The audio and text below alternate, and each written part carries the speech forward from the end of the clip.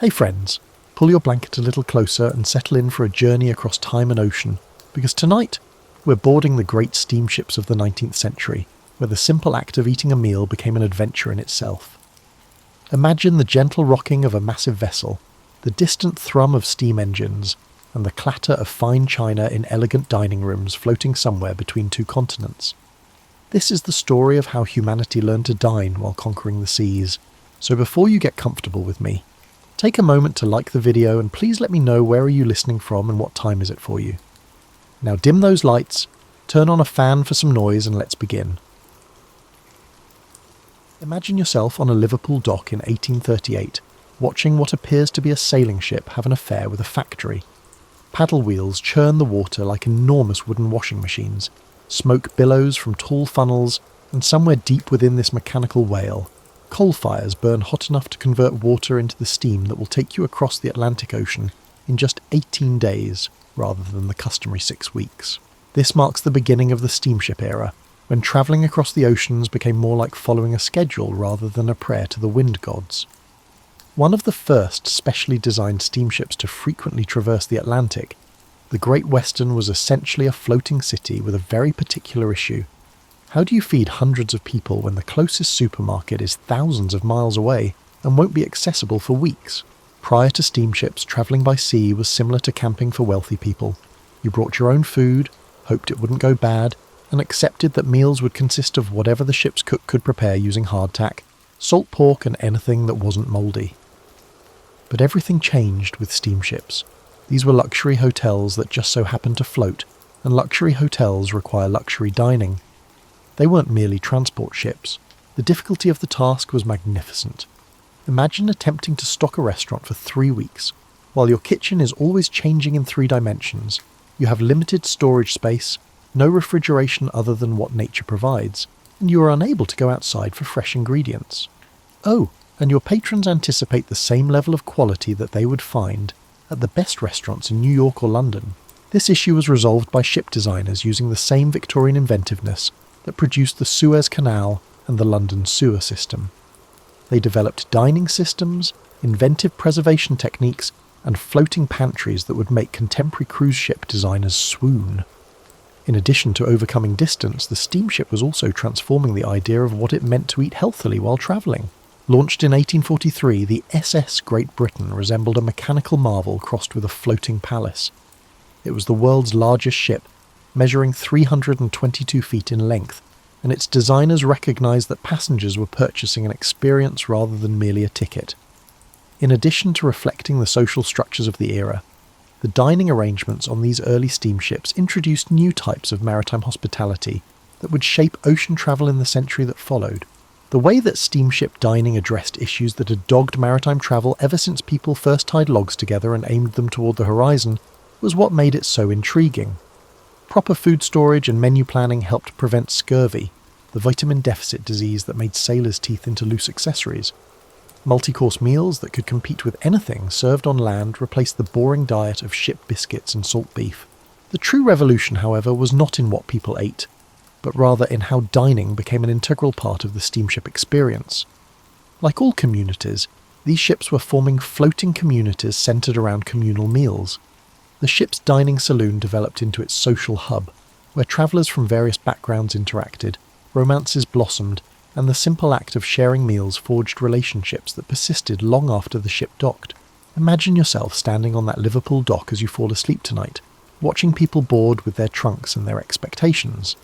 The first meal service of a voyage that will redefine what it means to eat while travelling is already underway somewhere in the ship's belly as the whistle blows and the paddle wheels start their rhythmic churning.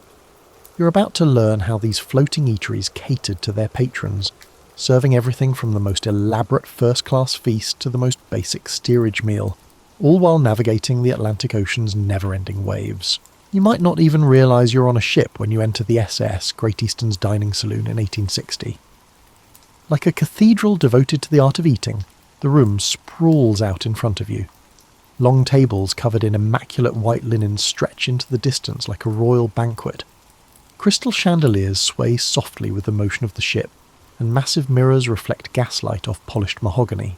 During the Victorian era, these dining saloons were the answer to a very specific question. How can you create an atmosphere of refined elegance in a space that is surrounded by thousands of tons of cold seawater and is always in motion? Most people were unaware that the answer required more theatrical stagecraft. Every component, including the substantial furniture fastened to the deck, and the specially made fiddles, those elevated edges that prevented plates from slipping off tables, was thoughtfully arranged to preserve the appearance of stability and elegance. With 400 seats available at once, the Great Eastern's dining saloon was larger than the majority of eateries in New York or London. This one, however, had to operate while tilting, rolling, and occasionally lurching in ways that would cause a terrestrial maitre d' to go into cardiac arrest, in contrast to those land-based establishments. Ship designers used inventions that combined engineering prowess and magical thinking to overcome these obstacles. Wide, low tables with the characteristic raised edges that came to define dining at sea were constructed. Chairs were made to remain stationary in the event of choppy seas and were heavier than their cousins on shore. Thick carpets that absorbed sound and offered traction covered the floors, creating an acoustic space where diners could hear one another over the continuous hum of paddle wheels and steam engines. Lighting posed special difficulties of its own. Dining saloons were reliant on oil lamps and later gas fixtures, which had to be built to be safe even when the ship was pitching in severe weather, because candles were fire hazards on wooden ships. As a result, even basic meals felt refined and sophisticated thanks to the warm, golden illumination. Many travellers recalled the entire experience more vividly than the places they were sailing toward, because the food and passengers looked better and the whole thing took on an almost dreamlike quality. These dining saloons' social dynamics were meticulously planned out like a ballet. Based on their social standing, class of travel, and occasionally their nationality, passengers were given seats. Prominent passengers might find themselves dining with the ship's officers and exchanging tales that would eventually become part of maritime folklore at the captain's table, the most prestigious seating arrangement. The way these dining saloons managed the straightforward logistics of serving hundreds of meals at once, while the entire restaurant was constantly moving, was perhaps their most impressive feature. Waiters, also known as stewards, created methods that combined elements of martial arts and dance. They developed an almost supernatural ability to carry loaded trays across a rolling deck without losing a single dinner roll, as they learned to anticipate the movement of the ship and time their steps to its rhythm. There was nothing like the sound of a steamship dining saloon in full operation on land. The soft chatter of passengers, the clink of silverware, the rustle of stewards' feet on the plush carpet, and beneath it all, the steady hum of the engines that powered this floating eatery. As a reminder that this sophisticated social area was encircled by the vastness of the ocean, you may occasionally hear the distant sound of waves against the hull, or the cry of seabirds. Meals in the evening were especially magical events. In the midst of the trackless sea, the dining saloon turned into a cosy haven of civilization as the daylight dimmed and the lamps were lit. For a few hours, the difficulties and discomforts of sea travel would be replaced by conversation, delicious food, and the strange intimacy that arises when strangers share an extraordinary experience. Passengers were dressed to impress. Formal dining was expected on steamships. These dining saloons' menu cards are poetic odes to Victorian plenty. Each dish would be described in such a way that even the most basic preparations would seem like culinary masterpieces, and course after course would be listed in intricate script. This theatrical presentation, however, was based on a sophisticated understanding of what worked in maritime dining. Foods that could be prepared ahead of time, that travelled well, and that would retain their excellent flavour even after being served in a constantly moving room. Consider yourself in 1875 sitting down to dinner after becoming wealthy enough to reserve first-class passage on the RMS Britannic. With dishes like turtle soup, salmon with lobster sauce, roast beef with Yorkshire pudding, game pie, charlotte russe, and fresh fruit that somehow survived the journey from Mediterranean groves to your plate without wilting in the Atlantic spray, the menu in front of you reads like a love letter to Victorian excess. This was more than just dinner. It was a show of humanity's ability to overcome the inherent constraints of maritime travel. Every component on your plate symbolised a triumph over spoiling, and each expertly prepared dish was a protest against the ocean's attempt to turn your food into salted meat and hardtack. First-class passengers were purchasing temporary protection from the harsh realities of life at sea, not just a means of transportation. A contemporary supply chain manager would have been impressed by the logistics of these elaborate meals. Consider that fresh fruit. The ripeness of Spanish oranges, English apples and French grapes had to be carefully chosen, packed to protect them from ship motion, and kept in specially ventilated compartments that allowed just enough air circulation to keep rot at bay, without allowing in the salt air that would destroy everything. The problems with meat were even worse. They didn't just throw that roast beef in the ship's pantry and hope for the best. It was a component of a well-planned system that also included traditional salt-preserved meats for longer voyages, live cattle kept in pens on deck, and cutting-edge preservation methods that stretched the limits of 19th century food science. Some ships even had their own ice houses, which were essentially floating refrigerators that allowed perishables to last far longer than they could have a generation ago. These luxurious steamships had wine cellars that were feats of engineering and taste. In order to maintain appropriate storage conditions, bottles needed to be fastened against the ship's continuous motion. The wine steward, who frequently held a highly esteemed position on board a ship, was knowledgeable about both wines and the unique difficulties of serving them in a constantly tilting environment. If handled improperly, a vintage Bordeaux that was excellent on land could become unfit for consumption while travelling across the Atlantic. First-class breakfasts, which catered to the international character of steamship travel, ranged from traditional English fare to continental delicacies and could last for hours.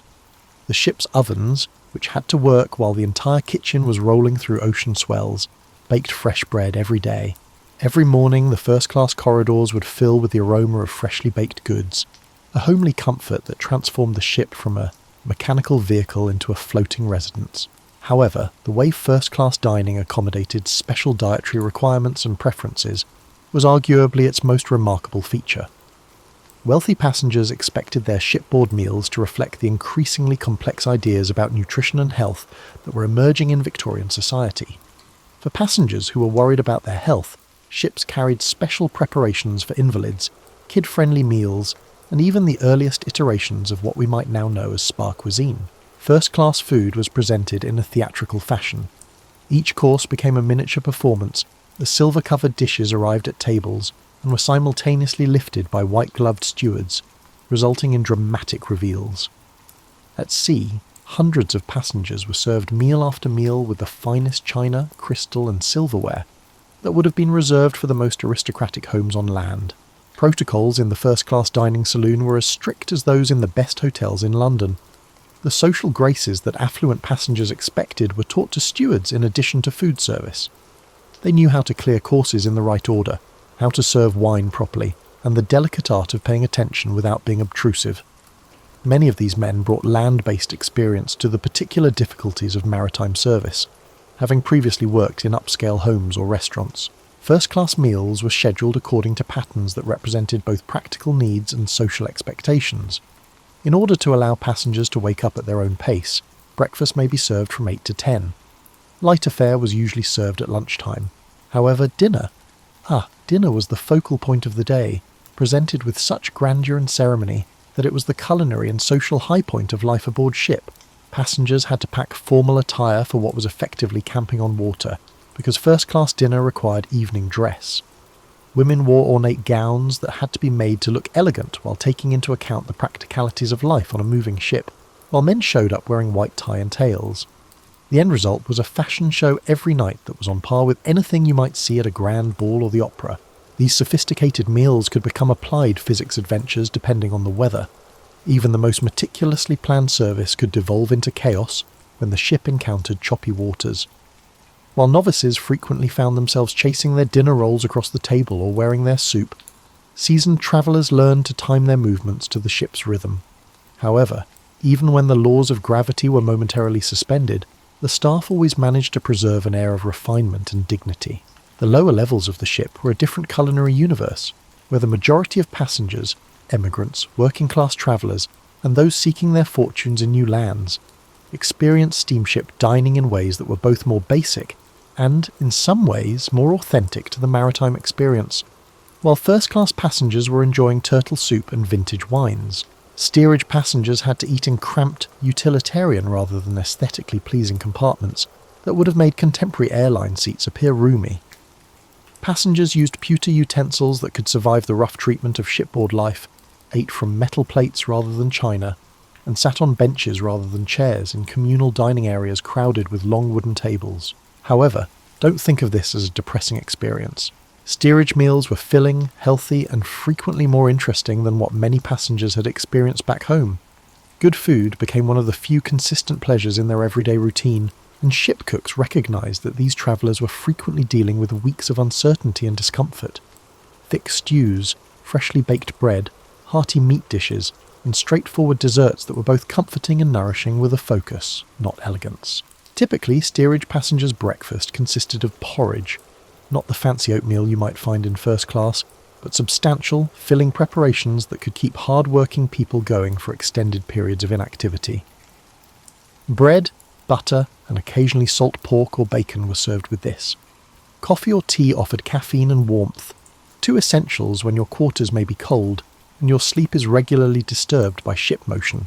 Steel lunches were typically thick broths made with barley, vegetables, and whatever protein was on hand. In addition to being nourishing and filling, these soups could be made in bulk and were comparatively simple to serve in inclement weather, when maintaining liquids in bowls became a skill and a matter of luck. The majority of meals were accompanied by ship's biscuits, a hardtack that had been refined over centuries of seafaring and provided carbohydrates that could withstand any conditions the ocean might present. The substantial meal of the day for ordinary passengers was dinner, which frequently consisted of salt pork or beef, variously prepared potatoes, cabbage or other preserved vegetables, and occasionally fresh fish that the ship's crew had caught while at sea. Passengers from various backgrounds gathered around tables, exchanged stories, and developed the odd bond that arises when people share a remarkable experience during these communal meals. In actuality, serving first-class diners was easier than the logistics of feeding steerage passengers. Steerage could accommodate hundreds of people, all of whom needed to be fed effectively and affordably, while wealthy passengers might number in the dozens. Passengers rotated through the dining areas in groups that could fit the seating and serving personnel available, and meals were served in shifts. In steerage, water was a valuable resource that was mostly utilised for cooking and drinking, instead of the ornate table settings that were typical of first class. In order to make room for the next group of diners, passengers learned how to eat efficiently and clean their utensils quickly. In contrast to the formal service upstairs, this established a communal dining rhythm that was more personal and democratic. Many steerage passengers brought extra food such as nuts, dried fruits, preserved meats and other non-perishables to add variety to the ship's regular meals. The international nature of steamship travel was reflected in the informal networks of culinary exchange that were formed when travelling companions or new acquaintances shared these personal provisions. Steerage passengers had limited but adequate cooking facilities. Some ships gave passengers access to basic galleys where they could reheat food they had brought with them or make hot beverages. These communal kitchens developed into social hubs where people could exchange recipes, practice cooking, and create improvised fusion cuisine by combining the culinary traditions of various cultures. Special attention was given to the feeding of children in steerage. The ship's cooks were aware that young passengers had different nutritional needs and were more prone to travel-related illnesses like seasickness. Treats like sugar cookies or fruit preserves offered solace to homesick children who faced an uncertain future in foreign nations, while simple bland foods were available for those with sensitive stomachs. In steerage, the serving crew honed their own unique abilities. In contrast to first-class formal stewards, these employees had to be amiable, productive, and able to oversee sizable dining parties in confined spaces. By mediating between passengers who spoke different languages, resolving small arguments over seating, and upholding order in areas where tension and uncertainty could quickly degenerate into conflict, they turned into amateur diplomats. Steerage dining was more significantly impacted by weather than first-class service. Passengers would have to settle for cold food, bread, and whatever could be distributed without running the risk of getting hurt by flying plates or scalding liquids when the seas were rough, as it might be impossible to serve hot meals safely. Not only for comfort, but also as a practical measure to help passengers deal with the physical challenges of severe weather, the crew would frequently distribute extra rations of spirits during these times. Many steerage passengers had pleasant memories of their shipboard meals, despite the simpler fare and more basic accommodations. Eating together in that floating community and sharing food while travelling across the ocean, to start over was something that forged lifelong friendships and memories. Even though the meals were straightforward, they were infused with optimism, excitement, and the unique taste that comes from eating as one journeys toward an unknowable future. The true centre of maritime dining was located deep within a steamship's belly. beneath the crowded steerage compartments and elegant dining saloons, the ship's kitchens, or galleys as they were officially known. Combining the functionality of a professional restaurant kitchen with the space limitations of a submarine and the additional difficulty of functioning while continuously moving, these areas were marvels of compact efficiency. Imagine a kitchen that is about the size of a contemporary studio apartment and is set up to serve 200 to 2,000 people, 3 meals a day for weeks at a time. Every square inch was utilised, with storage compartments built into walls, cooking surfaces that could be secured during rough weather, and ingenious systems for managing everything from fresh water to food waste. It was similar to watching someone create a restaurant inside a running washing machine. On a large steamship, the head chef was a highly respected individual who was respected by both crew and passengers. An expert in food preservation, nutrition, psychology, and the odd physics of cooking in a constantly changing environment, this person was more than just a skilled chef. In order to address the particular difficulties of dining at sea, many head chefs on the great steamships were hired from the best restaurants in London, Paris, or New York. These galleys' cooking apparatuses were the pinnacle of 19th century technology. To avoid carbon monoxide poisoning, coal-fired ranges had to be built with efficient combustion and adequate ventilation. Despite the ship's motion, ovens had to keep their temperatures constant. To keep prepared foods warm without overcooking them, steam tables made use of the ship's power plant. Everything was designed to be safe, workable, and able to produce a lot of food in conditions that would be difficult for even the most seasoned chefs to handle. On steamships, storing food was like playing three-dimensional chess. Compartments that maximised air circulation and minimised temperature fluctuations were used to store fresh provisions. Meats that had been salt-preserved were hung in special areas that allowed for adequate ventilation without contaminating them. Containers used to store dry goods were made to withstand ship motion, while shielding their contents from moisture and rodents. In order to create floating farms that supplied fresh meat and eggs throughout the journey, some ships even carried live poultry and small livestock. Because feeding hundreds of people required constant preparation, the food service crew worked in shifts around the clock. While the majority of passengers were still asleep, bakers started working before dawn, making the bread for the day. In order to prepare elaborate meals, prep cooks had to spend hours chopping vegetables, making stocks, and doing the innumerable little chores. Despite the ship's continuous motion, the galley as a whole transformed into a choreographed dance of cooks, servers, and kitchen assistants cooperating during meal service. There were particular difficulties in managing fresh water for cooking. Large amounts of fresh water were transported by steamships for cooking and drinking, but each gallon needed to be carefully rationed and used effectively. Systems for cleaning utensils and dishes had to reduce water waste while upholding the hygienic requirements needed to keep people healthy in a ship's cramped quarters. To make the most of their valuable freshwater resources, some ships first cleaned with seawater and then rinsed with fresh water. Steamship galleys' waste management systems were engineering marvels. Food scraps needed to be disposed of properly to avoid attracting rodents or causing sanitary issues. To avoid contaminating the ship's water supply, grease and cooking oils needed to be handled carefully. Anything that could not be recycled or used again was either disposed of overboard in ways that would not interfere with the ship's ability to operate or fed to livestock that was transported on board. Controlling the galley's temperature was a never-ending struggle. These areas, which were deep inside the ship with little ventilation, produced massive amounts of heat from steam systems and cooking fires. Working in conditions that would make a contemporary restaurant kitchen seem refreshingly cool, cooks perspired in temperatures that could reach over 100 degrees Fahrenheit, even in moderate weather while donning bulky clothing to prevent burns. Steamship galleys' social structure was a reflection of both practical necessity and maritime tradition. With the authority of a ship's officer, the head chef oversaw the kitchen, making choices about menus, the use of ingredients, and meal timing that had an impact on the entire journey. One sous chef might specialise in roasted meats, another in soups and stews, and a third in the intricate desserts that are expected in first-class service. Systems that could work in spite of the ship's noise and the separation between the cooking and serving areas were needed for communication between the galley and dining areas. The intricate logistics of delivering hot food from the kitchen to the table, while upholding the passenger-expected presentation standards, were managed by hand signals, written notes, and timing systems. This communication was even more important during inclement weather, because safety concerns impacted all facets of food service. In steamship galleys, the night shift had a distinct personality.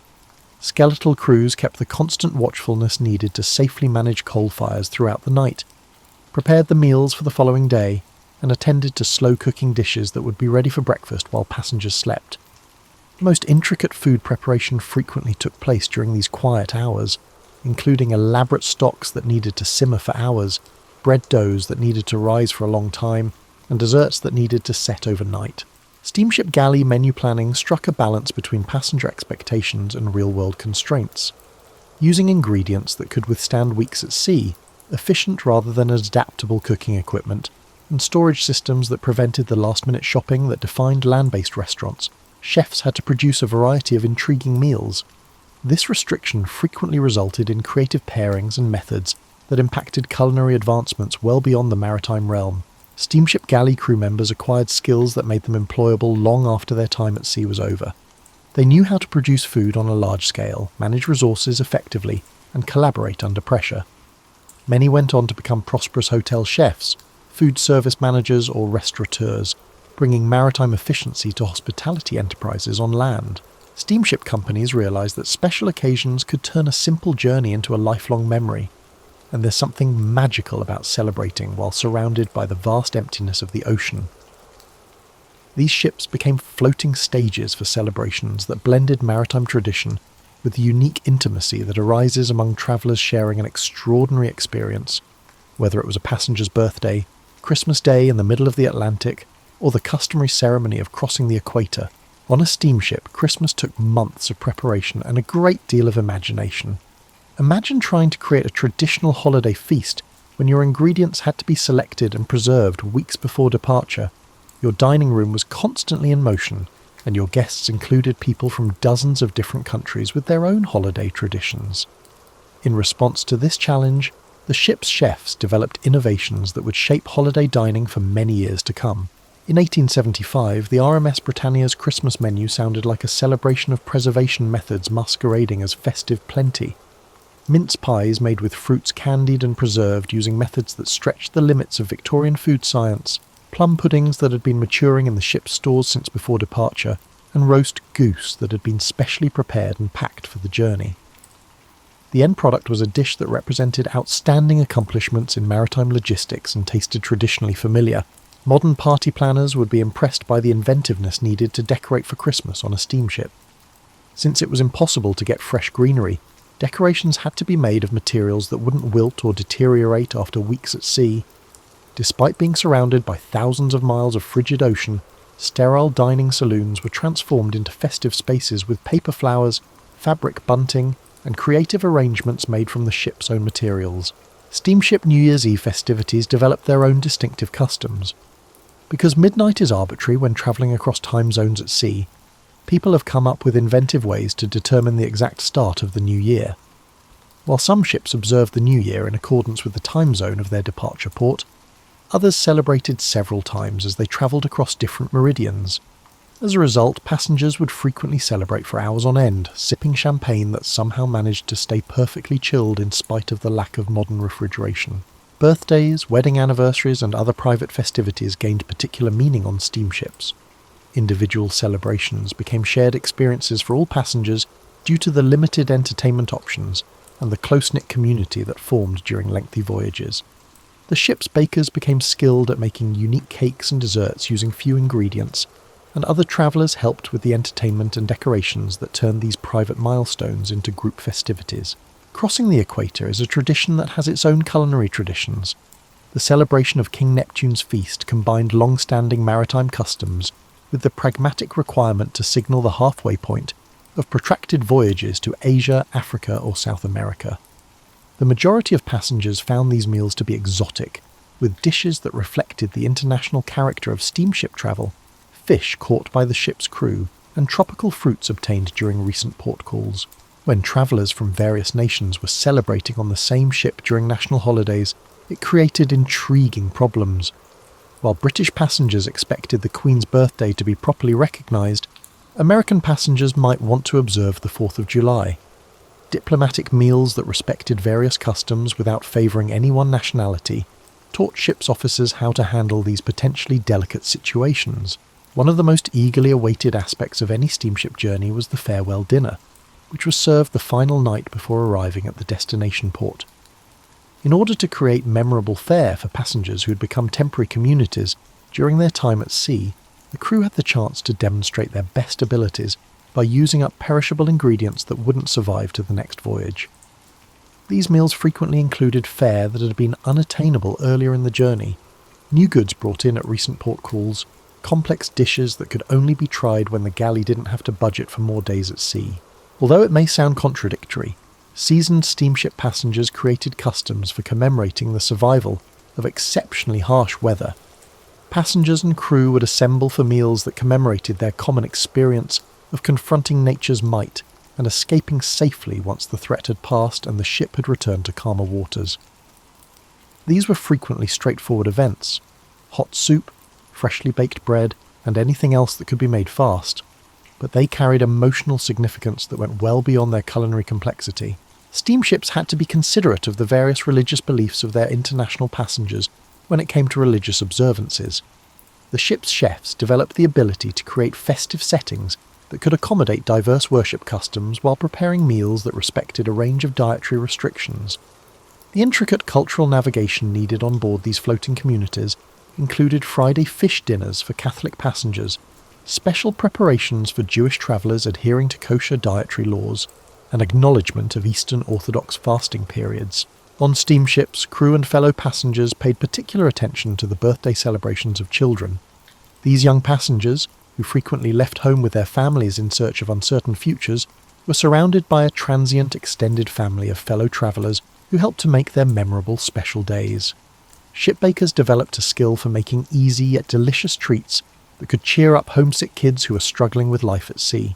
On steamships, the entertainment that went with special occasion meals represented the potential and constraints of life on board. In order to turn dining saloons into makeshift theatres, passengers staged their own musical performances, recited poetry, told stories, and invented diversions. These areas' acoustics, which were largely intended for conversation during meals, frequently produced surprisingly small performance spaces where unprofessional performers could showcase their skills to grateful audiences. Celebrations at ports celebrated the successful completion of ocean crossings and gave travellers a chance to talk about their experiences with newcomers getting ready for their own journeys. Major port cities like Liverpool, New York and Hamburg were transformed into stages for continuous maritime festivals, where the conclusion of one voyage served as the impetus for the next, thanks to these transitions, which produced an endless cycle of celebration and expectation. It's worthwhile to think about how those early steamships not only revolutionized transportation, but also profoundly changed how people relate to food, dining, and the idea of eating while travelling, as you curl up with your blanket and maybe take one last sip of tea. The necessity of feeding hundreds of people in floating metal boxes led to innovations that would eventually impact everything from airline meals to contemporary cruise ships, from restaurant service procedures to food preservation methods.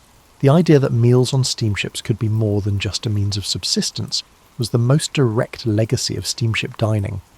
Eating while travelling was a survival strategy prior to the great steamships.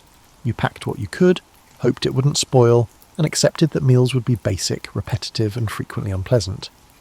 The groundbreaking notion that eating could be one of the joys of travel rather than one of its challenges was made possible by steamships. This change laid the groundwork for the modern field of hospitality management. Companies that operated steamships were among the first to realise that the customer experience encompassed all facets of service, from the time passengers boarded until they arrived at their destination. Hotel dining rooms, restaurant service standards, and the burgeoning tourism industry that would thrive in the late 19th and early 20th centuries were all impacted by the complex dining protocols established aboard these ships. The uses of food preservation methods developed on steamships extended well beyond dining on board. In order to transport produce over longer distances and prolong growing seasons by shipping foods from different climate zones, techniques for storing fresh fruits and vegetables during lengthy ocean crossings had an impact on agricultural distribution systems. The globalization of food that defines contemporary cuisine was facilitated by these inventions. The schedule and format of meals on steamships created trends that affected dining habits in newly popular tourist locations. Early airlines, resort hotels, and railroad dining cars all adopted aspects of steamship meal service, resulting in standardized methods for effectively serving large numbers of passengers while upholding standards for quality and presentation. What historians now acknowledge as one of the first truly global fusion cuisines was influenced by the international nature of steamship dining. Recipes were shared among crew members from different countries, passengers from different countries shared tables, and menu planning had to take into account a range of cultural preferences. Immigrant food customs, port city eateries, and the slow internationalization of urban dining, which would pick up speed throughout the 20th century, were all impacted by this cross-cultural culinary interchange. For generations, the hospitality industry was impacted by the professional standards established by staff training programs created for steamship dining service. Specialized skills were needed to manage large groups of diners with different expectations, serve meals efficiently in constantly moving environments, and maintain service quality under difficult circumstances. These skills led to workers becoming valuable employees in restaurants, hotels, and other service industries. Early models for modern supply chain management were established by the logistics systems developed to provide food to steamships. It took organizational abilities and methodical thinking to coordinate the procurement, storage, and distribution of thousands of ingredients across several ports, which had an impact on more general advancements in commercial food distribution and inventory control. Long into the modern era, commercial kitchen development was impacted by the kitchen design innovations that were first introduced aboard steamships. Advances in restaurant and institutional kitchen design were influenced by the need for small, effective layouts due to space constraints, the specialized equipment developed for cooking on ships, and the workflow patterns developed for producing large quantities of food under difficult conditions. The menu planning methods created for steamship dining created models for large-scale food service that affected institutional dining in schools, hospitals, and other places where a lot of people needed to be fed in an economical and efficient manner. Models that maintained their relevance long after steam power was replaced by diesel engines and jet aircraft were produced by striking a balance between variety and practicality, as well as between passenger expectations and operational constraints. Cross-class social mixing and attitudes toward public dining have changed as a result of the social aspects of steamship dining. Even though these ships upheld rigid social hierarchies, they also made it possible for members of various social groups to interact in ways that were not feasible in more conventional contexts. The modern era's broader social changes were influenced by the slow democratization of dining experiences. With its lavish buffets, specialty eateries, and 24-hour food service, modern cruise ship dining has its roots in the inventions made on the great steamships of the 19th century. The idea that a ship could function as a floating resort, with dining experiences as a major component of the total entertainment value, created trends that still affect leisure travel on the seas today. Despite its infamous reputation, airline meal service also adheres to the same standards set forth on those early steamships. Whether you're flying at 35,000 feet or steaming across the Atlantic, the difficulties of serving a large number of passengers effectively, safely, and palatable in a small space while traversing a potentially hostile environment are essentially the same. Early forms of hospitality industry research that would later develop into contemporary customer service analysis and menu engineering were established by the documentation practices developed aboard steamships, including detailed menu records, passenger feedback systems, and operational reports. These ships were some of the first companies to systematically research what their customers wanted and how to provide it on a regular basis. International maritime law regarding food safety, passenger welfare, and crew working conditions traces its origins to regulations developed during the steamship era. Legal precedents that still have an impact on maritime commerce were established as a result of the difficulty of overseeing food service in international waters, across multiple legal jurisdictions, and for passengers of different nationalities. Dining on steamships had a profound cultural impact that went well beyond the ships themselves. When immigrants crossed the Atlantic with sophisticated meal service, they returned home with higher standards and a wider understanding of cooking. Because of the cross-cultural interactions that took place on board these floating communities, port cities where these ships docked developed dining scenes and culinary customs that reflected the international nature of maritime travel. The psychological foundation for contemporary travel dining, the notion that meals eaten while travelling should be experiences that enrich rather than merely prolong the trip, was arguably most significantly established by steamships. The elaborate dining cars of luxury trains, the themed restaurants of contemporary theme parks, the celebrity chef venues aboard modern cruise ships, and the artisanal food courts in contemporary airports were all impacted by this idea.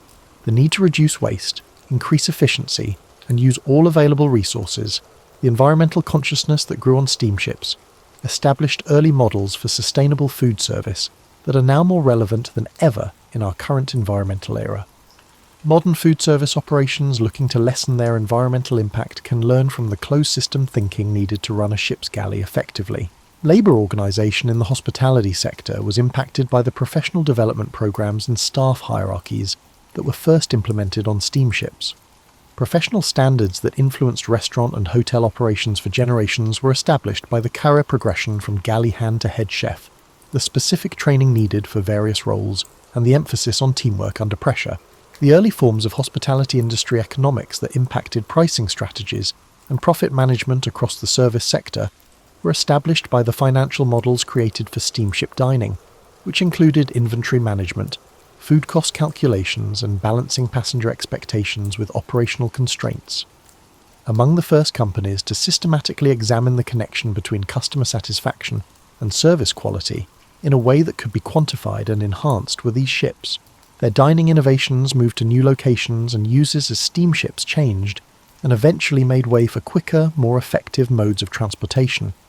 Steamship dining was transformed into even more intricate forms of hospitality theatre by the great ocean liners of the early 20th century. These customs have been turned into floating entertainment complexes by contemporary cruise ships, where meals are expertly planned performances meant to leave a lasting impression. Even the most commonplace elements of contemporary travel dining have their roots in inventions made on those first steamships. Solutions initially created to feed passengers travelling across the Atlantic under steam power gave rise to pre-plated meals, standardised portion sizes, specialised serving utensils, coordinated meal service, and methodical approaches to meeting dietary requirements. The cultural exchange that took place on steamships is largely responsible for the globalisation of food culture that defines contemporary dining. Food barriers that had previously kept national cuisines separate and distinct began to gradually dissolve as a result of international passengers sharing meals, crew members from different countries cooperating in ship galleys, and port cities modifying their restaurants to accommodate foreign visitors. The importance of ambiance in dining areas, the use of lighting and decor to improve the meal experience, and the timing of service to create seamless dining experiences are all examples of restaurant design concepts that started out as ways to make dining on ships, which were essentially floating restaurants that catered to captive audiences for weeks at a time, more enjoyable. The customer's experience is crucial. Attention to detail distinguishes between adequate and memorable service, and successful operations necessitate coordination between front-of-house presentation and back-of-house efficiency, all of which are reflected in the customer service philosophies that rule contemporary hospitality industries. These principles were first established aboard steamships. These ideas, which originated from the need to ensure passenger satisfaction during lengthy ocean voyages, became the cornerstones of the service economy as a whole. Lessons learned aboard steamships are still incorporated into training programs for contemporary hospitality workers. These lessons include how to remain composed and productive under pressure, how to serve a variety of populations with different expectations and cultural backgrounds, how to collaborate well in cramped spaces, and how to come up with innovative solutions when traditional ones aren't available. The measurement and analysis tools used by contemporary restaurants to monitor menu performance, customer satisfaction, and operational efficiency originated with steamships, where precise documentation was crucial for overseeing intricate food service operations for extended periods of time without the possibility of outside assistance or resupply, while passenger traffic, weather and supply chain logistics created predictable patterns of busy and slow periods that required different operational approaches and staffing strategies. Even the seasonal and cyclical patterns that define modern hospitality businesses are reminiscent of rhythms established during the steamship era. As the gentle rocking of our imaginary steamship lulls you towards sleep, take a moment to appreciate the remarkable human achievement represented by those floating restaurants of the 19th century. Every time you take for granted the variety and quality of food available in modern life, every time you savour a thoughtfully prepared meal while travelling, or every time you appreciate thoughtful service in a restaurant, you are reaping the benefits of innovations initially pioneered by individuals who refused to accept that travelling meant forgoing the pleasures of fine dining. Imagine the SS Great Western approaching New York Harbour after 18 days at sea, with the sound of her final dinner bell resonating through the ship's corridors. The dining saloon, which has served as the passengers' social hub, entertainment venue, and daily meeting spot during the crossing, is where they come together one last time. A celebration of human ingenuity, a demonstration of the ability of hospitality to foster community among strangers, and a reminder that some of our greatest inventions stem from resolving the straightforward issue of how to meet one another's basic needs. The meal they share is more than just food. The multilingual discussions that took place around those tables, representing dozens of distinct cultural backgrounds, foreshadowed the increasingly interconnected world we live in today. The methods created to prepare, serve and preserve those foods created habits that still affect our eating habits today. The hospitality customs that are still practiced in contemporary hotels, restaurants and entertainment venues were established by the service standards designed to oversee those floating communities. Perhaps more significantly though, those steamship dining experiences created the expectation that travel should improve rather than lower our quality of life, that transient groups of strangers could unite around shared meals, and that human ingenuity could overcome logistical obstacles that seemed insurmountable to create experiences that fed the body and the soul.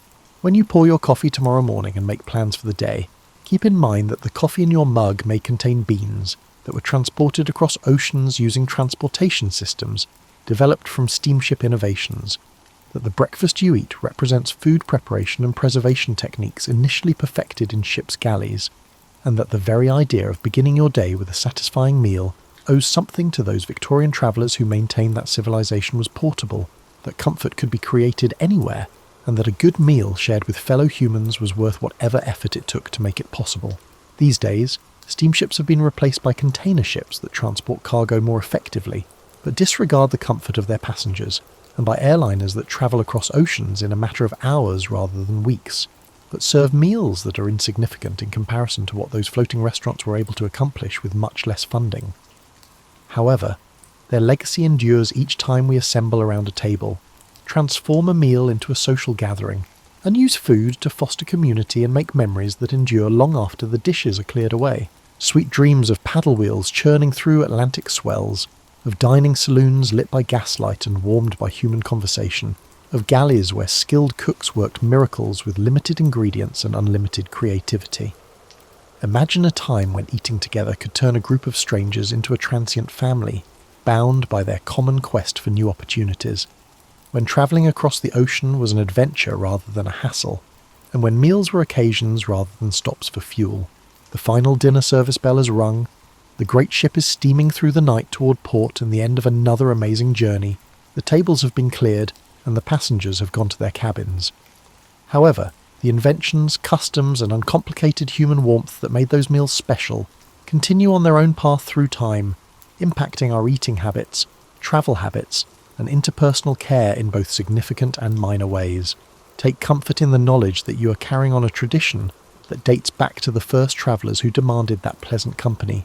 Excellent cuisine and courteous service could coexist peacefully in the middle of the vast frigid ocean. Every time we decide to make a meal special, invite strangers to our table, or reject the idea that civilization and comfort are extravagances that can only be enjoyed in ideal circumstances, their legacy endures.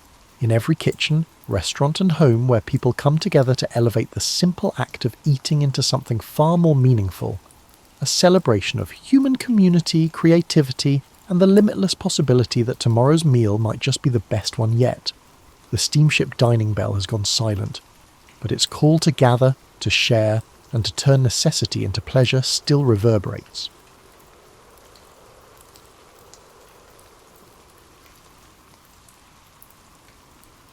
In the year 896 CE, in the heart of Baghdad's intellectual quarter, Al Husayn bin Qasim brushed desert dust from the folds of his linen robe.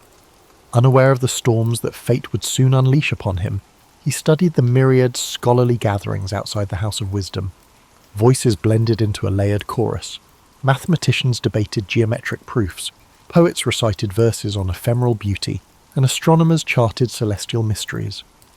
The call of knowledge was unstoppable, and its echoes hinted at new horizons beyond the city's walls. Although he hailed from a modest family of date merchants, Al Husayn possessed an innate curiosity that surpassed every constraint of status. Weeks earlier, he had been approached by the renowned translator Yunus al-Kindi, who recognized promise in his approach to ancient texts. Yunus had whispered rumours of a manuscript stored in a distant library along the Red Sea coast, a codex said to hold fragments from vanished civilizations. For Al Husayn, the prospect of unearthing lost secrets eclipsed all thought of comfort or security. On that mild autumn morning, the city's horizon shimmered with trade caravans and the swirl of travellers from every corner of the known world. Greek philosophers, Persian scholars, and Indian mathematicians crowded the thoroughfares, exchanging theories and goods under the caliph's tolerant gaze. Their house of wisdom had become a magnet for knowledge, a beacon that drew in talents as diverse as the spices sold in Baghdad's markets. Under this atmospheric mosaic, Al Husayn felt keenly that his destiny extended beyond these storied streets. Yunus al-Kindi had given him a letter of passage, sealed with the translator's distinctive monogram, allowing safe conduct through the desert routes. The cryptic list of questions about that ancient codex, queries no one else could decipher, loomed large. Al Husayn grasped the significance. If the manuscript existed, it might reveal the lost methodologies of a civilization rumoured to have harnessed knowledge of geometry, astronomy and medicine far beyond the current era. Discovery meant prestige, but also the possibility of rewriting entire chapters of known history. Pressing the letter against his chest, Al Husayn reflected on his father's tales. The desert, unpredictable and capricious, consumed unprepared wanderers without mercy. Tales of caravans lost in sandstorms or raided by marauders haunted the nightly gatherings in local tea houses. Still, the lure of revelation eclipsed any fear, and he resolved to depart at dawn the following day. Engaging a caravan of spice traders, he planned to share provisions and glean from their survival knowledge, forging alliances in an environment where trust was currency. Sunrise found him at the city gates, where camels groaned beneath woven saddlebags stuffed with exotic goods. Saffron from Persia, frankincense from Oman, and turquoise from far-off lands. The caravan leader, an experienced merchant named Maryam bint Sa'id, cast an eye over Al Husayn. She was known for her leadership and her capacity to navigate shifting alliances among tribal factions. Though suspicious of scholars who ventured out of libraries, she recognized the advantage of travelling under the banner of the prestigious House of Wisdom. As the gates of Baghdad shrank behind them, the caravan merged with the vast desert's hush. Dawn's golden light outlined distant dunes that seemed both majestic and forbidding. Al Husayn observed Maryam directing her charges to form a staggered line, minimizing exposure to roving bandits. Occasionally the wind carried the bray of donkeys or the low murmur of traders discussing profit margins. For Al Husayn, the emptiness was a blank canvas waiting for stories etched by the footprints of those audacious enough to cross it. At midday, the caravan paused for a respite. While others took shelter from the heat, Al Husayn found himself marvelling at ancient rock carvings etched into a nearby cliff. Figures of hunters and astronomers hinted at a lineage of knowledge older and more mysterious than any library scrolls.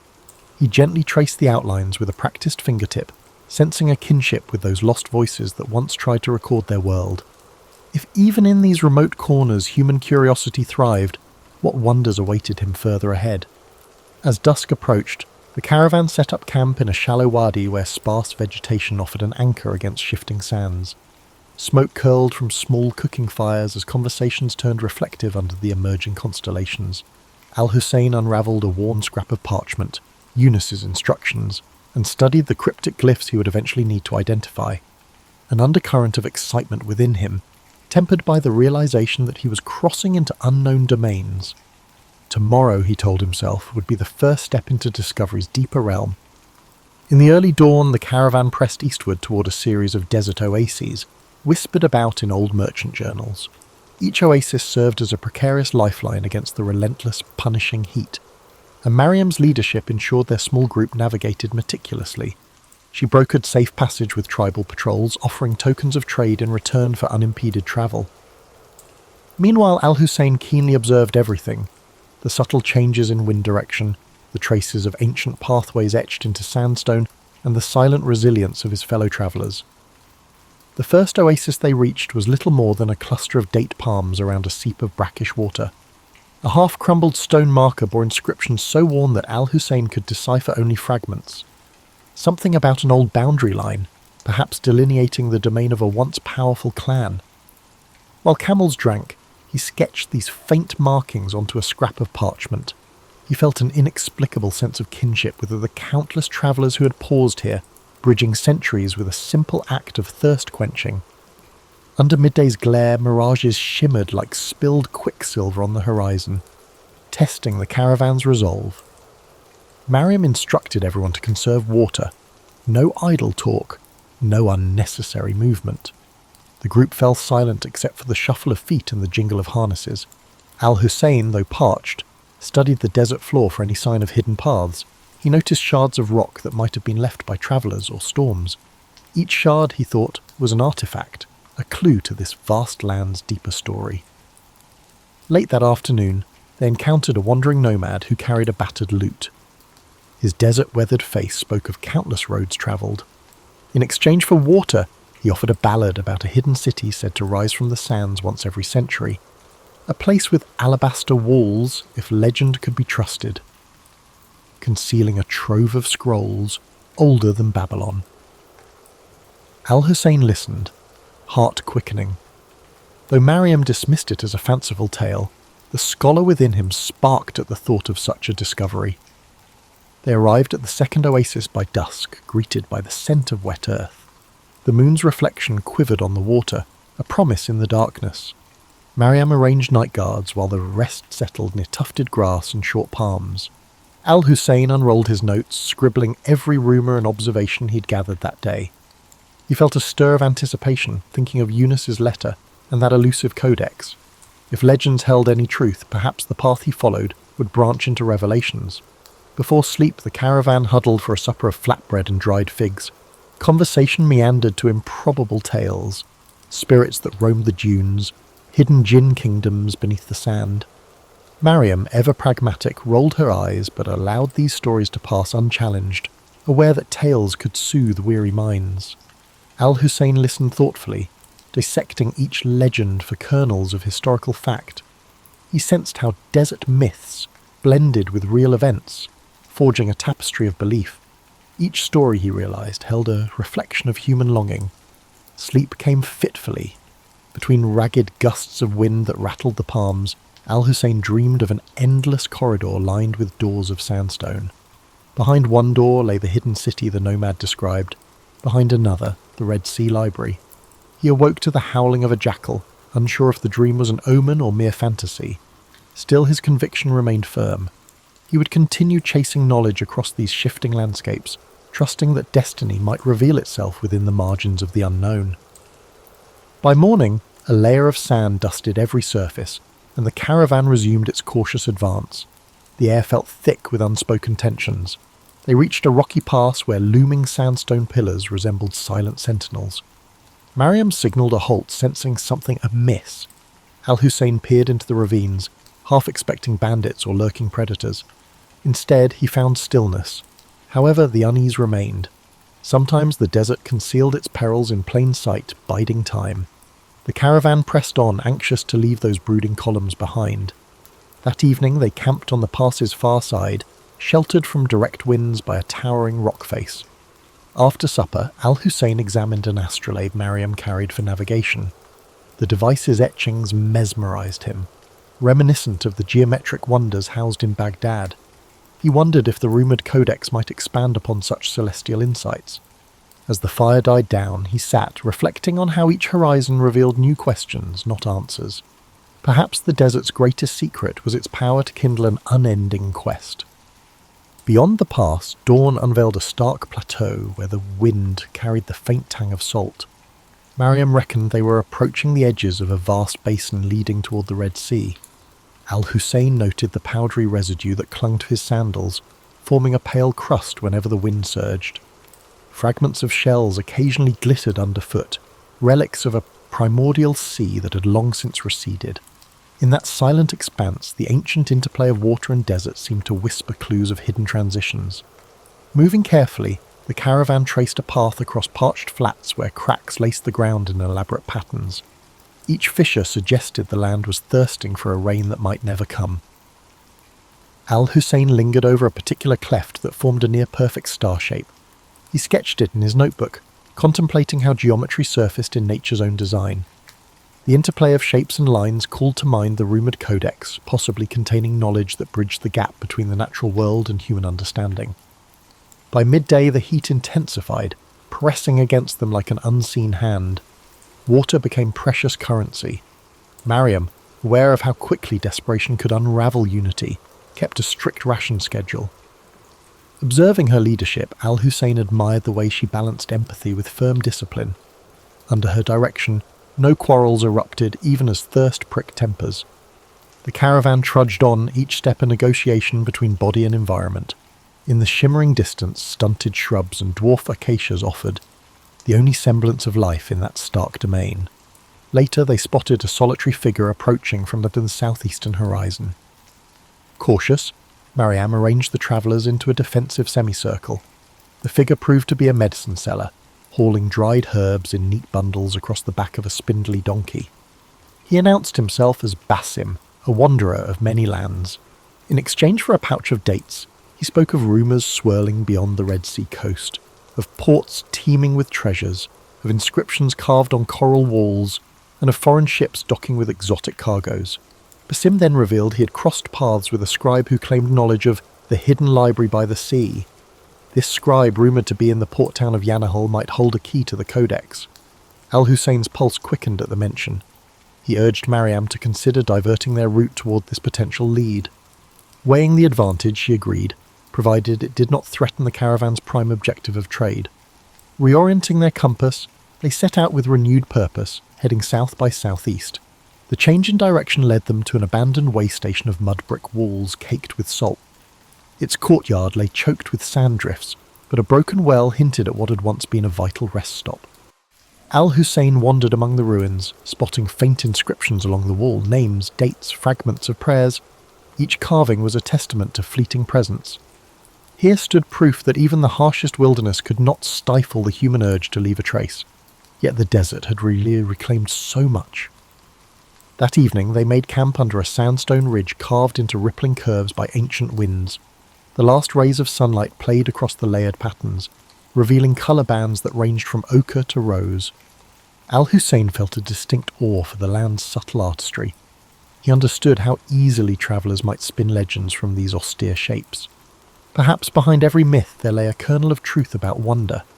Perhaps the rumoured hidden city or the library derived from real glimpses of grandeur swallowed by time.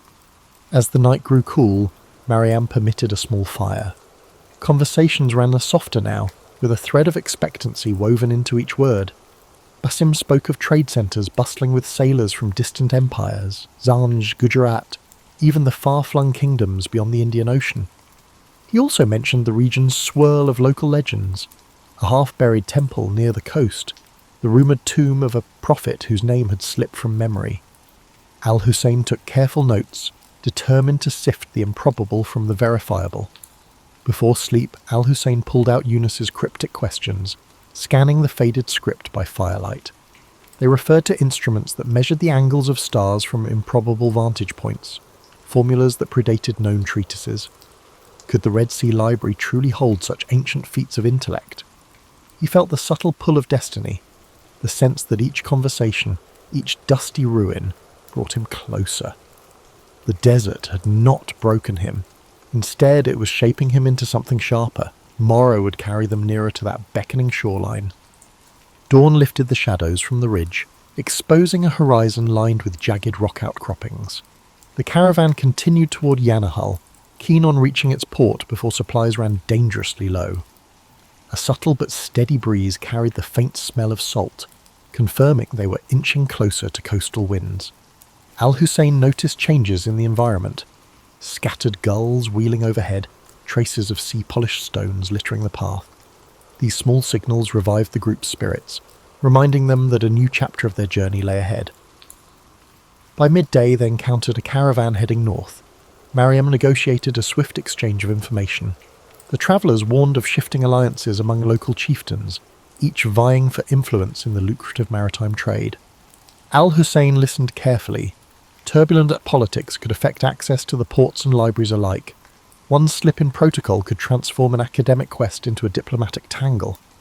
Protecting the mission, and the precious knowledge it might uncover, required walking a delicate line between curiosity and caution, intellect and survival.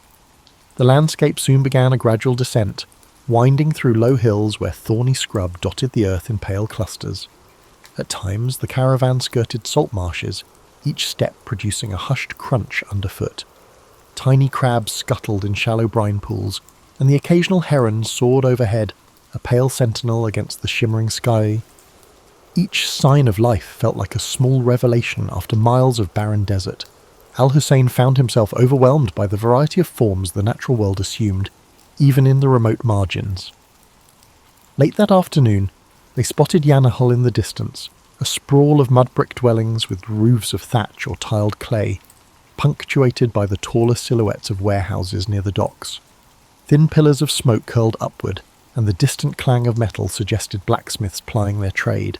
Seabirds circled the bustling harbour, where dhows and small cargo vessels bobbed in the tide. For Al Husayn, the sights and sounds of a place so different from Baghdad were a vivid reminder of the region's fluid tapestry of cultures. Mariam led the caravan through the town's outskirts, seeking a trustworthy local factor who could arrange secure storage for their goods. Children peered out from doorways, intrigued by the unusual mix of travellers. The air smelled of fish, spice, and damp rope, all woven together into a briny perfume. Al Husayn scanned every detail, from the chipped walls covered with old maritime symbols to the lively banter between dockworkers. He made mental notes of how commerce thrived here, bridging deserts and oceans in a single breath. With arrangements in place, the group settled at a modest inn near the wharf. Basim quietly vanished among the waterfront stalls, murmuring about errands to run. Al Husayn felt a twinge of concern, but was too eager about the library rumour to dwell on it. He quickly asked around for any mention of the scribe. Locals offered conflicting accounts. Some shrugged, while others claimed they had glimpsed a reclusive scholar searching for archaic port records. One old fisherman insisted the scribe left for the Coralstone Quarter. Determined, Al Husayn set off with Mariam and 2 guards, weaving through narrow alleys that snaked between sun-baked walls. The sound of the sea grew louder, waves rolling and crashing in a steady rhythm. They soon found the Coralstone Quarter, a cluster of buildings fashioned from blocks quarried along the shore. The walls sparkled with flecks of shells embedded in pale limestone. While the architecture entranced Al Husayn, it was the possibility of encountering the scribe that propelled him forward, heart-pounding with each echoing footstep. At last they arrived before a half-collapsed structure perched on the water's edge. Broken shutters and a leaning doorway bore witness to decades of neglect. Inside, scattered manuscripts lay in disarray atop a wooden table. Candle stubs had melted into curious shapes, dotting the floor like forlorn sculptures. Al Husayn called out, receiving only silence. Mariam gestured for the guards to remain alert. Then a voice, raspy but precise, emerged from behind a partition. "If you've come for idle gossip, there is none. If you seek knowledge, speak." An elderly man stepped forward, shoulders draped in a threadbare shawl. His gaze darted suspiciously among them. Al Husayn introduced himself and explained his search for a Red Sea library rumoured to house an ancient codex. At the mention of Yunus al-Kindi, the man's eyes sparked. He introduced himself as Fahim, once a royal archivist who had fallen out of favour. Fahim claimed to know the codex's general whereabouts, but warned of obstacles, political and supernatural. Despite his guarded manner, he pointed to a scroll. "There," he said, "the trail begins." Under the scribe's watchful glare, Al Husayn unrolled the scroll Fahim indicated. Faded script described a coastal stronghold called Makshaf, famed for its labyrinthine archives. Though the text offered scant details, it named a certain scholar, Ibrahim of Kulzum, who had once catalogued manuscripts within its walls. Fahim revealed that a naval blockade centuries earlier had forced the stronghold into obscurity. Few in Yanahal even recalled its name. The old archivist smirked. "If you wish to risk your neck, go. But be warned, those halls remain unforgiving." Mariam, standing nearby, studied the scribe's demeanour. She had dealt with enough merchants and officials to read a man's motives. Though Fahim's bitter tone implied grudges, he seemed sincere about the stronghold's existence. After a terse negotiation, she coaxed him to provide a rough chart of Makshaf's possible location. Al Husayn promised to mention Fahim's name favourably in scholarly circles if they succeeded. The archivist waved them off as though disclaiming any further responsibility for their fate. Mystery, it seemed, was his final currency. Reconvening at the inn, Al Husayn laid out the new findings. The stronghold of Makshaf appeared to lie southwest along a rugged coast where cliffside passes met tidal inlets. This was no typical trade route, and Mariam recognised the risk. Yet curiosity pulled them forward. Treasure for her, knowledge for Al Husayn. To minimise complications, she decided that only a smaller detachment would continue. The main caravan could remain in Yanahal, selling goods and provisioning for the journey back to Baghdad. Al Husayn and a handful of companions would venture on. Evening found Al Husayn pacing the inn's modest courtyard, poring over Fahim's chart. Tiny notes etched beside rough sketches of landforms hinted at old conflicts, ruined watchtowers, and rumoured pirate hideouts. He traced the shoreline with his fingertip, imagining the waves crashing against the walls of Makshaf. What secrets might that stronghold's archives hold? Remnants of civilizations unknown or advanced theories lost to time. The moonlight made the parchment glow, as if enticing him to see beyond its faded lines into uncharted territory. By dawn, Mariam had secured a light coastal vessel from a local captain named Tawfiq, whose family specialised in short-haul voyages along the Red Sea. With Basim's help, he had returned with unusual timeliness. They loaded supplies, water barrels, salted fish, a few goats for milk. Al Husayn brought his notebooks, Eunice's letter, and whatever references Fahim had been willing to share. A hush fell over them as they boarded the vessel, the humid sea breeze a welcome change from desert dryness. Ahead lay the open sea, half illuminated by the rising sun. The boat rocked gently as they navigated away from Yanahal's harbour, leaving behind the tangle of masts and dockside chatter. Overhead, seabirds wove intricate patterns, while the horizon stretched indigo and gold. Al Husayn inhaled the briny air, feeling a subtle exhilaration. This watery expanse was a far cry from the dusty roads he had known. Mariam stood at the prow, scanning for hazards. Despite the calm surface, she understood storms could blow in with devastating force. The Red Sea, like the desert, demanded vigilance. During the voyage, Tawfiq recounted local lore about hidden coves where pirates once stashed plunder or reefs that glowed with phosphorescence at night. Basim listened, occasionally offering a sly anecdote of his own. Al Husayn jotted down each tale, uncertain which threads might lead to truth. The swirl of rumour only deepened his conviction that knowledge often lurked in the unlikeliest corners. Meanwhile, the coastline revealed layers of cliffs, dotted with vegetation clinging to cracks in the rock. Small huts or fishing camps occasionally dotted the beaches. On the second day at sea, dark clouds brewed on the horizon. Tawfiq urged them to find shelter before the squall hit. They steered toward a narrow inlet sheltered by limestone bluffs. Waves churned with increasing ferocity, and the wind whipped spray across the deck. Mariam and Basim helped secure the sails while Al Husayn clung to the boat's railing, heart pounding. Thunder boomed overhead as they finally slipped into the inlet. There the water remained calmer, though the storm raged just beyond the protective cliffs. Huddled against the rain, they waited for the tempest to subside. Al Husayn's mind raced. If the codex contained advanced understanding of astronomy, it might also hint at meteorological patterns. Could ancient scholars have deciphered the desert's or the sea's hidden rhythms? The storm's fury felt like a primeval test, warning him of the forces that shaped this realm. Perhaps Makshaf's long-sealed archives held not just forgotten texts, but an entire worldview alien to their era. As lightning flared overhead, he vowed that neither fear nor storm would deter him. With the morning sun came a deceptive calm. Clouds still hovered, but the winds had eased.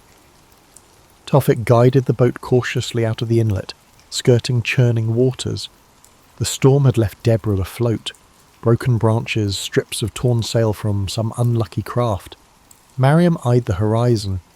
Though the worst seemed past, the sea remained unsettled, each wave a reminder of nature's caprices. Al Husayn, pages damp but intact, felt a renewed urgency. The storm's violence had sharpened his resolve to reach Makshaf and uncover its secrets. As they followed the coastline, steep cliffs rose, their bases gnawed by waves. Occasionally they glimpsed narrow ledges or goat paths zigzagging upward, suggesting that people once traversed these heights. Tawfik pointed out a distant structure atop a cliff, a toppled watchtower, perhaps a remnant of Makshaf's old defences. The sight quickened everyone's pace. If that tower marked the outskirts of the stronghold, they were close. Still, the approach looked treacherous, with no easy landing place visible among the rocks and swirling currents. They eventually located a craggy beach where erosion had carved out a small pebbled cove. Unloading the vessel was a precarious dance of timing each wave's retreat.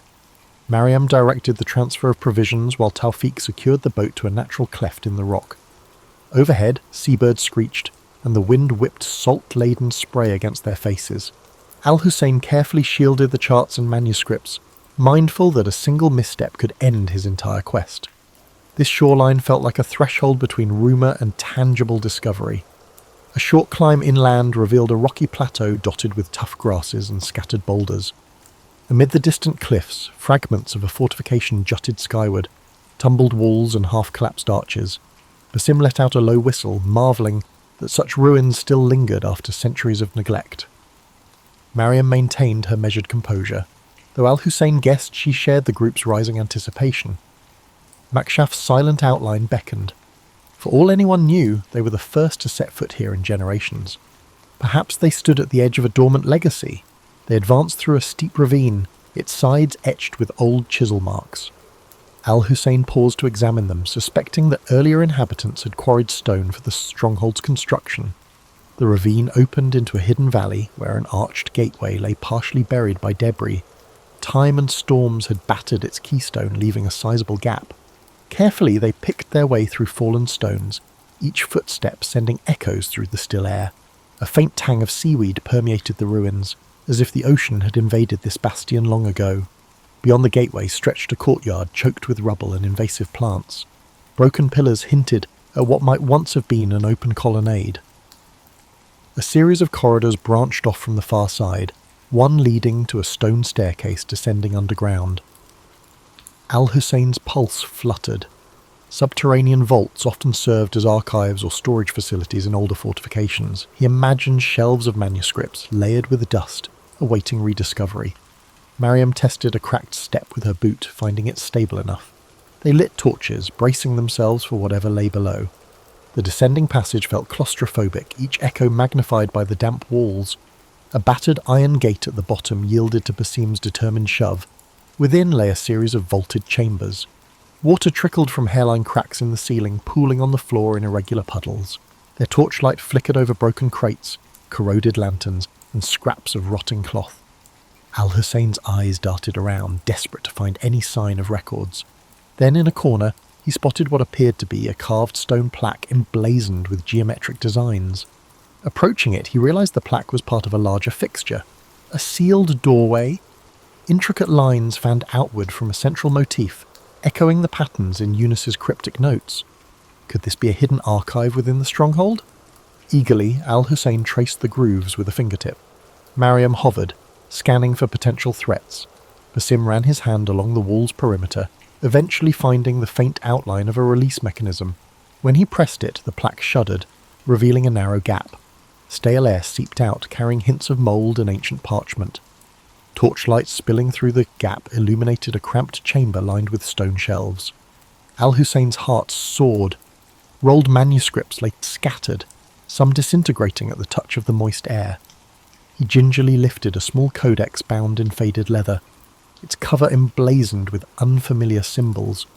Though the text was partially illegible, diagrams of star charts and geometric constructs were visible, aware that he was crossing into the realm of legends made real. With mounting excitement, Al Husayn and Mariam inspected the shelves, hoping for a more complete find.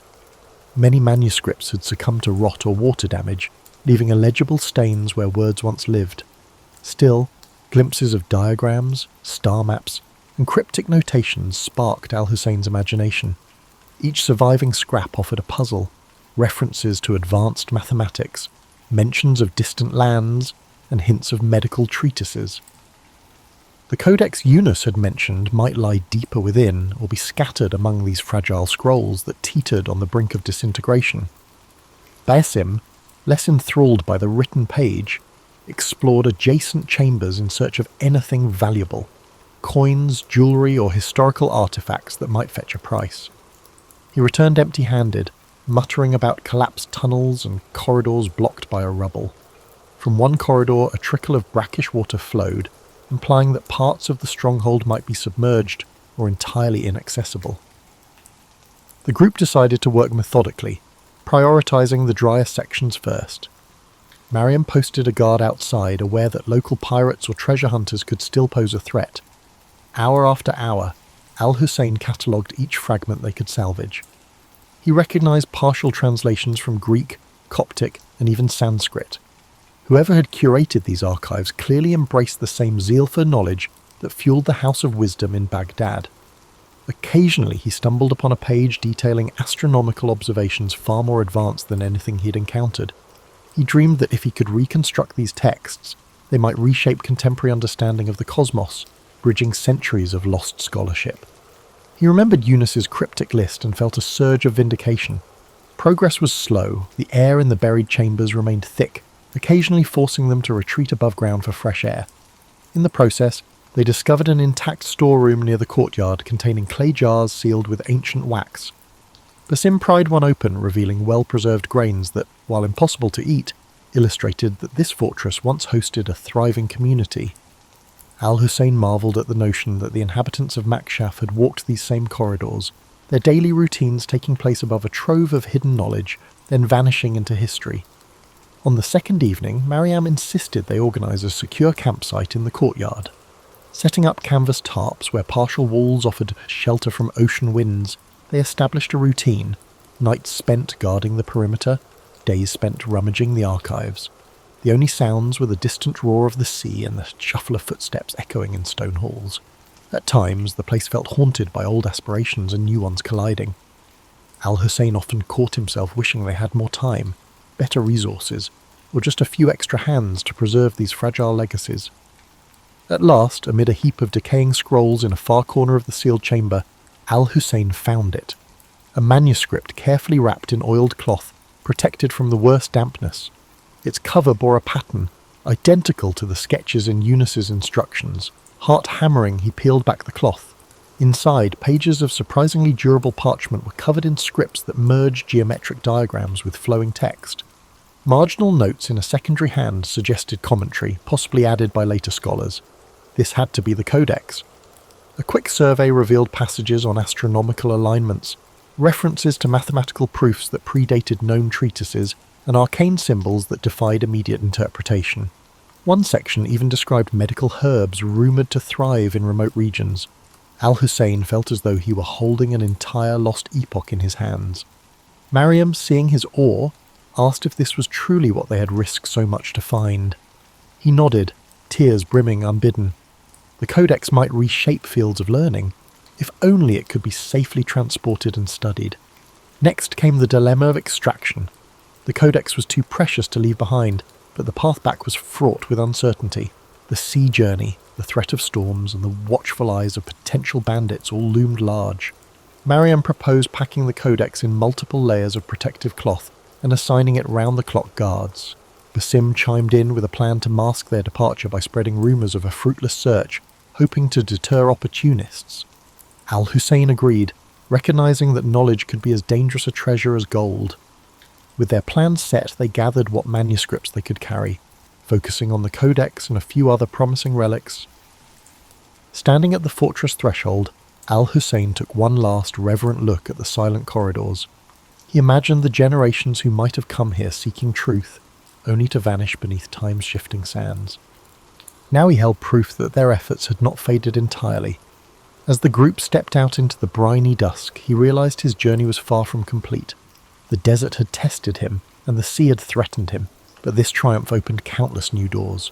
History was not a fixed tapestry, it was ever unfolding, waiting for those willing to traverse the unknown in search of revelation.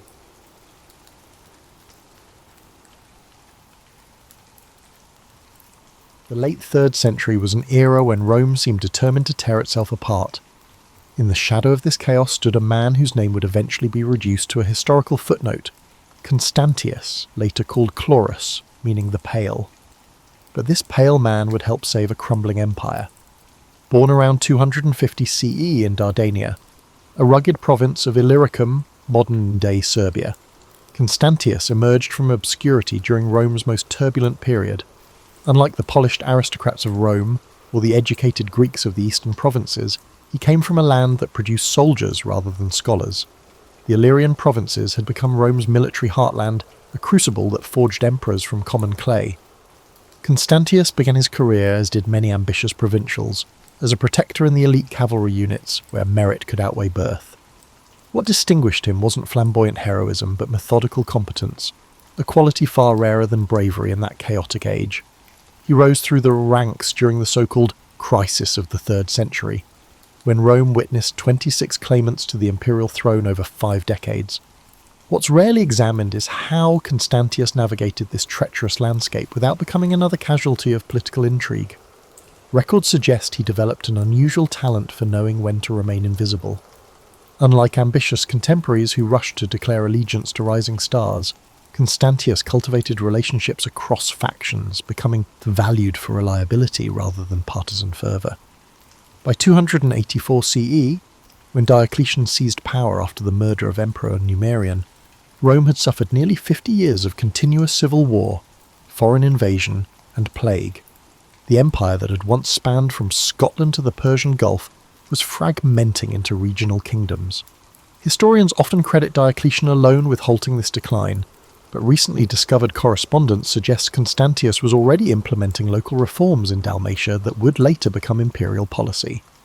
Diocletian recognised something in the quiet Illyrian officer. Archaeological evidence from Nicomedia shows Constantius was summoned to the imperial court around 285 CE, earlier than traditionally believed. Here, he encountered Diocletian's bold vision, the Tetrarchy, a 4-man imperial college designed to end succession crises by creating a systematic transfer of power. The relationship between Diocletian and Constantius defied convention. Though technically master and subordinate, fragments of their correspondence reveal a surprising intellectual partnership. Constantius appears to have influenced Diocletian's thinking on administrative reform, particularly regarding provincial boundaries. The Diocletianic reforms might more accurately be called collaborative innovations. What's most remarkable about Constantius's ascent isn't that it occurred, but that it happened without bloodshed in an age when promotion typically required the elimination of rivals. When he became Caesar, junior emperor, in 293 CE, not a single opponent needed to be purged, an unprecedented achievement in that bloody era.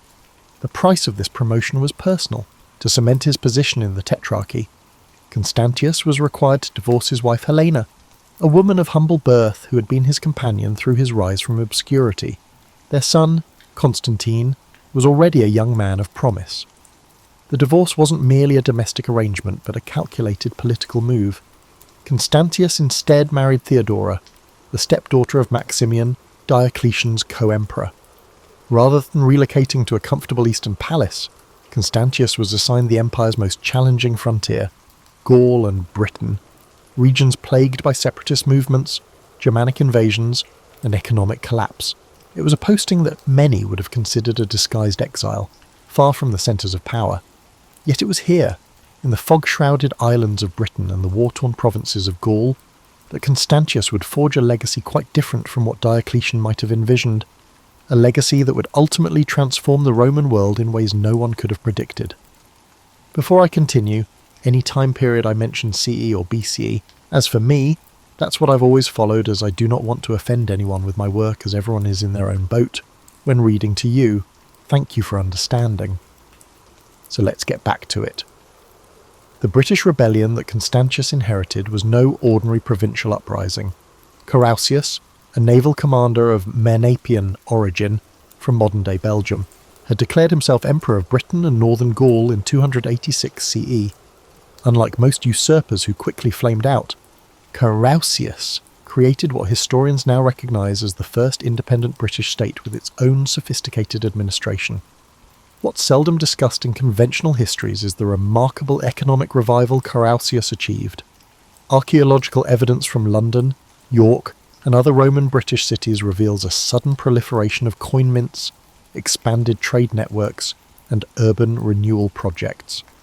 Carausius had transformed a provincial backwater into a thriving independent realm with its own foreign policy, including treaties with Frankish and Saxon peoples that Rome had labelled as enemies. Constantius approached this challenge with characteristic methodical patience.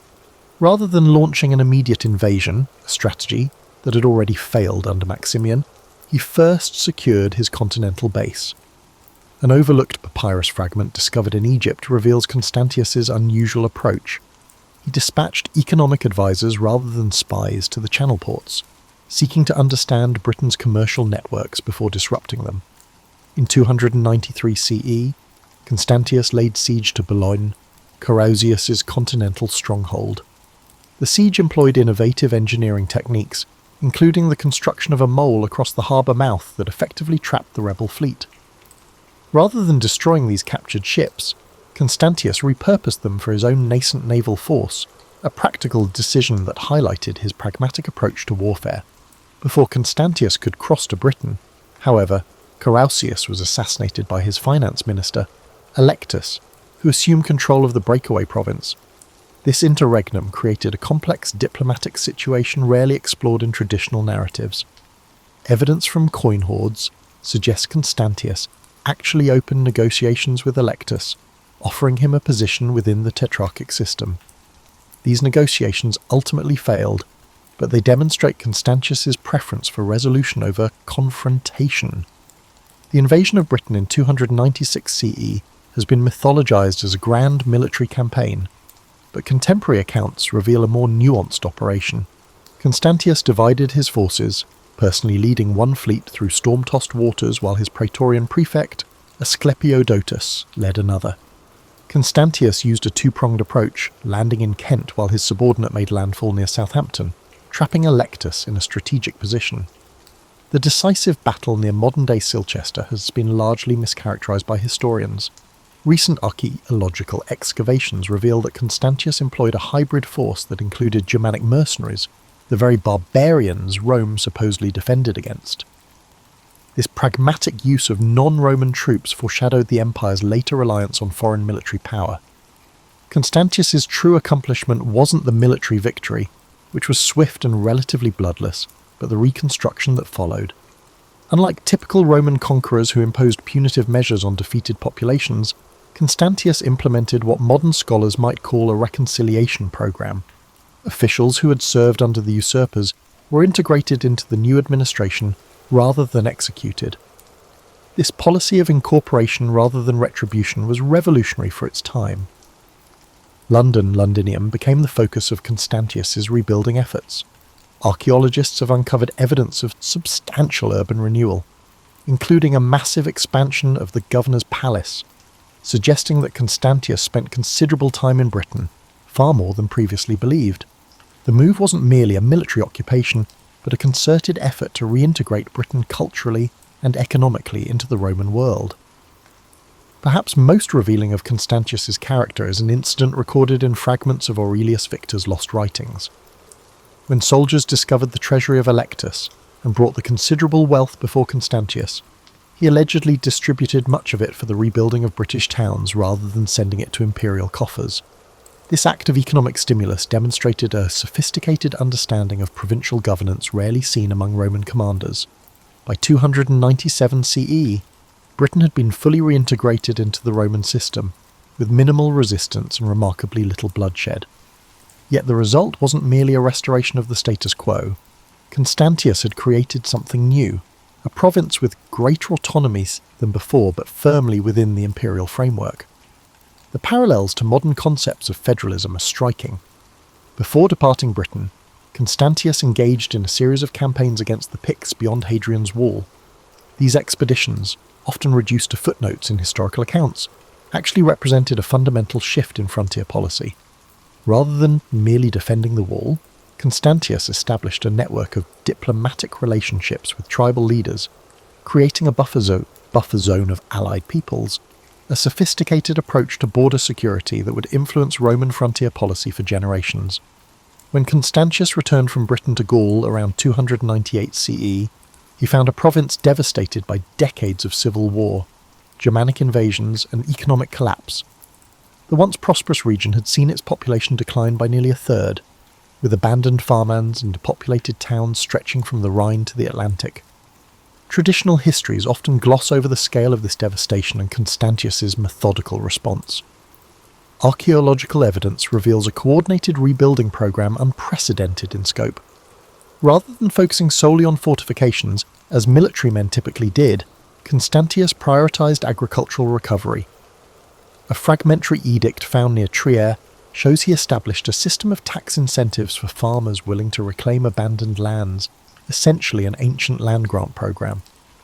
The question of labour shortage was particularly acute. Constantius implemented a policy that shocked conservative Romans but demonstrated remarkable pragmatism. He settled captured Germanic peoples, particularly Franks and Alemanni, as farmer soldiers within Roman territory. These laeti, as they were known, received land in exchange for military service and agricultural production. What makes this policy extraordinary is not the settlement itself. Rome had occasionally settled barbarians before, but the scale and the legal framework Constantius established. These settlers were not slaves, but a new legal category of provisional citizens with defined rights and obligations. This reform effectively created a proto-feudal system centuries before feudalism properly emerged in the medieval period. Archaeological excavations at villa sites throughout Gaul reveal an architectural transformation during this period. Traditional Roman villas were redesigned with defensive features, agricultural storage facilities, and housing for larger extended households, evidence of adaptation to the new social reality Constantius was engineering. Constantius established Trier Augusta Treverorum as his capital, investing heavily in its development. Recent excavations have uncovered evidence of a massive building program including baths, a basilica, and imperial apartments far larger than previously believed. This architectural program wasn't merely about imperial luxury, but represented Constantius's vision of a new administrative centre, closer to the frontiers and more responsive to provincial needs. While Constantius rebuilt Gaul materially, he also implemented administrative reforms that decentralised power. Provincial boundaries were redrawn to create smaller, more manageable citadel administrative units. Most significantly, he delegated substantial authority to local elites, creating a partnership between imperial power and provincial aristocracy that fundamentally altered how Rome governed its territories. The most controversial aspect of Constantius's rule remains his role in the Great Persecution of Christians, which began in 303 CE under Diocletian's orders.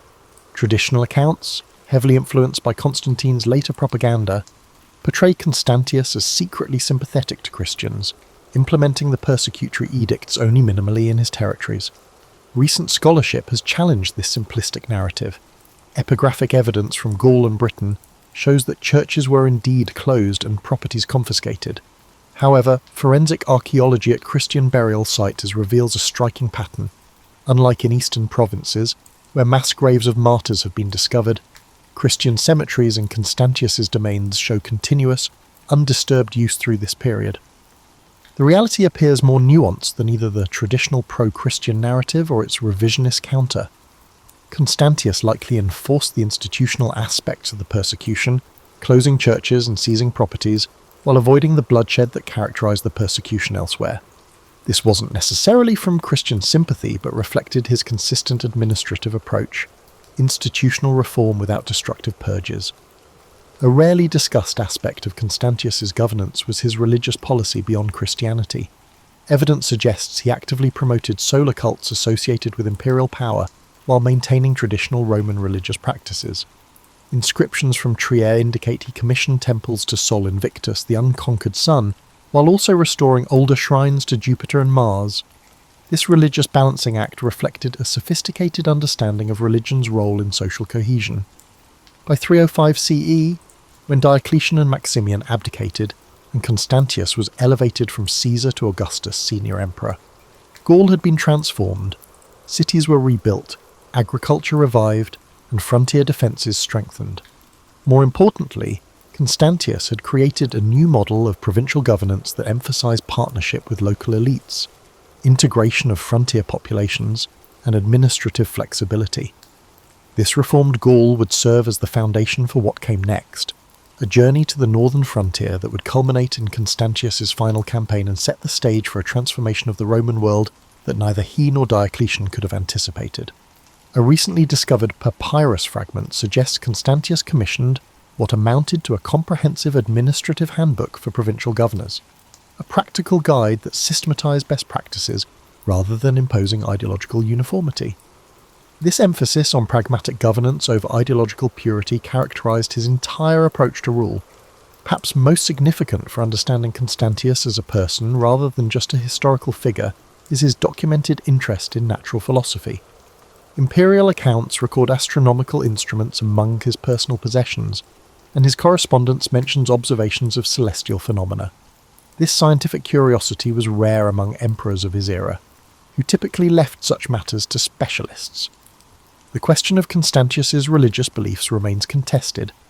Later Christian sources, eager to establish Constantine's Christian heritage, portrayed Constantius as a crypto-Christian, or at least sympathetic to Christianity. Archaeological evidence presents a more complex picture. While Christian communities clearly operated with relatively little interference in his territories, Constantius also maintained traditional Roman religious practices and patronized solar cults. A more nuanced reading suggests Constantius approached religion pragmatically rather than dogmatically. Unlike Diocletian, who saw religious uniformity as essential to imperial unity, Constantius appears to have viewed religious diversity as manageable through institutional accommodation rather than persecution. This pragmatism extended to his relationship with the empire's intellectual currents. While traditional narratives portray the Tetrarchy as an era of intellectual decline and militarization, manuscript evidence from Trier suggests Constantius patronized philosophical works, particularly Neoplatonic texts that explored the relationship between divine order and earthly governance. By 305 CE, when Diocletian's abdication elevated him to Augustus, Constantius had created more than just a secure frontier. He had established a distinctive model of imperial rule that balanced traditional Roman authority with provincial autonomy, military discipline with intellectual inquiry, and religious tolerance with institutional stability. As he prepared for what would become his final campaign in Britain, Constantius was not merely a successful general, but the architect of a governance model that might have offered Rome a different future had fate allowed his approach to continue. Behind Constantius's public achievements lay a complex personal life that historians have often oversimplified. His first marriage to Helena, a woman of humble origins, possibly an innkeeper's daughter from Bithynia, produced his son Constantine, but the dynamics of this relationship were far more complicated than typically portrayed. Recent analysis of imperial correspondence suggests that despite their forced divorce when Constantius joined the Tetrarchy, Helena maintained a separate court and considerable influence. Evidence from property records in Trier indicates she received substantial estates in Gaul, contradicting the traditional narrative of her disgrace and exile. Constantius's second marriage to Theodora, stepdaughter of Emperor Maximian, produced 6 children who have been largely overlooked by history but were significant political players.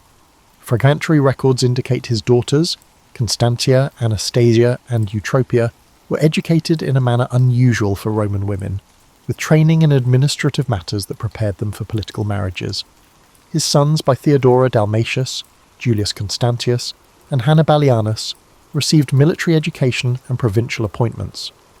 Archaeological evidence from Trier shows a palace wing specifically designed as an educational complex for these imperial children, complete with libraries and lecture halls, suggesting Constantius established what amounted to the first imperial academy for training future administrators. The relationship between Constantine, son of Helena, and his half-siblings was more cooperative than later Christian histories suggest. Constantine's letters, preserved fragmentarily, indicate regular correspondence with his half-brothers during Constantius's lifetime. The later purges that Constantine would unleash against these same relatives make this earlier period of family unity all the more poignant. Court life under Constantius broke with tradition in significant ways. Unlike the increasingly orientalized courts of his eastern colleagues, with their elaborate ceremonies and divine pretensions, Constantius maintained what contemporaries described as a martial simplicity.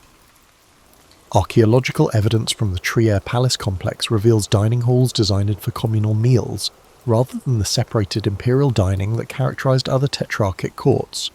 This relative informality extended to Constantius's approach to imperial imagery.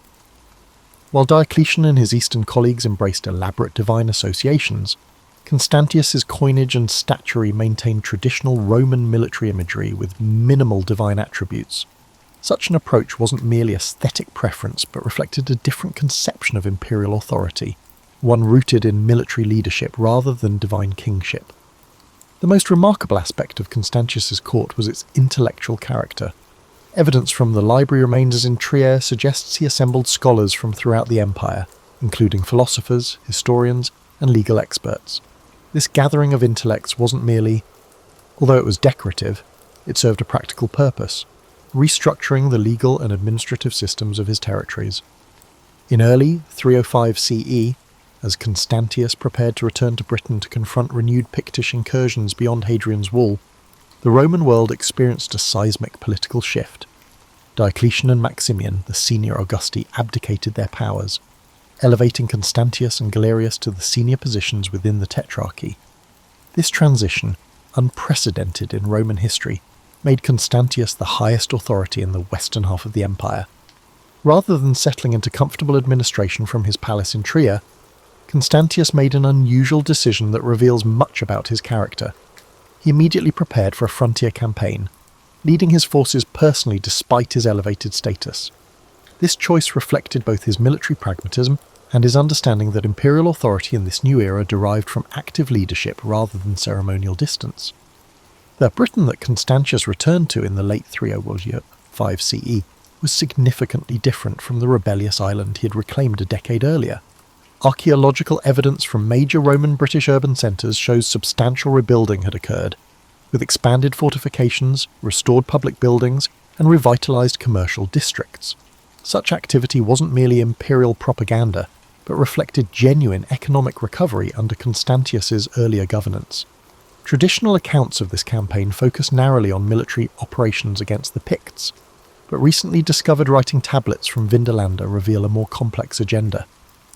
Constantius appears to have been implementing a comprehensive reorganisation of Britain's defences, converting what had been a reactive system into a proactive network of intelligence gathering and rapid response capabilities. The winter of 305 to 306 CE was exceptionally harsh, according to both textual references and dendrochronological evidence, tree ring analysis, from the period. Constantius established winter quarters at Eboracum, York, choosing not to return to the continent despite the difficulties of a British winter campaign. This decision proved consequential both administratively and personally. Administratively, Constantius used this winter to implement reforms to Britain's civic governance. Fragmentary records indicate he convened a provincial council that included not just Roman officials but representatives from British tribal aristocracy, a remarkable instance of power sharing that acknowledged local autonomy while maintaining imperial authority. This council established new administrative boundaries and tax assessment procedures that would survive for generations. Personally, this winter at York allowed something equally significant: reconciliation with his son Constantine.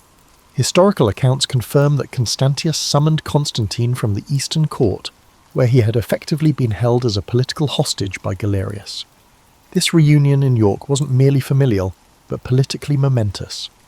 Archaeological evidence from the Praetorium, Governor's Palace in York, reveals extensive renovations during this period, including an expanded ceremonial space suitable for imperial presentations.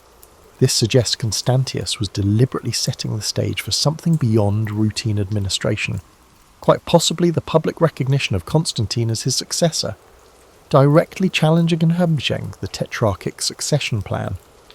The winter campaign against the Picts has been traditionally portrayed as a conventional Roman punitive expedition, but fragmentary military records suggest something more innovative. Rather than following the typical Roman practice of devastating enemy territory before withdrawing behind fixed frontiers, Constantius implemented what modern military analysts would recognise as a counterinsurgency strategy. This approach involved establishing a network of smaller outposts beyond the wall, cultivating alliances with certain Pictish groups against others, and creating economic incentives for peaceful coexistence. Archaeological evidence from sites north of the wall shows Roman goods penetrating deeper into Pictish territory during this period, suggesting trade was being used as a diplomatic tool. Perhaps most remarkably, inscriptions discovered at several frontier forts indicate Constantius recruited Pictish auxiliaries directly into Roman service, not merely as irregular allies but as formal units within the imperial army. This integration of former enemies into defensive structures represented a sophisticated approach to frontier management rarely seen in Roman military practice. As winter turned to spring in 306 CE, Constantius's health began to decline. Contemporary accounts describe symptoms consistent with pneumonia or bronchitis, likely exacerbated by the damp British climate and the emperor's advancing age. Despite his illness, records indicate he continued to hold council meetings and direct military operations. Fragmentary personal correspondence reveals the most poignant aspect of this final period. As his condition worsened, Constantius reportedly spent increasing time with Constantine, not merely discussing political matters, but sharing philosophical perspectives and personal reflections. These conversations, glimpsed only indirectly through later references, apparently covered topics ranging from practical governance to the nature of divine order, a final transmission of wisdom from father to son. By July of 306 CE, it became clear that Constantius's condition was terminal. In a final act that defied tetrarchic protocol, he gathered the army at York and formally presented Constantine as his successor. This act, choosing dynastic succession over the tetrarchic system he had helped establish, would have profound consequences for Roman history. On July 25, 306 CE, Constantius died at York, far from the imperial capitals but at the frontier he had worked to secure. Within hours, the army proclaimed Constantine as Augustus, setting in motion a chain of events that would eventually lead to Constantine's reunification of the empire, the legitimization of Christianity, and the fundamental transformation of the Roman world.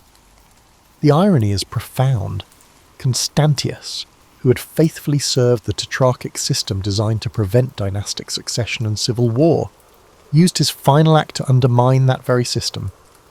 Whether this was a pragmatic acknowledgement of political reality, or a father's innate desire to elevate his son, remains an unresolved question in history. The immediate aftermath of Constantius's death revealed the depth of respect he had earned among diverse constituencies, unlike the typical posthumous vilification that followed regime changes in Roman politics.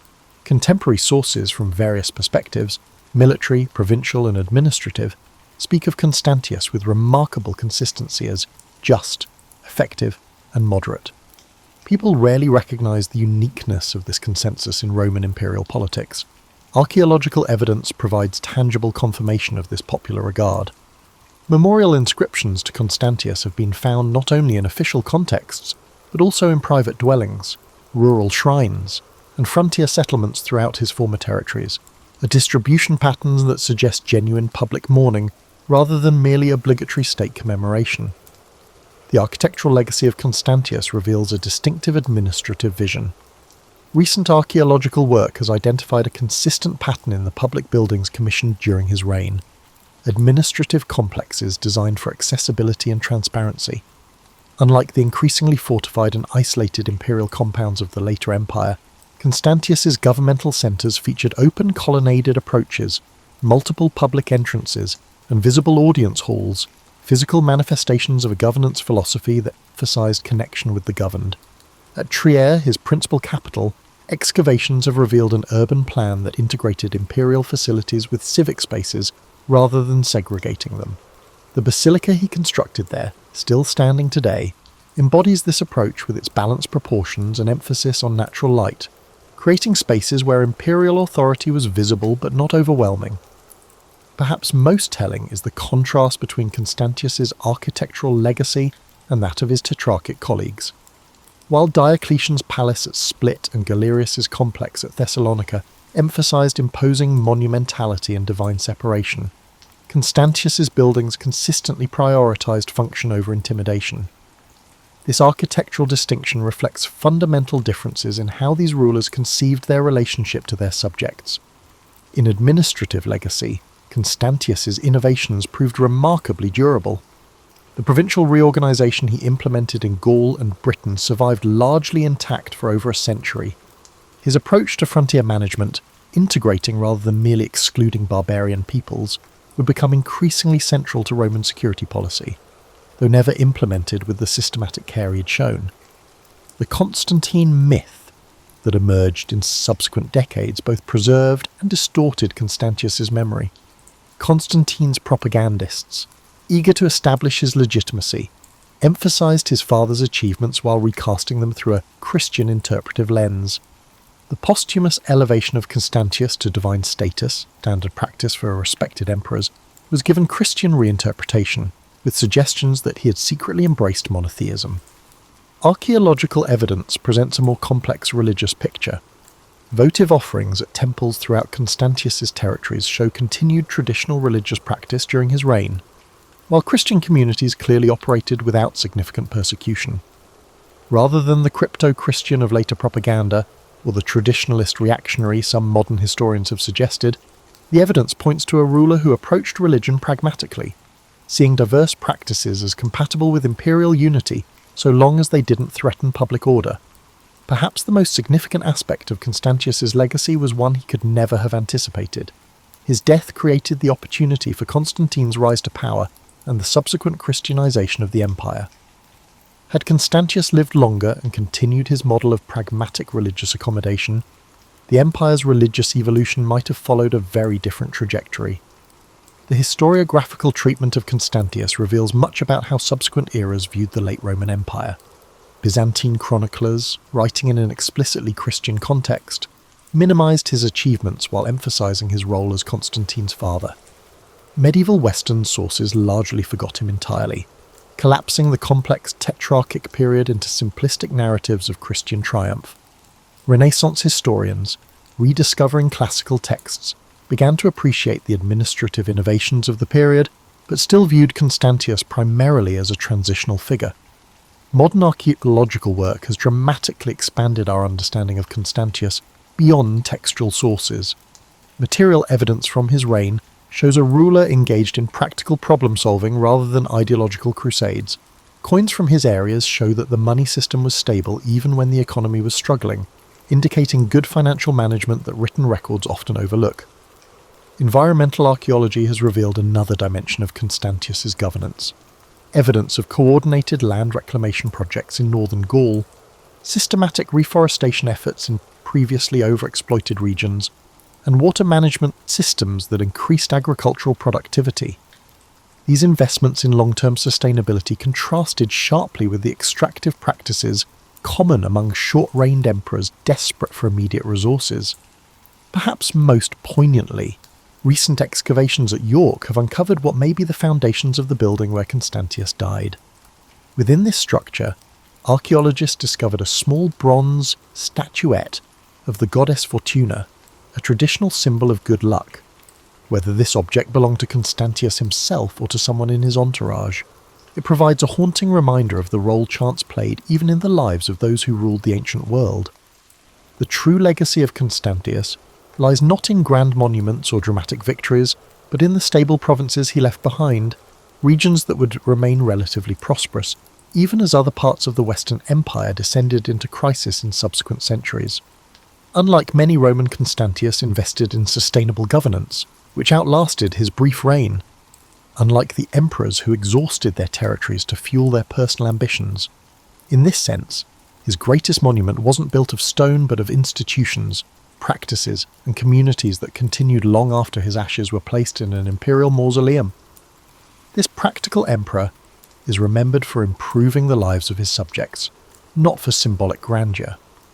The story of Constantius extends far beyond his life and immediate aftermath. His administrative and military innovations created ripple effects that would influence European governance for centuries. The medieval system of defence in depth, with its layered approach to frontier security, owes much to Constantius's border management strategies in Gaul and Britain.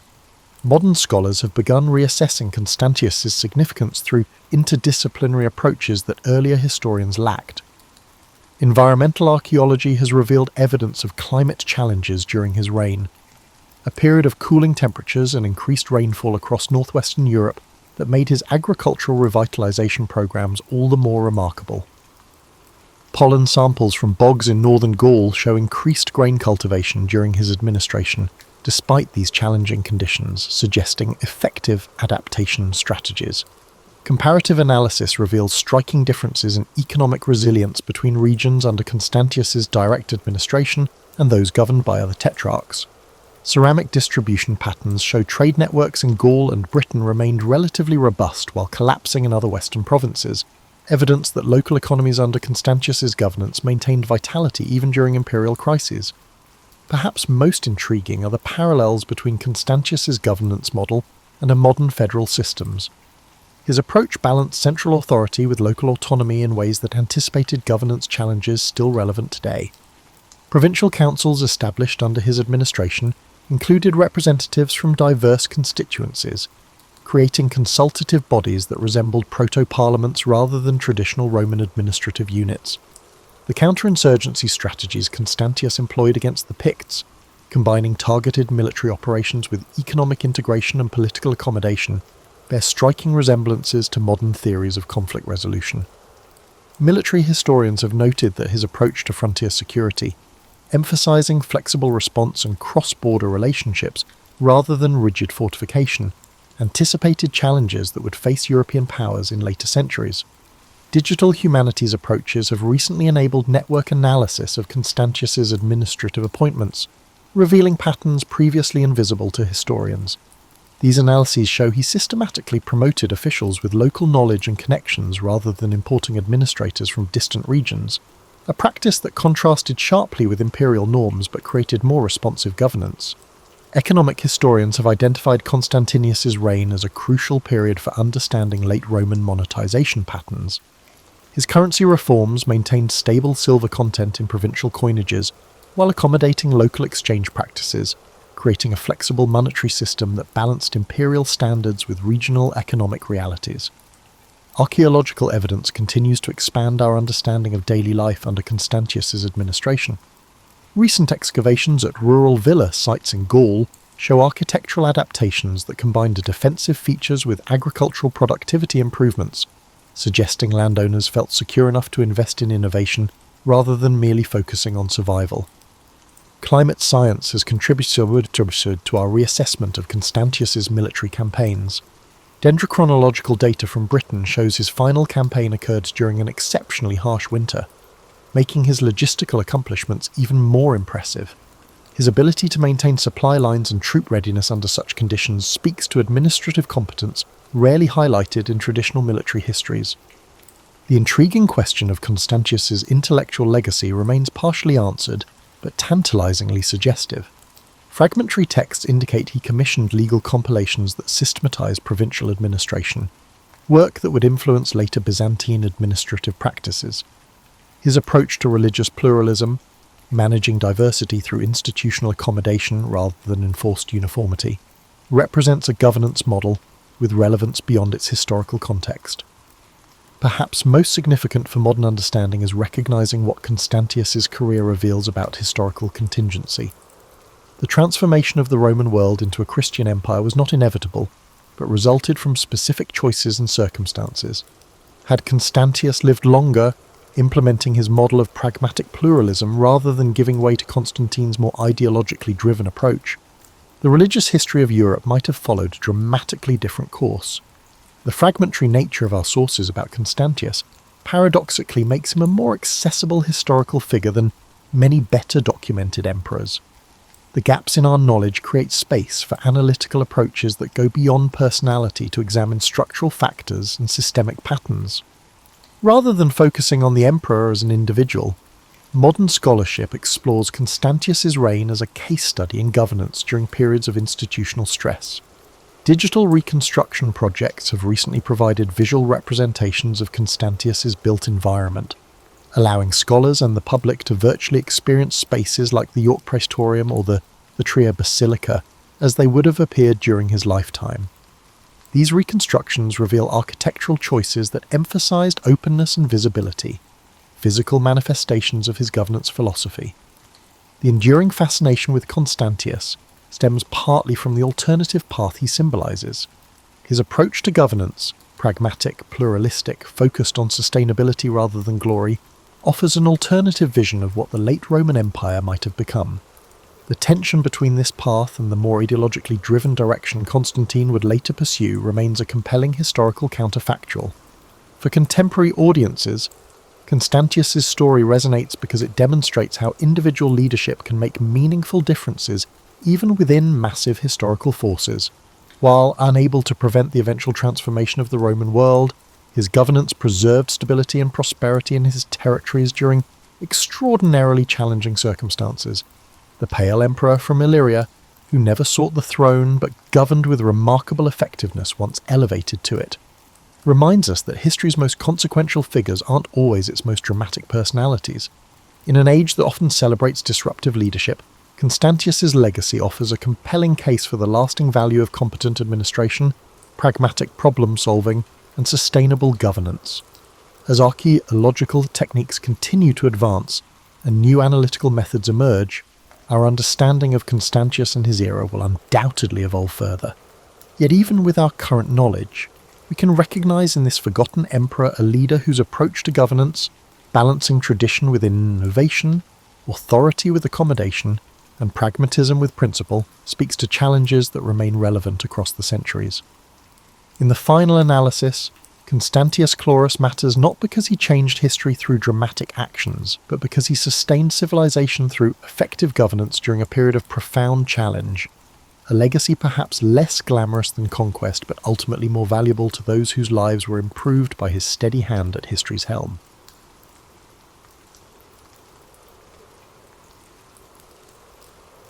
The wind on the Mongolian steppe doesn't merely just blow, it also delivers judgment. Harsh and unrelenting, it strips away pretense, like skin from bone. Modern meteorologists measure wind speed in kilometers per hour. 13th century Mongols measured it by how quickly it could freeze the tears on your face. During winter, temperatures routinely plunge to negative 40 degrees, a number where Celsius and Fahrenheit find their rare point of agreement. That same landscape might bake at 40 degrees Celsius, 104 degrees Fahrenheit, in the summer, causing thermal swings that are unheard of in our climate-controlled lives. You, with your dependency on consistent room temperatures, hot showers, and memory foam mattresses, would find yourself desperately unprepared for this fundamental reality. The average Mongol warrior began developing their environmental resilience before they could walk. By age 3, children were placed on horses. By 5, they could ride independently. By 10, many had survived multiple seasons of brutal weather that would send modern emergency management agencies into crisis mode. Your entire concept of roughing it might involve a weekend of glamping with a portable espresso maker. The Mongols would find the idea laughable if they understood what espresso was. Water, that substance you acquire with a lazy twist of a faucet handle, required strategic planning in the empire. The steppe's watercourses were unreliable, sometimes disappearing entirely during dry periods.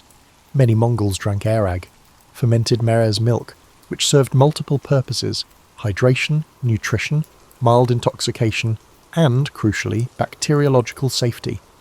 Your untrained digestive system would likely reject this essential staple, leaving you dehydrated on the windswept plains. Consider your current fitness level. The average Mongol regularly rode 60 to 80 kilometers daily. They maintained this pace for weeks while wearing armor and carrying weapons.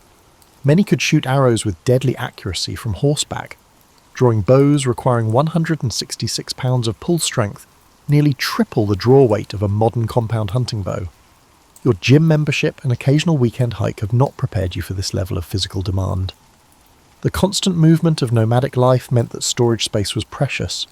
The concept of belongings underwent severe restriction. While you might feel anxious travelling with just carry-on luggage for a week, Mongols transported their entire lives on horseback or in carts. The mental adjustment alone, living with only what could be easily packed and moved, would challenge your very identity, shaped as it is by acquisition and accumulation. Sleep patterns differed dramatically as well. The empire's military maintained vigilance through a system of night watches, with warriors sleeping in armour, ready to fight within moments. No alarm snoozing, no, just 5 more minutes. When the signal came, you rode or died. Sleep was not a right, but a resource to be carefully managed and often denied. Food security operated on principles alien to your experience. The average Mongol warrior could survive on dried meat and milk products for extended periods, supplemented occasionally by foraged plants and hunted game. Their digestive systems adapted to high protein, high fat and low carbohydrate diets, similar to a ketogenic diet, but without modern conveniences like Instagram posts or specialty products. Your body, accustomed to regular meals with diverse nutrients, would struggle with both the content and irregularity of step nutrition. Then there's the matter of hygiene. Your concept of cleanliness hinges on daily showering and the liberal application of scented products. The Mongols, living in a water-scarce environment, developed different standards. Smoke from dung fires provided antibacterial benefits inside yurts, while animal fats protected skin from windburn and frostbite. The smell of a Mongol encampment, a potent blend of horses, humans, smoke and fermentation, would overwhelm your sanitized sensibilities. These environmental challenges represent merely the baseline difficulties, the ambient conditions that existed before considering human conflicts, political complexities, or social hierarchies. If the elements themselves defeated you, imagine how poorly you would fare against humans who mastered this harsh existence and then decided to conquer the known world. The social architecture of the Mongol Empire would confound you as thoroughly as its physical demands. You've been conditioned by modern Western ideology to believe in certain fundamental rights, speech, assembly, and individual autonomy. These concepts would be difficult to understand within the Mongol socio-political framework, which valued individuals based on their utility to the collective and their position within a rigid hierarchy. Let's begin with language. The Mongol Empire eventually encompassed speakers of dozens of languages, but the lingua franca remained Mongolian, specifically Middle Mongolian written in Uyghur script. Without fluency, you would be effectively mute, unable to defend yourself verbally, comprehend orders, or navigate social situations. Interpreters existed, certainly, but they served the empire's elite. Your linguistic isolation would render you vulnerable in ways you cannot imagine. Having always inhabited linguistic environments where communication felt like a birthright rather than a privilege. Then there's the matter of honour culture. Modern society has largely abandoned honour as an organising principle, replacing it with legal frameworks and bureaucracy. In the Mongol Empire, slights to honour, real or perceived, could trigger immediate violence without legal recourse. Your ingrained habits of casual speech, direct eye contact, or inadvertent physical contact might constitute grave offences. Without the cultural fluency to navigate these unwritten rules, you would blunder into conflict through innocent behaviours. The Mongol legal system, codified in the Yasa, Genghis Khan's legal code, prescribed death for a startling range of offences. What was the penalty for urinating in running water? Death. Adultery? Death. Theft? Often death. Even minor theft could result in punishment 9 times the value of the stolen item. Bankruptcy? The debtor and their family could be enslaved. Your understanding of proportional justice would provide no protection in a system where examples were made to maintain order across vast territories. Religious tolerance in the Mongol Empire is often celebrated by historians, but this tolerance had pragmatic rather than ideological roots. The Mongols permitted various faiths because religious leaders were exempt from certain taxes and conscription, providing administrative convenience. However, this tolerance did not extend to religious practices that conflicted with Mongol customs. For instance, Muslim and Jewish prohibitions against consuming blood or improperly slaughtered meat were directly at odds with nomadic food practices. Religious practitioners were forced to choose between spiritual compromise or physical hunger. Your conception of privacy would dissolve entirely. The yurt housed extended family units in a single open space. Conversations, bodily functions, and intimacy all occurred within a communal environment. The Mongol camps themselves were arranged according to military organisation, with placement determined by rank and function rather than personal preference. Your desire for me-time or a quiet space to decompress would find no accommodation in this structure. Your modern sensibilities would be further shocked by gender roles. While Mongol women enjoyed more rights than their counterparts in many sedentary civilizations, they could own property, divorce, and sometimes participate in warfare. Their status remained fundamentally determined by their relationship to male power structures. Women's primary value centered on reproductive capacity and household management. The concepts of gender equality or personal fulfillment outside prescribed roles would seem alien and dangerous. Class mobility, that cherished modern ideal, existed but followed different patterns than you might expect. Genghis Khan famously promoted based on merit rather than birth. But this meritocracy was measured primarily through loyalty and military prowess. Your specialised modern skills, programming, marketing, and financial analysis would hold little immediate value. Unless you could quickly demonstrate utility in warfare, animal husbandry, or practical crafts, your position would likely default to the bottom of the hierarchy. The concept of face, or social reputation, functioned as actual currency. In an empire where written records remained limited, your word and reputation formed your primary assets. Breaking promises, showing weakness, or failing to reciprocate generosity would irreparably damage your standing. Without understanding the intricate dance of obligation, favour trading, and reputation management, you would quickly find yourself socially bankrupt. Most fundamentally disorienting would be the collective rather than individual orientation of Mongol society. Decisions prioritise group survival over individual rights or preferences.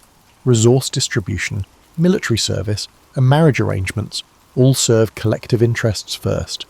Your deeply ingrained individualism, whether you recognise it or not, would mark you as fundamentally untrustworthy in a culture where solidarity meant survival. The Mongol military apparatus operated with a systematic efficiency that transformed warfare across Eurasia, but your integration into this machine would prove catastrophically difficult, assuming you were even permitted to join rather than being classified as a servant or slave. First, consider the entry requirements. By adolescence, Mongol warriors could shoot arrows accurately while riding at full gallop, navigate vast distances without maps using only astronomical and geographical features, butcher animals efficiently for maximum resource utilization, survive independently on the steppe with minimal equipment, track humans and animals across varied terrains, execute complex cavalry maneuvers in formation. These weren't specialized skills for elite units, they were baseline competencies expected of ordinary soldiers. Your modern abilities with spreadsheets, home appliances, or even conventional weapons would provide almost no transferable advantages. The physical conditioning alone would likely break you within days. During campaigns, Mongol warriors frequently rode between 100 and 130 kilometers each day. They did not ride for a single day, but for weeks or months at a time. Modern endurance athletes train specifically for singular events. Mongol warriors maintained this capacity as their baseline existence. They could sleep in saddles, go days with minimal water, and function effectively despite extreme physical discomfort. The Mongol military diet during campaigns frequently consisted of dried meat powder mixed with water or blood drawn from a small incision in their horse's vein. This high-protein, virtually zero-carbohydrate regimen sustained warriors through extraordinary physical demands. Your digestive system and metabolism, accustomed to regular carbohydrate intake and consistent meals, would struggle catastrophically with this dietary shift. Equipment maintenance formed another insurmountable challenge. Each warrior maintained multiple horses, weapons requiring specialized care, and armor demanding regular attention. The composite bow, the signature Mongol weapon, required constant maintenance to prevent delamination of its complex structure of wood, horn, and sinew. Improper storage could render it useless in hours.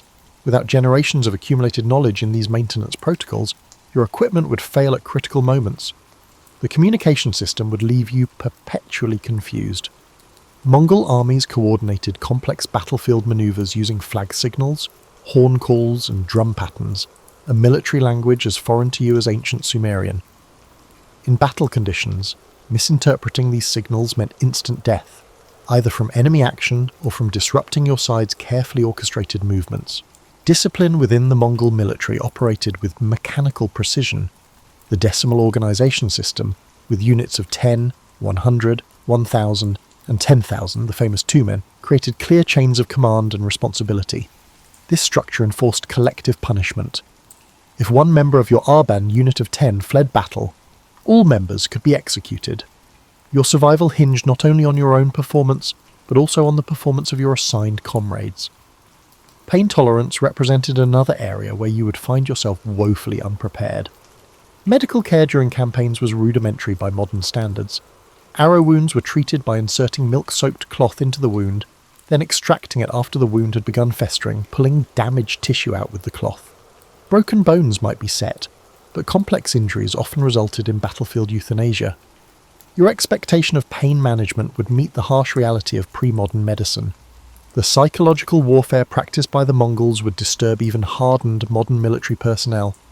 Their systematic use of terror included constructing pyramids from the severed heads of civilians, using enemies as human shields, and deliberately allowing some survivors to flee and spread tales of horror. Mongol forces not only expected you to witness these acts, but also to participate in them without moral objection. The Mongol forces treated weather conditions that modern armies would consider Operation Suspending as merely incidental.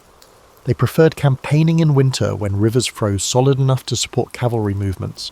Your cold weather gear, however advanced by today's standards, would prove inadequate against the combination of Siberian winds and constant movement that prevented establishing proper shelter. Most critically, the psychological framework of Mongol warfare would alienate you entirely.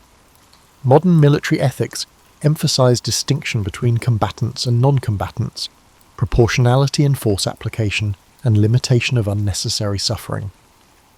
Mongol strategic doctrine recognized no such distinctions.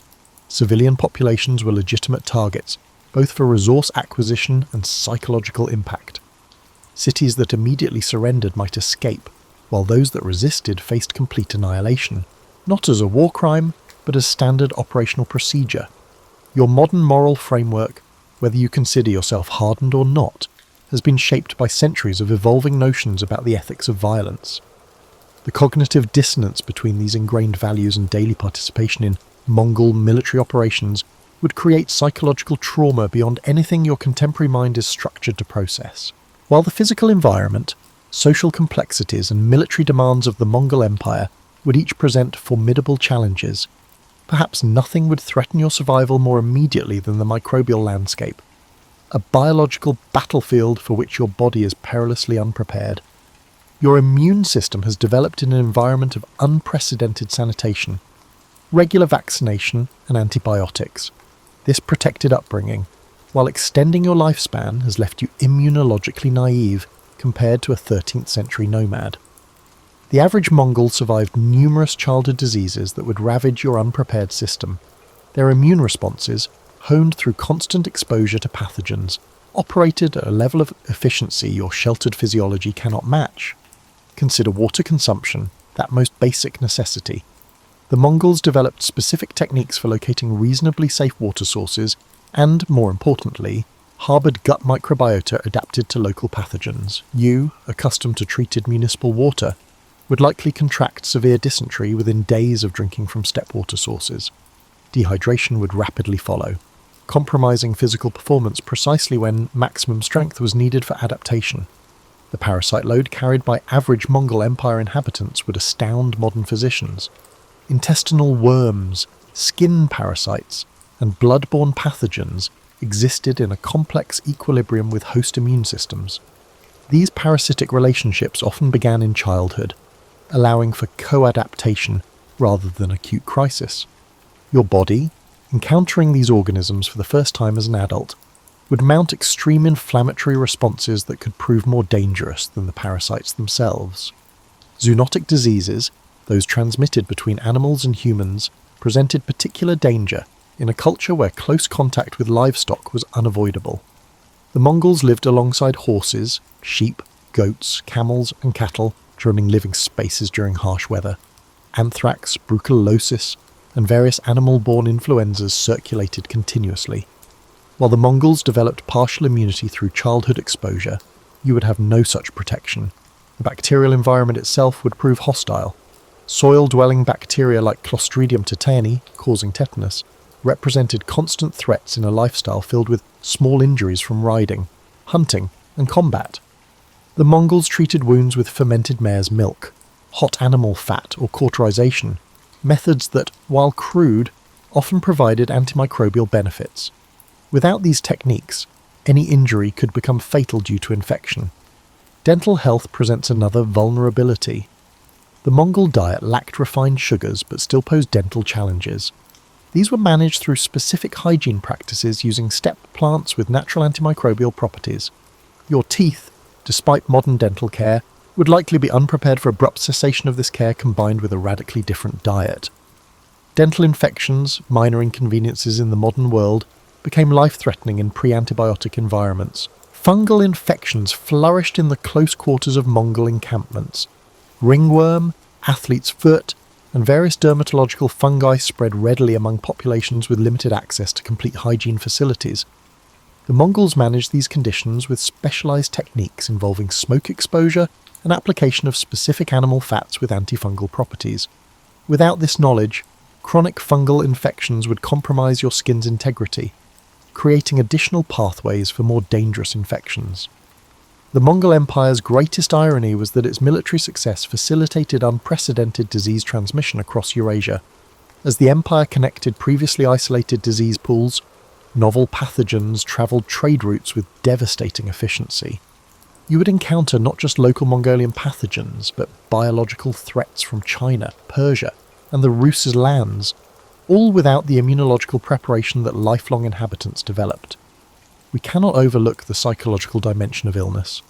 Modern humans expect recovery from most infections. This expectation shapes how we experience illness, as a temporary inconvenience rather than an existential threat. During the Mongol era, every fever posed a risk of death. This chronic uncertainty created psychological resilience among survivors that you, with your expectation of medical rescue, have never needed to develop. Most critically, the communal understanding of disease differed fundamentally. While the Mongols recognized contagion patterns and practiced forms of isolation for certain conditions, their explanatory models incorporated spiritual and humoral concepts alien to your biomedical framework. Treatments focused on restoring balance rather than eliminating specific pathogens. Your inability to conceptualize illness within their framework would prevent you from accessing what limited effective treatments existed. Ultimately, your body represents a naive immunological system entering an environment of hardened pathogens and limited medical interventions. Diseases that were minor for the Mongols could severely affect you due to your biological vulnerabilities. Modern medicine has not made you stronger. It has allowed physiological weaknesses to persist that would become fatal liabilities in the 13th century disease landscape. You would be as unfamiliar with Mongol Empire survival psychology as with its physical challenges. Your mental architecture, formed by a wealth of information, psychological safety nets, and individualistic frameworks, would crumble in the 13th century wandering landscape. Consider how you use time. The modern mind divides time into hours scheduled days ahead, minutes recorded on computer screens, and seconds before deadlines or meetings. Moon cycles, seasonal migrations, and animal diurnal habits shaped Mongol temporal perception. Instead of calendars, weather, grass, and animal behaviour were considered. Your artificially scheduled internal clock would struggle to match these fundamental needs, leaving you confused and out of sync. Information processing includes another major discontinuity. Due to information overload, you're swimming through mountains of data and constructing sophisticated filtering systems. Because of a lack of information, Mongols saw every observation as potentially useful for survival. Their hyper-awareness of minute animal activity, distant dust clouds, and small wind direction changes showed cognitive adaptations to a low-information world. Your attention patterns are used to getting a lot of information with little meaning, so you would miss critical environmental cues. Risk assessment frameworks vary widely. Modern psychology indicates humans employ probability estimation and outcome severity to judge danger. These systems developed in environments with long-term, well-controlled dangers. Existential threats in the Mongol cognitive environment required being assessed immediately without probability calculations. In a world where everyday choices may kill, your brain's risk assessment software, updated for modern risks, would cause constant anxiety. Identity would change totally. Personal narratives regarding your past, professional tasks, and chosen connections likely shape your sense of self. Mongol identity was based on ancestry, tribe, and military unit. Only when an individual's attributes assisted these collectives did they matter. Few modern brains can make the leap from who I am to whose I am in self-concept. It goes beyond cultural adaptability. Emotional management methods would fail you. Modern emotional management involves verbalization, introspection, and discussional therapy. For the Mongols, physical expression, emotional restraint, and stoicism were more important than words. Emotions were largely expressed in ritualized circumstances like funeral laments and triumph celebrations. Your persistent emotional transparency might be risky due to your ongoing unmet need for emotional processing. Another psychological barrier is sleep architecture. Modern humans sleep consolidated in temperature-controlled, gloomy environments. Security requirements dictated the Mongols' segmented sleep patterns, which often occurred in exposed locations with little calm.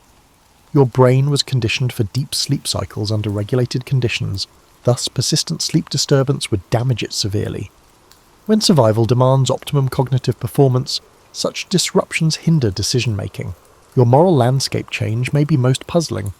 Modern morality centers on rights, justice, and harm minimization across fictitious populations. Mongol ethical frameworks emerged from communal bonding, resource acquisition, and lineage continuation. Actions that helped short-term aims were good regardless of outgroups. Your deep-rooted moral intuitions about universal human value would not help in a moral world whose ethical limits rarely extended beyond familial networks. Spiritual systems would also alienate. Modern spirituality emphasizes belief, emotional connection, and personal meaning, even when religious. Mongol spiritual practices focused on balancing the visible and invisible realms through rituals. Animistic beliefs held that natural, atmospheric, and celestial phenomena were aware. Due to this fundamental disparity between your consciousness bounds and the Mongol spiritual environment, you would repeatedly commit significant spiritual transgressions. Your association with violence would be emphasized. Modern psychology says violence is traumatic and requires recovery. Violence involvement and observation were commonplace in Mongol cognitive environments, requiring minimal psychological processing. Your brain was never educated to be exposed to violence, so it would react to everyday occurrences with traumatic stress, generating a chain reaction of psychiatric instability that no 13th century framework could handle. Your relationship with uncertainty may be your final and most difficult psychological challenge. Modern life is complicated, but institutional stability, medical prognoses, and weather forecasts are predictable. Mongols had to be comfortable with unclear information and unpredictable consequences since they lived in a world of tremendous uncertainty. In a world where uncertainty is the norm, your underlying need for predictability would generate constant worry. The Mongol Empire's technology would be both familiar and unfamiliar to modern humans. You may assume you're more technologically sophisticated than 1300 travelers, but you don't grasp what technology implies in diverse contexts. Mongol weapons include the composite bow, materials science, biomechanical engineering, and generational knowledge went into this little device. These weapons were fashioned of wood, horn, sinew, birch bark, and glues. Correcting them took 2 years. The resulting device could penetrate armour at 200 metres for expert shooters. Not being able to produce, maintain, or use this primitive technology would leave you unarmed in a weapon-rich civilization. Another seemingly easy field was textile production, which was exceedingly difficult. Mongol felt making developed wool into a water-resistant, warm textile. Protecting against severe weather was crucial. The process required a profound understanding of animal fibres, how to manipulate them, and how to mechanically apply pressure, moisture, and heat. Without understanding these procedures, you can't create or fix safety gear. This process exposes you to the outdoors. Fire control methods would also be inaccessible. The Mongols were knowledgeable about using animal excrement, wood, and dried grasses as fuel sources.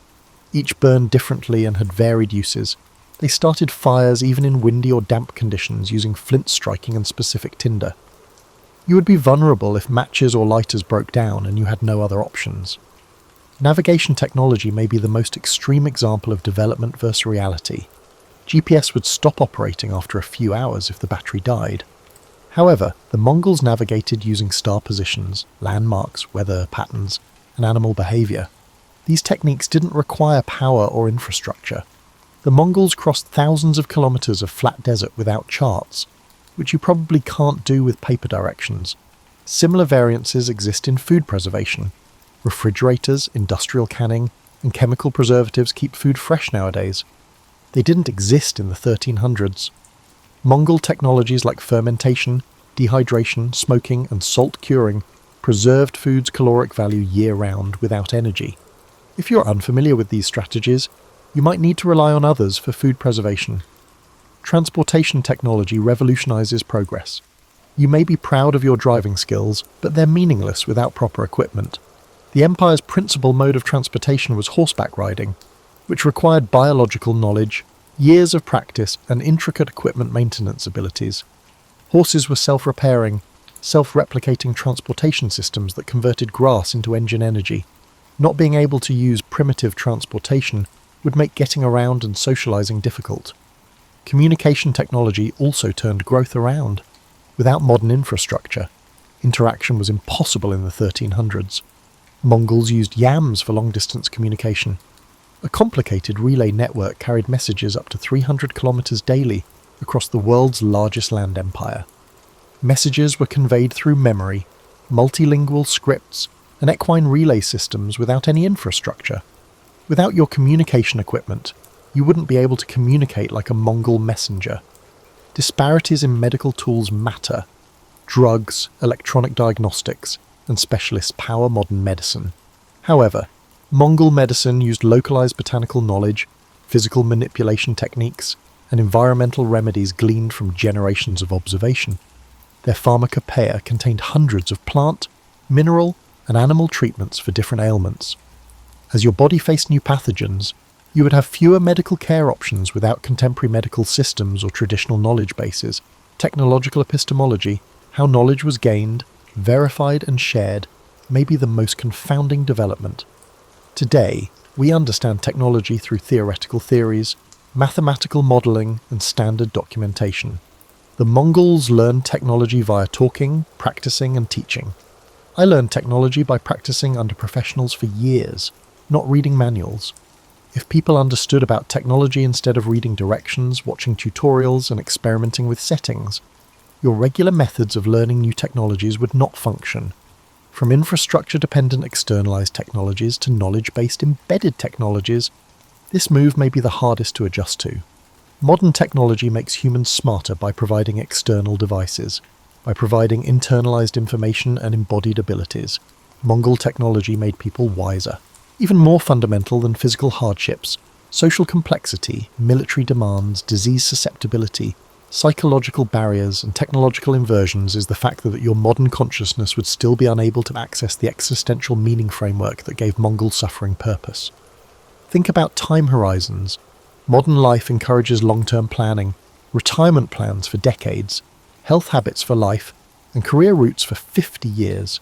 Urgency, seasonal preparation, and generational continuity limited meaningful temporal contemplation in the Mongol existential framework, which operated on compressed time horizons. Compression was an adaptive response to the environment, not a cognitive restriction. Your natural ability to project into distant possibilities would not help you survive in an unpredictable world. Different meanings were given to suffering. Modern paradigms view suffering as a problem to be solved rather than a part of life. Social, technical, and medical systems aim to alleviate discomfort and promote comfort.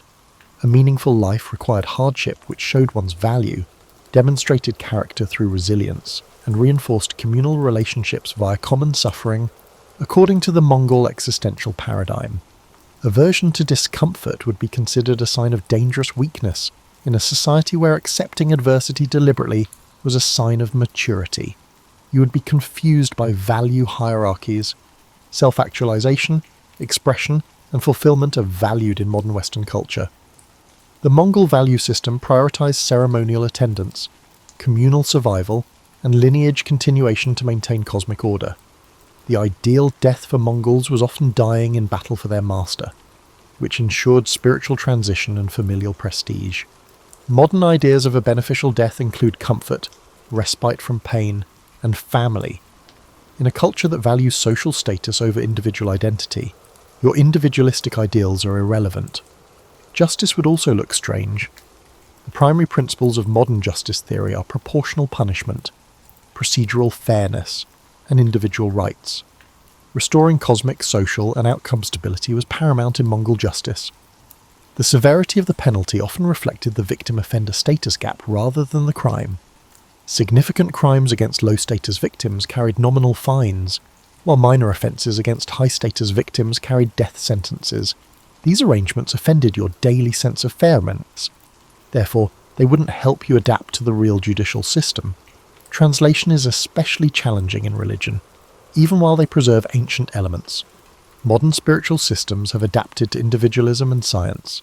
Mongol religion integrated animistic traditions, shamanic intermediation, and ancestor veneration in a cosmic perspective where spiritual and material realms were interconnected. To please invisible entities, rituals had to be performed regularly. Your secularized worldview or modern religious framework might discourage you from engaging in spiritual practices that were once considered necessary social technology for regulating invisible forces. Political engagement definitions would shift similarly. Voting, speaking out, and joining institutions are all elements of modern politics. Mongol politics centered on personal allegiance, as shown by military duty, resource giving, and physical presence. Political legitimacy was based on military victory, resource acquisition, or divine favor, not procedure. If might and right were still linked rather than conceptually distinct, your good governance idea would fail. Your new relationship with nature may be the most complicated. Modern environmental frameworks represent humans as independent of and influencing natural systems, whether exploitative or conservationist. Mongol existential philosophy holds that humans are part of ecological systems impacted by seasonal flows, weather patterns, and animal migration. Human communities were little subsystems of nature that were the primary reality, not a resource or aesthetic backdrop. In a worldview where humans were integrated into natural processes, your role as nature's spectator, consumer or protector would change. Different meanings surrounded death. Most deaths today occur in sterile, medicalized, and artificially delayed conditions. Death was a constant presence in the Mongol Empire, often violently. This proximity fostered practical acceptance of mortality rather than callousness or despair. Happy lives included planning for death, ensuring lineage continuity, adopting memorial rites, and keeping spiritual links beyond physical life. Your possible death phobia, bred in a culture of mortality denial, would not exist in a society where accepting death was normal emotional development. Integration of purpose is the final existential challenge. Today, purpose is often considered a human enterprise of meaning-making through identity construction, work choices, and purchase decisions. The Mongol existential framework gave meaning to societal roles, cosmic order, and ancestry. Pre-existing systems externalized the goal. You would not get much social support for self-determined meaning in a setting where purpose comes from doing prescribed tasks well rather than pushing or exceeding them. Existential estrangement would make you a lifelong outcast, more than physical hardship, illness, or technology. Even if you physically adapt. When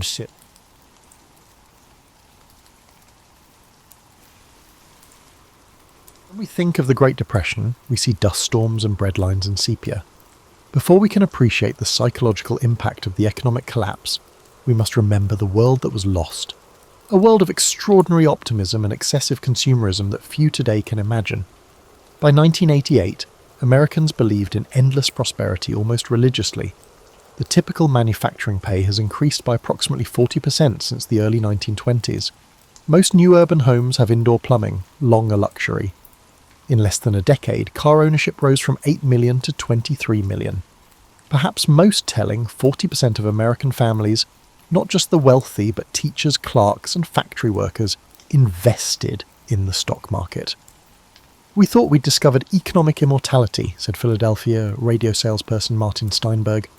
"My customers bought Philcos and RCAs on installment plans with 10% down. I set up their new consoles as they discussed their investments. Milton gave stock advice. Stock tips were given to the shoeshine boy. Those should have been warning signs, but we were drunk with affluence." Often forgotten is how boom times generated a strange isolation. Extended families that lived together for economic reasons split into nuclear units. Many young couples bought homes in new projects far from parents and grandparents. Americans' individualism and materialism damaged community institutions. Sunday became a day for new car drives, reducing church attendance. Local social clubs became commercial entertainment establishments. "When the crash came, we discovered how much we'd sacrificed for material goods," remarked late 1920s Boston girl Eleanor Winthrop. At an insurance company, my father was well positioned. We owned a Packard, Frigidaire, and phone. We scarcely knew our neighbours. Everyone competed for new gadgets and things. We had little. when my father lost his job in 1930. We had limited resources. They didn't know us well enough to help, and we were ashamed to ask for assistance. American society's atomization would be deadly during the economic crisis. Many families suffered alone without community safety nets. American banks were unexpectedly vulnerable to financial instability's first tremors. In the 1920s, bank accounts were uninsured, unlike today's FDIC-insured deposits. Most Americans didn't know their deposits financed speculative investments. People viewed the collapse of rural banks in the late 19th and early 20th centuries as a local issue, affecting backward rural communities. Continental Illinois bank teller Harold Jenkins recalls the denial. Management assured us these rural bank failures in 28 were isolated cases attributable to deteriorating agricultural prices. The crucial connections were missed. Our loan officers approved mortgages with low down payments and margin loans for stock buyers. After the crash, our leaders claimed a correction. This institutional blindness included government. In early 1930, Treasury Secretary Andrew Mellon famously said, "Gentlemen, liquidate labour, stocks, farms and real estate. We will eradicate the rot." A virtually medieval understanding of economics held that economic hardship was necessary to purify and rebuild the economy. This approach would delay significant involvement until millions were bankrupt. The psychological modifications forced on everyday Americans were most acute. The 1920s influenced consumer behaviour significantly. Advertisements pitched products as conveniences and identity markers. A car or cigarette brand defined one's social status. Many suffered financial and existential crises when these material indicators disappeared. "We lost more than our money," said Mildred Hayes, a store clerk. "We forgot who we were. The life and future stories we told ourselves crashed. My husband was promoted to floor manager. We saved for a suburban house down payment. After his job loss, we moved in with his parents and slept on a fold-out couch in their parlour. How do you explain this reversal?" For millions of Americans, this cognitive dissonance between expectations and reality defined the early Depression. The world they were promised had vanished overnight, leaving them in strange territory without maps or goal guides. The financial collapse of 1929 to 1933 wasn't just about stock market losses affecting wealthy investors. What truly devastated ordinary Americans was the destruction of the banking system and, with it, their life savings. Between 1930 and 1933, over 9,000 banks failed, nearly 40% of all banks in the United States. Each closure triggered cascading losses in communities where those banks operated. Unlike today's news cycle, which might report bank failures as abstract statistics, those closures were visceral, community-altering events. "I was walking to school when I saw the crowd outside First National," remembered Eunice Templeton, who was 12 years old in Galesburg, Illinois, when her town's largest bank closed. People were pounding on the doors, some women were crying. Mr. Hobart, who owned the hardware store, sat on the curb with his head in his hands. "My father lost $800, his entire savings. That night, Mother cut up an old dress to make me a new one for school. We have to be creative now," she said, her voice all tight like she was holding something back. What's rarely discussed in Depression histories is how the crisis transformed attitudes toward money itself. Before 1929, cash had been migrating from the mattress to the bank account as Americans embraced financial institutions. After the banking collapse, many developed a profound distrust of banks that would last generations. Communities responded by developing extraordinary alternatives to traditional currency. In Minneapolis, the organized unemployed created scrip certificates tied to hours of work. In California's Imperial Valley, farmers traded promissory notes backed by future crops. In Seattle, professionals formed exchange networks where doctors and lawyers traded services directly with plumbers and electricians. Wayne Thornton, a plumbing contractor in Des Moines, described his experience. "Money just disappeared. I had customers who needed leaks fixed but couldn't pay cash. I started taking chickens, home-canned vegetables, and even furniture in exchange for work. My secretary kept a ledger of who owed what. By 1922, I was only getting about 30% of my payments in actual currency. The rest was barter or promises." This collapse of conventional currency revealed something profound about money itself, that it exists primarily as a social agreement rather than an inherent value. When that agreement faltered, communities improvised alternatives based on trust and shared necessity. For children, the Depression's monetary lessons were particularly complex. Catherine Wagner, who grew up in San Francisco, recalled, "My father had been a successful attorney before the crash. Suddenly, he was accepting payment in firewood or fish. I remember asking for a nickel for candy, and my mother cried, not because we didn't have a nickel, we did, but because she understood that money now had to be hoarded, saved for absolute necessities." The Depression's monetary transformation was also visible in how physical currency was treated. Bills were pressed flat, coins were counted repeatedly, and cash was hidden in increasingly creative locations. Laura Hillman, whose father was a bank manager in Cincinnati, described finding money throughout their home after his death in 1940. There were silver dollars sewn into the hems of curtains, bills tucked between book pages, coins in sealed mason jars buried in the garden. Father knew better than anyone how fragile banks were, and it marked him permanently. Beyond the practical aspects of money's transformation was a deeper philosophical shift. Americans who had embraced consumer culture and defined themselves through purchases now found themselves questioning the basis of value itself. The arbitrary nature of monetary value became unavoidably apparent when homes with $5,000 mortgages sold at auction for $1,000, and when a skilled labourer's daily wage fell from $4 to $1, if work could be found at all. "We realised money was fictional," explained former banker Thomas Whitfield. "Not just paper money, but the whole concept. A house didn't change physically when its price dropped 80%, but suddenly the bank said it was worth a fifth of what they'd claimed last year. A man's labour didn't change when his wage was cut, but now an hour of sweat was worth half what it had been. This change made people question everything. This questioning extended to authority itself. When Presidents Hoover and Roosevelt made pronouncements about the economy, many Americans had become skeptical of official narratives. Having watched sound banks collapse and blue-chip stocks become worthless, they developed a wariness toward institutional pronouncements that would influence American politics for decades. The Depression's monetary chaos also produced unexpected social effects. As cash became scarce, those who still had it gained outsized influence. Small-town bankers who had maintained liquidity, landlords who owned properties outright, and business owners who had avoided debt found themselves with disproportionate community power. This shift created new social hierarchies based less on traditional status markers and more on financial prudence, a virtue that had been largely dismissed during the exuberant 1920s. "The social order flipped," observed Harriet Crawley, a schoolteacher from Virginia. "The flashy spenders of the 20s were now destitute, while cautious savers became community leaders. Everyone thought our principal was a frugal miser, but he was the only one who could provide small loans to prevent faculty members from losing their homes. His influence grew tremendously. The psychological impact of the Depression created wounds that statistics can't capture, invisible scars that shaped behaviours, relationships and worldviews for generations. While historians often focus on economic metrics, the true legacy lived in changed minds and hearts.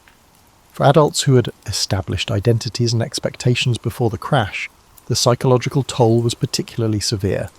Dr. Edwin Matthews, who practiced medicine in Cleveland throughout the 1930s, observed, "I treated physical ailments, malnutrition, tuberculosis exacerbated by poor housing, industrial injuries, but the most common problems were psychological. Insomnia plagued former businessmen. Digestive disorders affected women trying to feed families on inadequate budgets. I observed tremors in hands that had previously been steady. These stress-related ailments rarely appear in depression statistics, yet they affected millions. More startling were the invisible behavioural changes. People who had been outgoing became withdrawn. Decision-making became paralysed by fear. Marriages strained under financial pressure developed communication patterns centred on avoidance rather than confrontation. My mother changed completely," said Richard Neville, who was 10 years old when his father lost his accounting position in 1931. Before, she'd been the neighbourhood social organiser, card parties, community theatre, church events. After we lost our home and moved to a rental across town, she stopped seeing friends entirely. She'd say she was too busy, but I'd find her sitting motionless by the window for hours. The woman, once the heart of our community, became nearly mute. This social withdrawal emerged as a common coping mechanism. Shame about downward mobility led many to isolate themselves rather than maintain relationships that reminded them of their losses.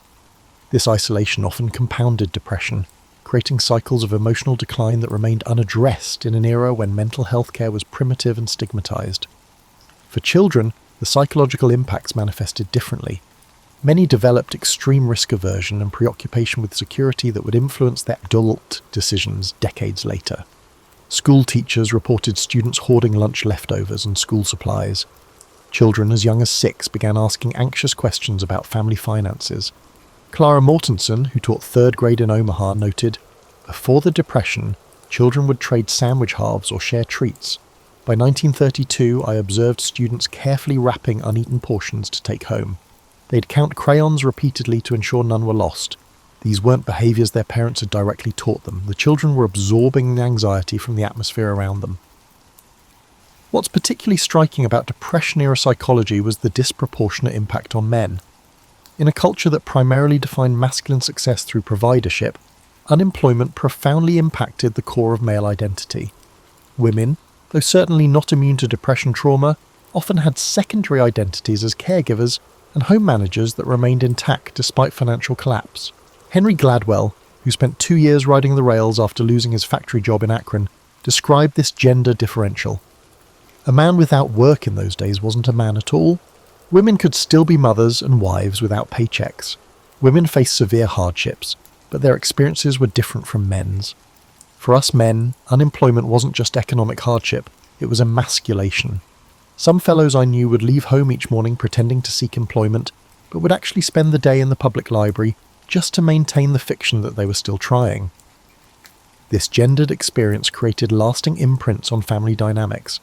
Children who watched fathers struggle with identity loss often developed complex relationships with authority and achievement.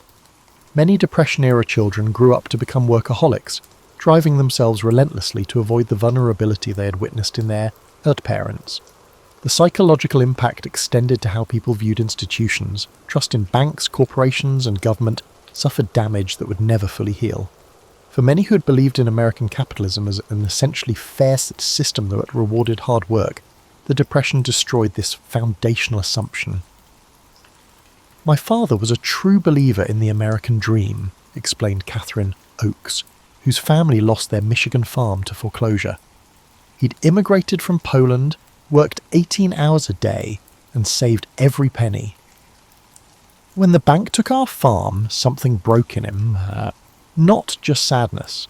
His entire worldview collapsed. He'd believed there was a moral order where virtue was rewarded. After that, he viewed all institutions with suspicion.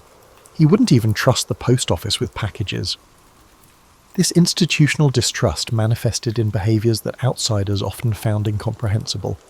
People who had survived bank failures might divide their modest savings between multiple hiding places. Important documents were kept at home rather than in safe deposit boxes. Government assistance programs were viewed with suspicion, even by those who desperately needed help. Perhaps most profoundly, the Depression altered America's relationship with possibility itself. The assumption that tomorrow would likely be better than today, a quintessentially American outlook, was replaced for many by a persistent expectation of calamity.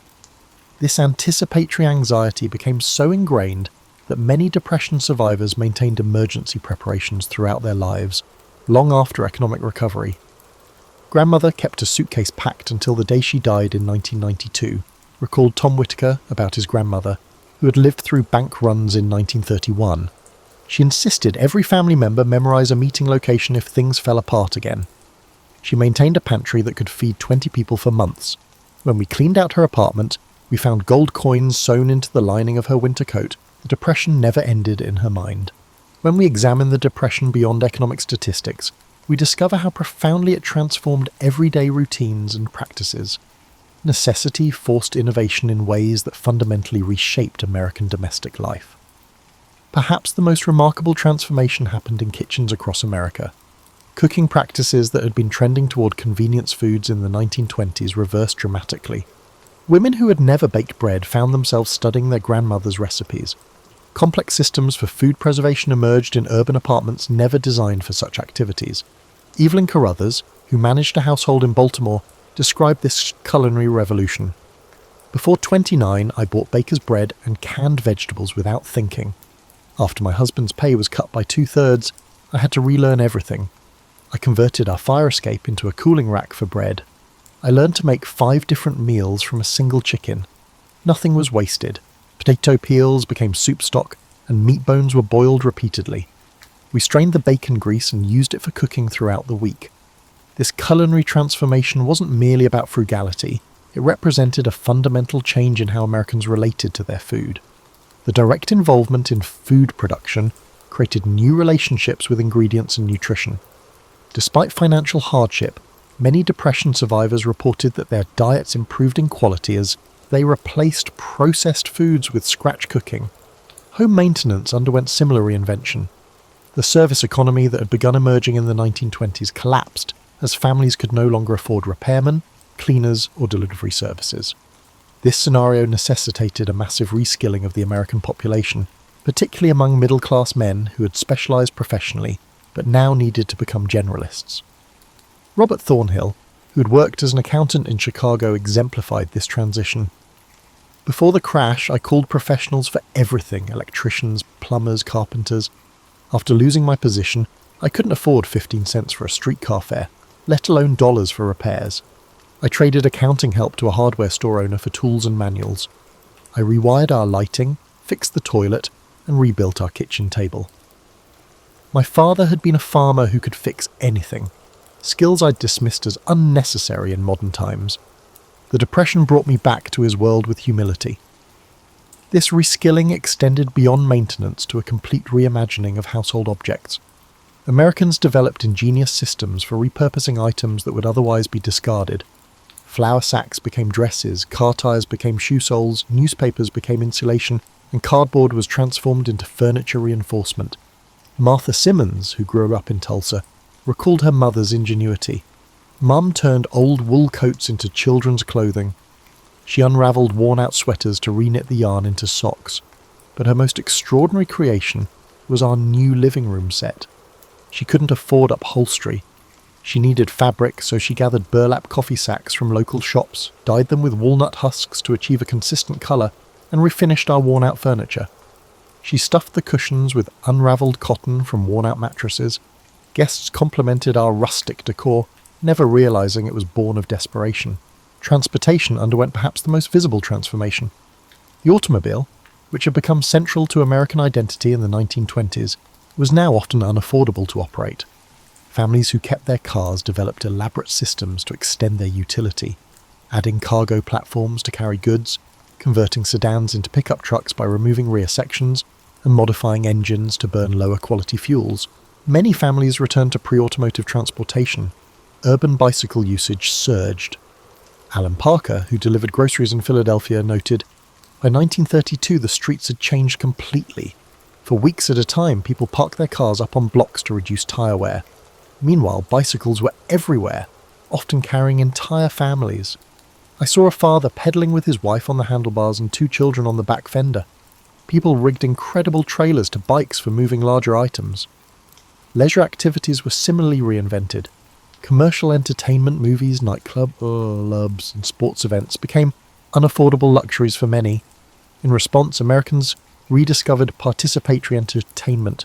Community singing, amateur theatricals, and storytelling circles experienced unexpected revivals. Board games enjoyed unprecedented popularity, with families often making their own versions of commercial games.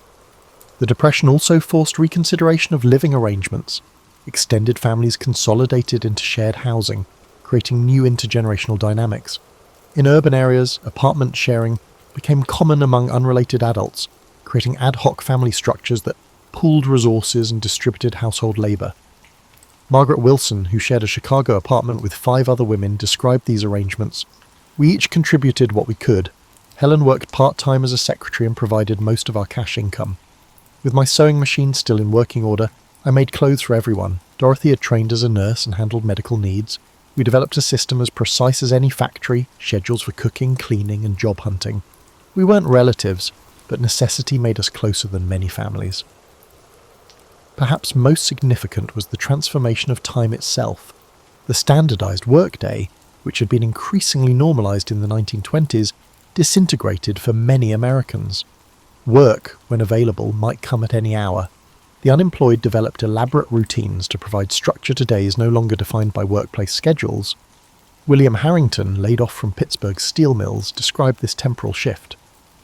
After 3 months without work, I realized time was becoming my enemy. Empty hours bred despair, so I created a schedule as rigid as the mills. Up at 5:30, breakfast, job hunting until noon. Afternoons for repair work or gardening. I dedicate my evenings to reading in order to enhance my skills. On Sundays, I dedicate myself to church and spending time with my family. It wasn't about efficiency, it was about maintaining sanity when the clock no longer ruled my life. This reinvention of daily routines wasn't merely adaptation, it represented a profound cultural shift in how Americans related to material goods, services, and time itself. The Depression forced a nationwide reassessment of needs versus wants, durability versus disposability, and self-reliance versus specialization. These values would influence consumption patterns and domestic practices for decades after economic recovery. The Depression is famous for individual hardships, but its most impressive story may be how communities devised survival strategies that changed American social organization. Together, these responses provided resilience where individual efforts failed. Highly sophisticated neighborhood support systems arose. Informal communication networks convey information about jobs, assistance programs, and local credit providers in metropolitan areas. These networks spanned ethnic and religious divides by using tenement hallways, laundry lines, and front stoops to spread information. Before the crash, the Jewish families in our building barely spoke to the Italian families 2 floors down, said Williamsburg resident Sarah Goldstein. Mrs. Esposito and my mother ran a soup pot for both families in 1931. After learning about the warehouse job, Mr. Esposito informed my father. Old boundaries fell because survival demanded cooperation. Mrs. Esposito lit candles with us on Friday nights because we were family, not because she was Jewish. Community cohesion led to practical assistance systems. Organic childcare cooperatives let parents switch job hunting days. Tool libraries let neighbours share expensive gear. Urban vacant sites become fertile land with communal gardens. The Depression also saw formal mutual help organisations grow. Many histories focus on government relief programs, although community-based structures delivered faster and more culturally relevant aid.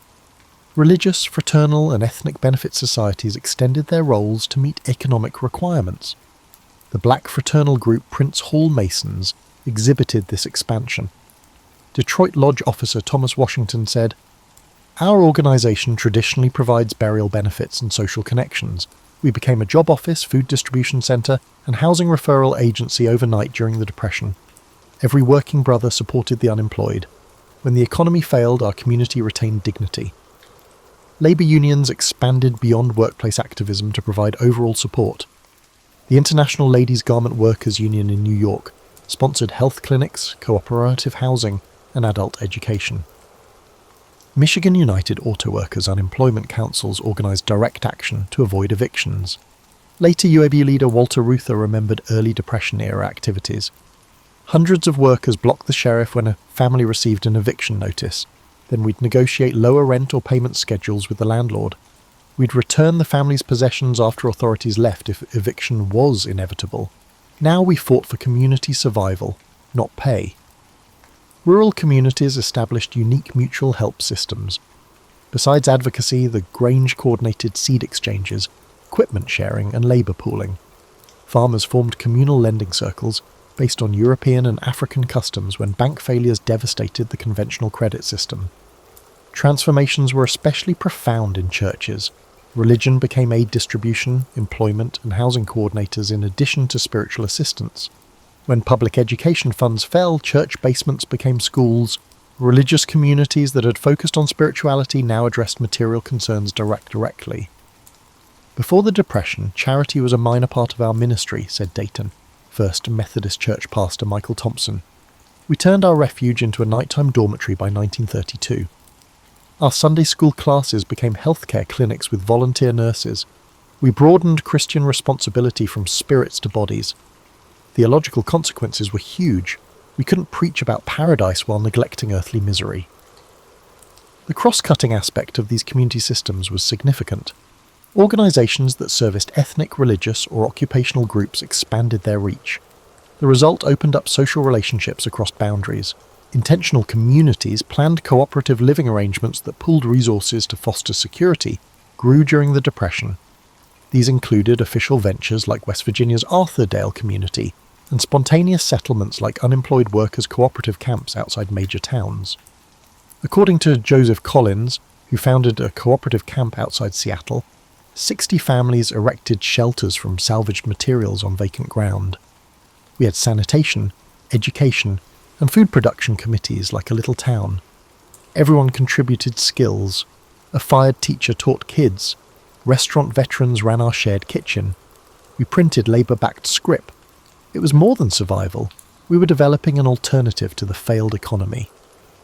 These villages were social and economic innovation labs. Many tried cooperative ownership, labour exchange, and non-monetary economies to replace capitalism. Most of these attempts were absorbed into mainstream economic institutions, but they shaped American community organisation. Community structures generated psychological resilience that individuals couldn't, most notably. Mutual aid participants had lower depression and suicide rates than those who struggled alone. Community responses brought meaning to suffering that may have seemed useless. Chicago settlement houseworker Margaret Wilson said, "Community connections kept spirits alive. A huge psychological difference existed between unemployed men who joined our workers' council and those who stayed alienated. Meaning and perseverance came from shared hardship. The council members endured hunger and pain with friends, not shamefully alone. These collective survival structures challenged American individualism greatly. They showed that interdependence, not self-reliance, determined economic disaster survivability." Long after the Depression, this lesson shaped social policy and community organising. The Great Depression affected almost all Americans, although some events are forgotten. Black Americans suffered greatly during the Depression, but conventional narratives rarely mention it. Already discriminated against in work, housing and education, black communities saw the Depression as a worsening of their poverty. Atlanta domestic worker Lillian Thompson characterised this continuity. Whites discussed the Depression like it ended the world. Historically, coloured people were economically insecure. Last hired, first dismissed was our norm. We lost even our minimal security. My spouse and I saved $400 for a house. When Citizens Trust Bank failed, that money vanished. No government officials worried about black banks like they did white ones. Black agricultural workers suffered most in rural areas. In addition to chronic debt from sharecropping, they faced falling cotton prices and agricultural mechanisation. Mechanical cotton pickers eliminated thousands of jobs in the 1930s when alternatives were scarce. This agricultural displacement spurred the great migration of black Americans to northern cities, where housing discrimination forced them into overcrowded, poor dwellings. Many New Deal initiatives helped Americans find housing, but redlining excluded black neighbourhoods. Indigenous populations experienced the Depression through a complicated mix of economic breakdown and colonial policy. The failure of the cash economy had less of an impact on traditional subsistence tribes than on non-natives. Those forced into wage labour by previous government legislation were especially vulnerable. Joseph Blackhawk, an Omaha tribal member who worked in Nebraska meatpacking facilities, said, "Government schools and reservation regulations destroyed our grandparents' land-based abilities. Many of us relied on wage work that disappeared during the Depression. The transformation of our hunting grounds into farms and our plant-gathering sites into paved areas prevented us from reverting to our ancient customs. The simultaneous failure of both systems put us between worlds." The 1934 Indian Reorganization Act, despite its promotion as a progressive reform, resulted in increased economic dependency during the Depression. Constitutions that prioritize resource exploitation have reformed tribes, promoting outside interests over indigenous communities. Mexican Americans in the Southwest had particular Depression problems.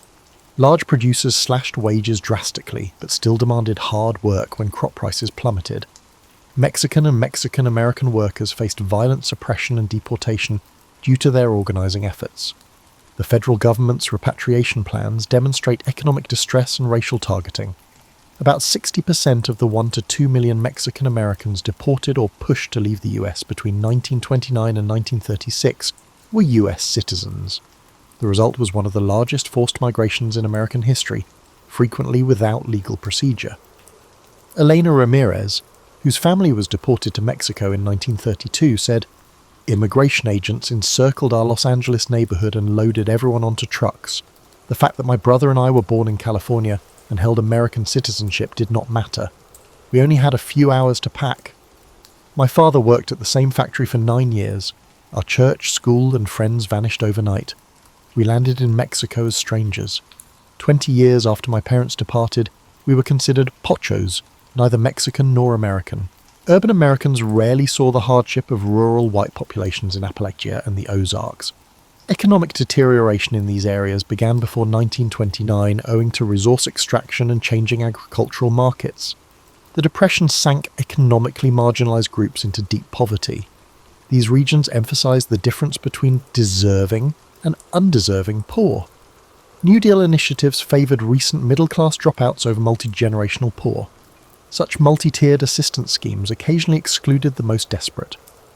Disability during Depression is another underestimated pain factor. Family support systems and philanthropic institutions crumbled, putting Americans with disabilities in unparalleled hardship. When demand for disabled American services expanded, financial cuts deteriorated their facilities. A Massachusetts State Psychiatric Hospital's Dr. Margaret Chen observed this decline. We were understaffed and underfunded before the crash. After state budgets fell, circumstances were terrible. Our patient base increased while staff shrank by a third. Food quality plummeted, treatment became confinement. We ran out of resources during acute illness. So many individuals who could have recovered were institutionalized for life. Depression devastated carefully developed support systems for physically challenged Americans living freely.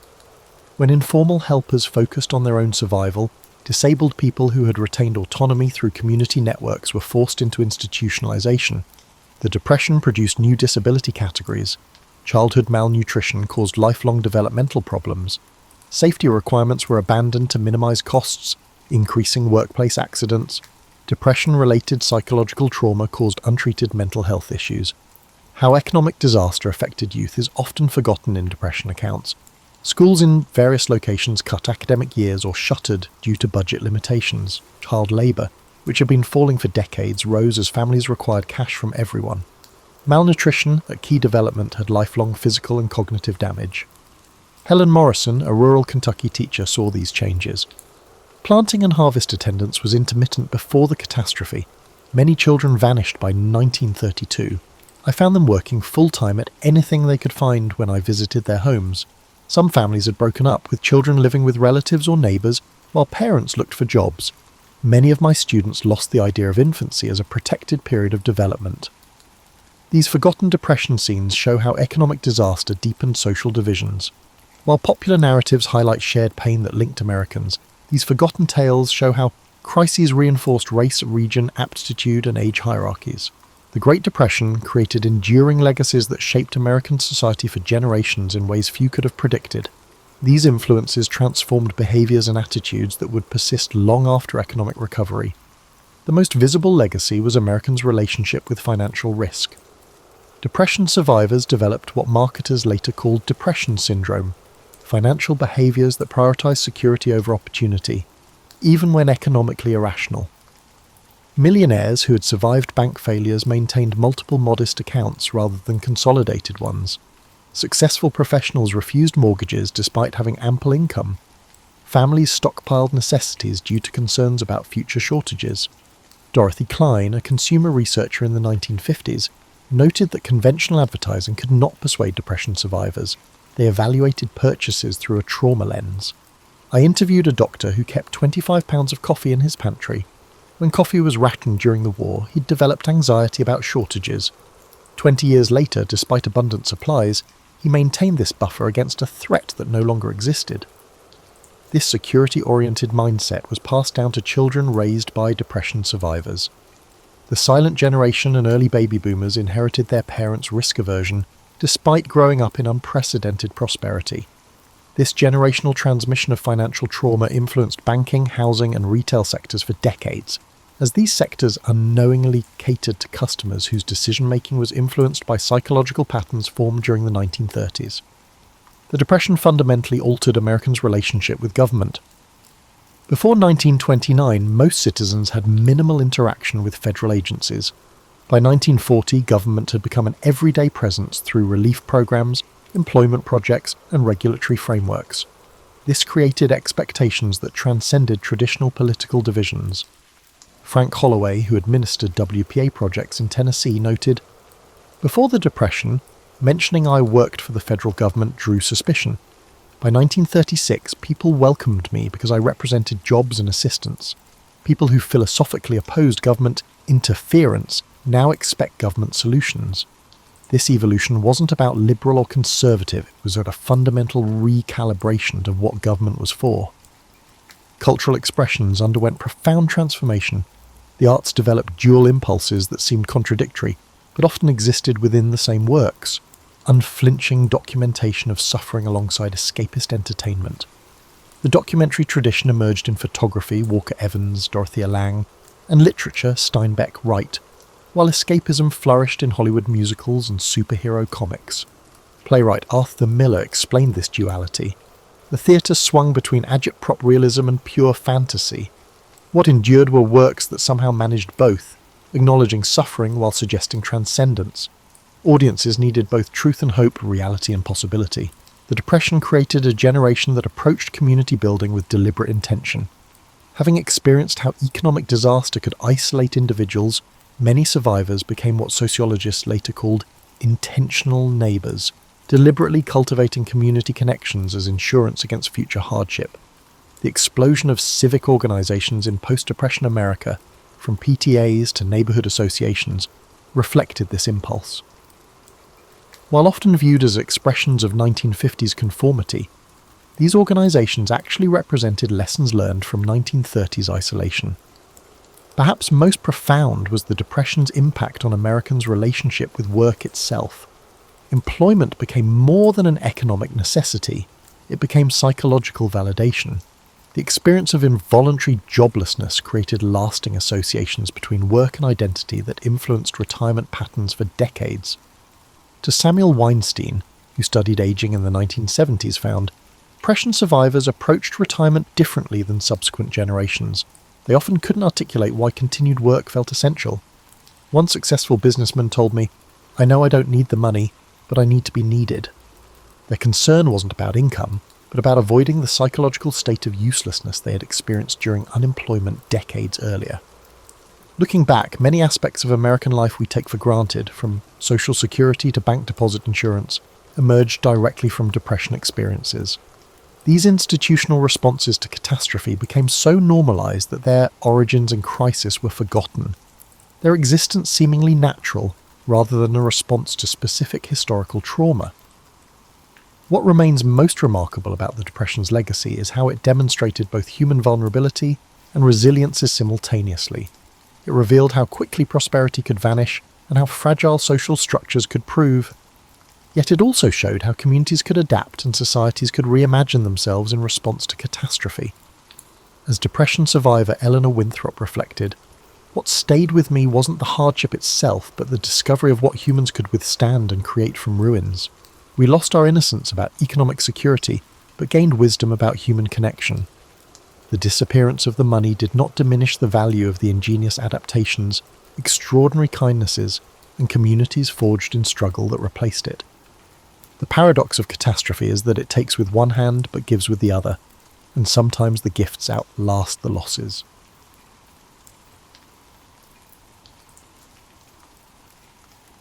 Picture yourself standing outside a towering Manhattan mansion in 1885, clutching a worn carpet bag and wearing your only decent dress. The marble steps stretch up like a mountain, but you're not headed that way. Your entrance is around back through a narrow door marked only by the constant stream of delivery boys and other working folks. Welcome to your new life as a housemaid in America's Gilded Age, where the rich got richer and you got to scrub their chamber pots. The servants' entrance opens into a different universe entirely. While the family upstairs lives surrounded by velvet drapes and crystal chandeliers, you're entering a maze of narrow hallways, steep staircases, and rooms that never see proper sunlight.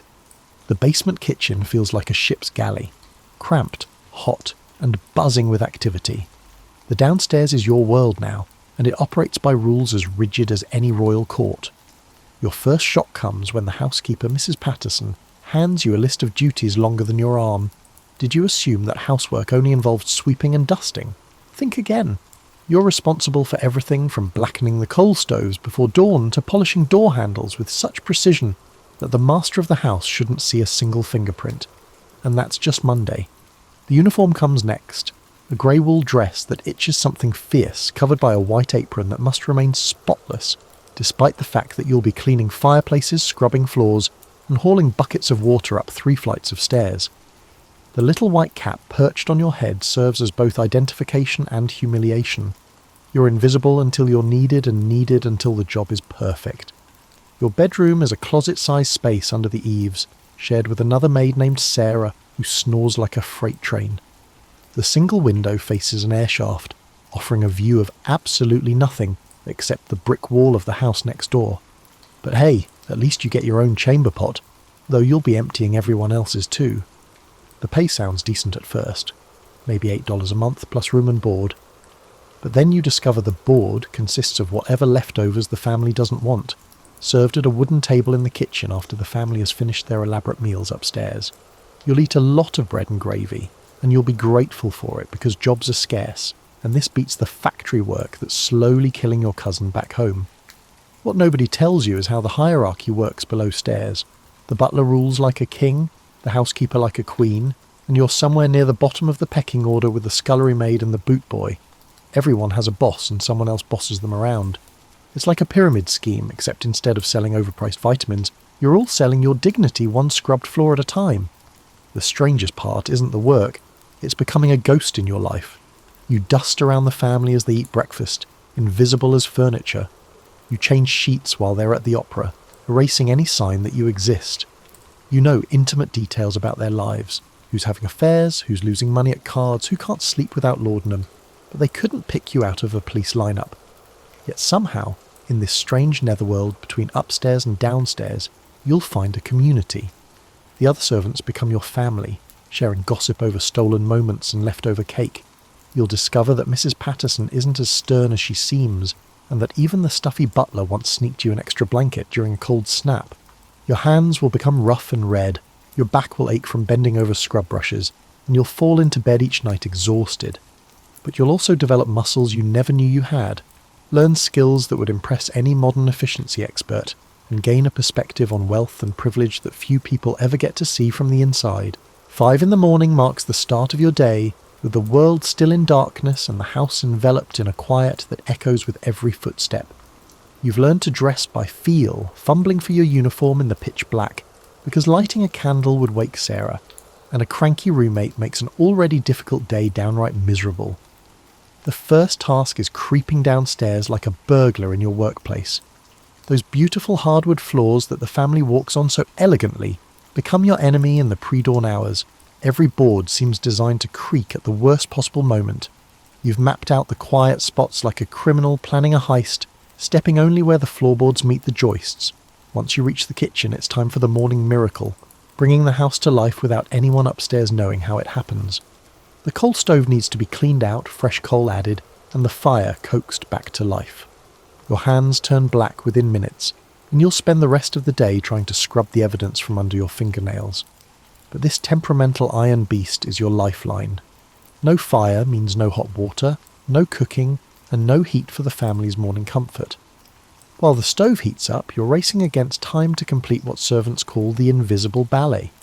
Every surface that the family might touch needs to be perfect before they wake up. Doorknobs become polished until they gleam, carpets become beaten free of yesterday's dust, and windows are cleaned with a mixture of vinegar and newspaper that leaves your hands smelling like a pickle factory. The state of the bathroom warrants a separate narrative. Indoor plumbing is still a luxury even in wealthy homes, so you're dealing with chamber pots, wash basins, and the occasional newfangled water closet that breaks down more often than it works.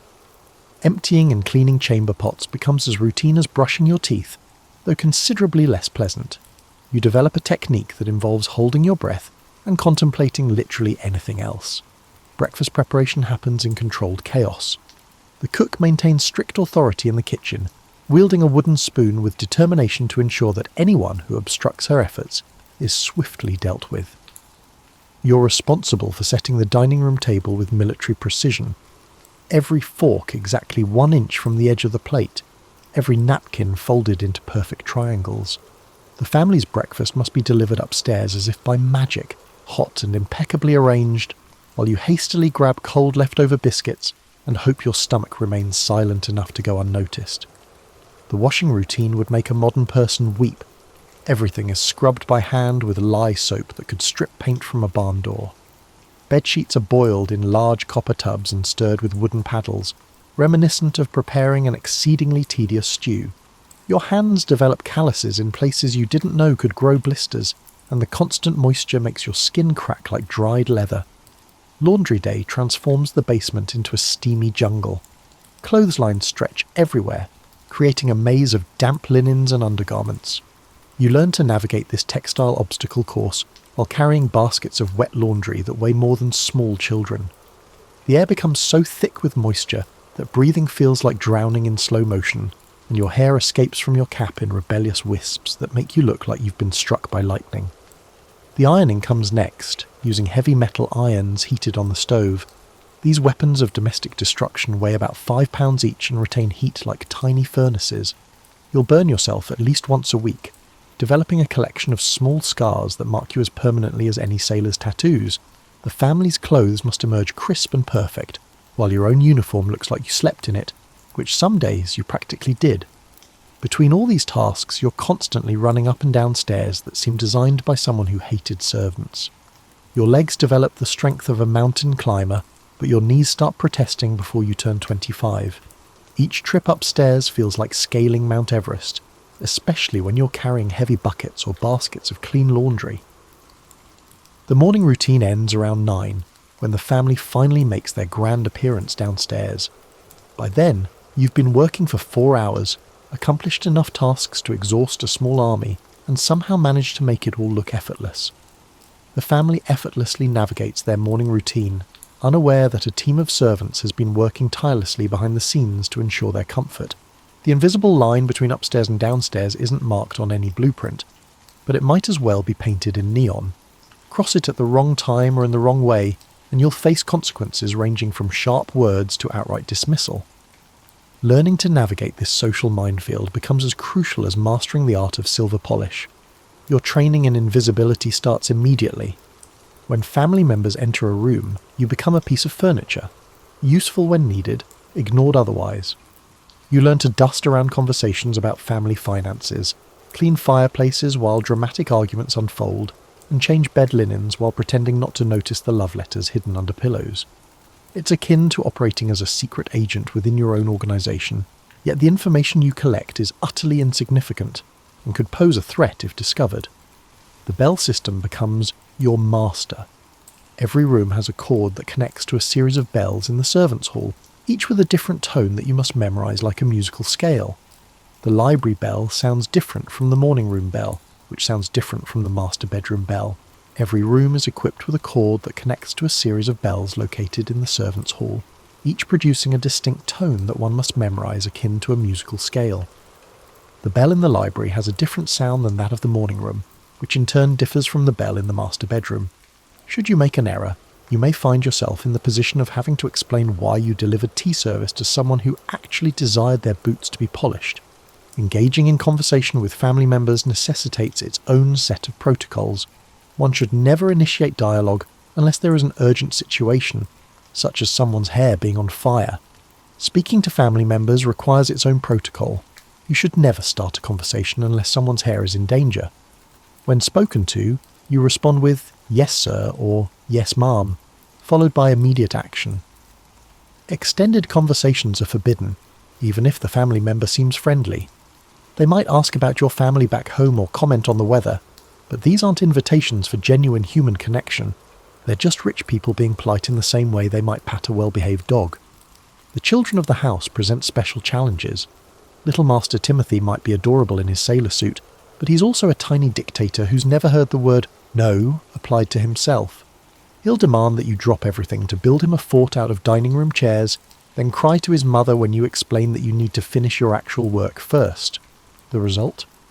You'll build the fort and work twice as fast to catch up, because rich children's tears carry more weight than servants' explanations. Privacy becomes a foreign concept. Your employers expect you to see and hear everything while somehow remaining mentally absent. You'll witness family fights that would scandalise the neighbours, observe personal habits that range from quirky to disgusting, and overhear financial discussions that could tank stock prices. But you're not supposed to remember, discuss, or use any of it. The family's guests provide their own entertainment. Wealthy guests treat their servants like interactive wallpaper, discussing intimate details of their lives as if they've left you deaf and mute. You'll learn about affairs, business deals, and family scandals that would fill a dozen gossip columns, all while polishing silver or arranging flowers with the focused concentration of a monk. Meal service becomes a choreographed dance where one wrong step can ruin the entire performance. You must appear at exactly the right moment with the right item, serve from the correct side, and vanish before anyone notices you are there. Drop a fork and the entire table falls silent. Spill wine on a guest and you'll be lucky to find work cleaning stables. The family's schedule dictates your entire existence. When they decide to host a dinner party for 20 people, your schedule explodes into 16-hour days of preparation. They either pack you along like luggage or leave you behind to maintain an empty house when they travel to their summer house. Your needs for rest, social contact or personal time simply don't factor into their calculations. Yet within this rigid system, small rebellions bloom. Servants develop their own communication networks, passing information through a complex system of glances, gestures, and carefully coded conversations. You learn to read the subtle signs that indicate when cook is in a poor mood, when the butler has been sampling the wine, or when Mrs. Patterson is actually pleased with your work despite her stern expression. The hypocrisy becomes almost comical once you adjust to it. The same family that lectures their children about honesty will lie smoothly to social callers about their whereabouts. They'll preach Christian charity at Sunday dinner, then dock your wages for breaking a plate. They'll discuss the moral degradation of the working classes while running their household through a system that would make a medieval lord blush. Your fellow servants become your real family, united by shared exhaustion and mutual understanding of the absurdities you witness daily.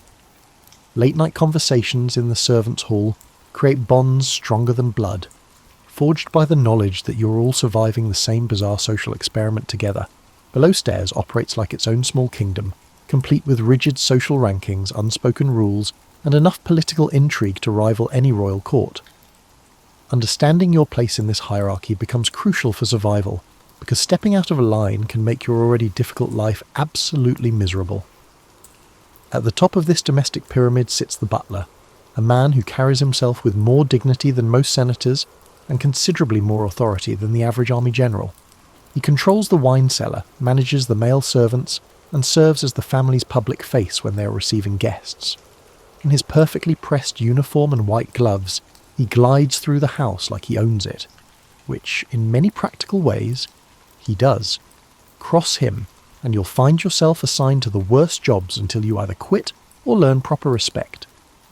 The housekeeper holds a dominant position among the female servants, dictating everything from uniform standards to room assignments. Mrs. Patterson may appear as a gentle grandmother to some, yet she manages her domain with the efficiency of a military commander and the meticulousness of a Swiss watchmaker. She keeps track of every towel, every bar of soap, and every minute of your day. Her approval means protection and slightly better assignments. Her disapproval means scrubbing floors until your knees bleed. Cook occupies her own special category, technically below the housekeeper in rank, but wielding enormous practical power because she controls the food. A skilled cook has the power to shape the social status of a wealthy family, inspiring both respect and fear in everyone, including the family members themselves.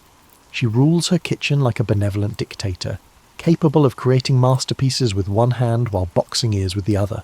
If you manage to gain her favour, you'll never face hunger. If you provoke her anger, you'll have to rely on bread crusts and regret. Ladies' maids and valets occupy the aristocracy of servant land. These personal attendants dress their employers, style their hair, and know intimate details about their daily lives. They earn higher wages, wear better uniforms, and often receive cast-off clothing worth more than your annual salary. They also tend to adopt an air of superiority, behaving as though they are somehow elevated above others simply because they assist affluent individuals in dressing rather than performing more menial tasks. Footmen represent the peacocks of the servant world, chosen more for their appearance than their skills, They need to be tall, handsome, and capable of standing motionless for hours while looking decorative.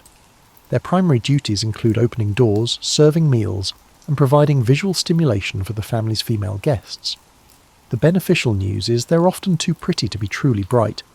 The adverse news is they know they're pretty and act accordingly. You occupy the vast middle ground of general housemaids, along with your fellow soldiers in the war against dust, dirt, and disorder. You're above the scullery maid, who spends her entire existence washing dishes and scrubbing pots, and the boot boy, whose life revolves around making leather shine, but below practically everyone else. It's like being middle management in a company that specialises in thankless labour. Kitchen politics make international diplomacy look simple. Cook and the housekeeper maintain an uneasy alliance based on mutual respect and territorial boundaries that shift like desert sands.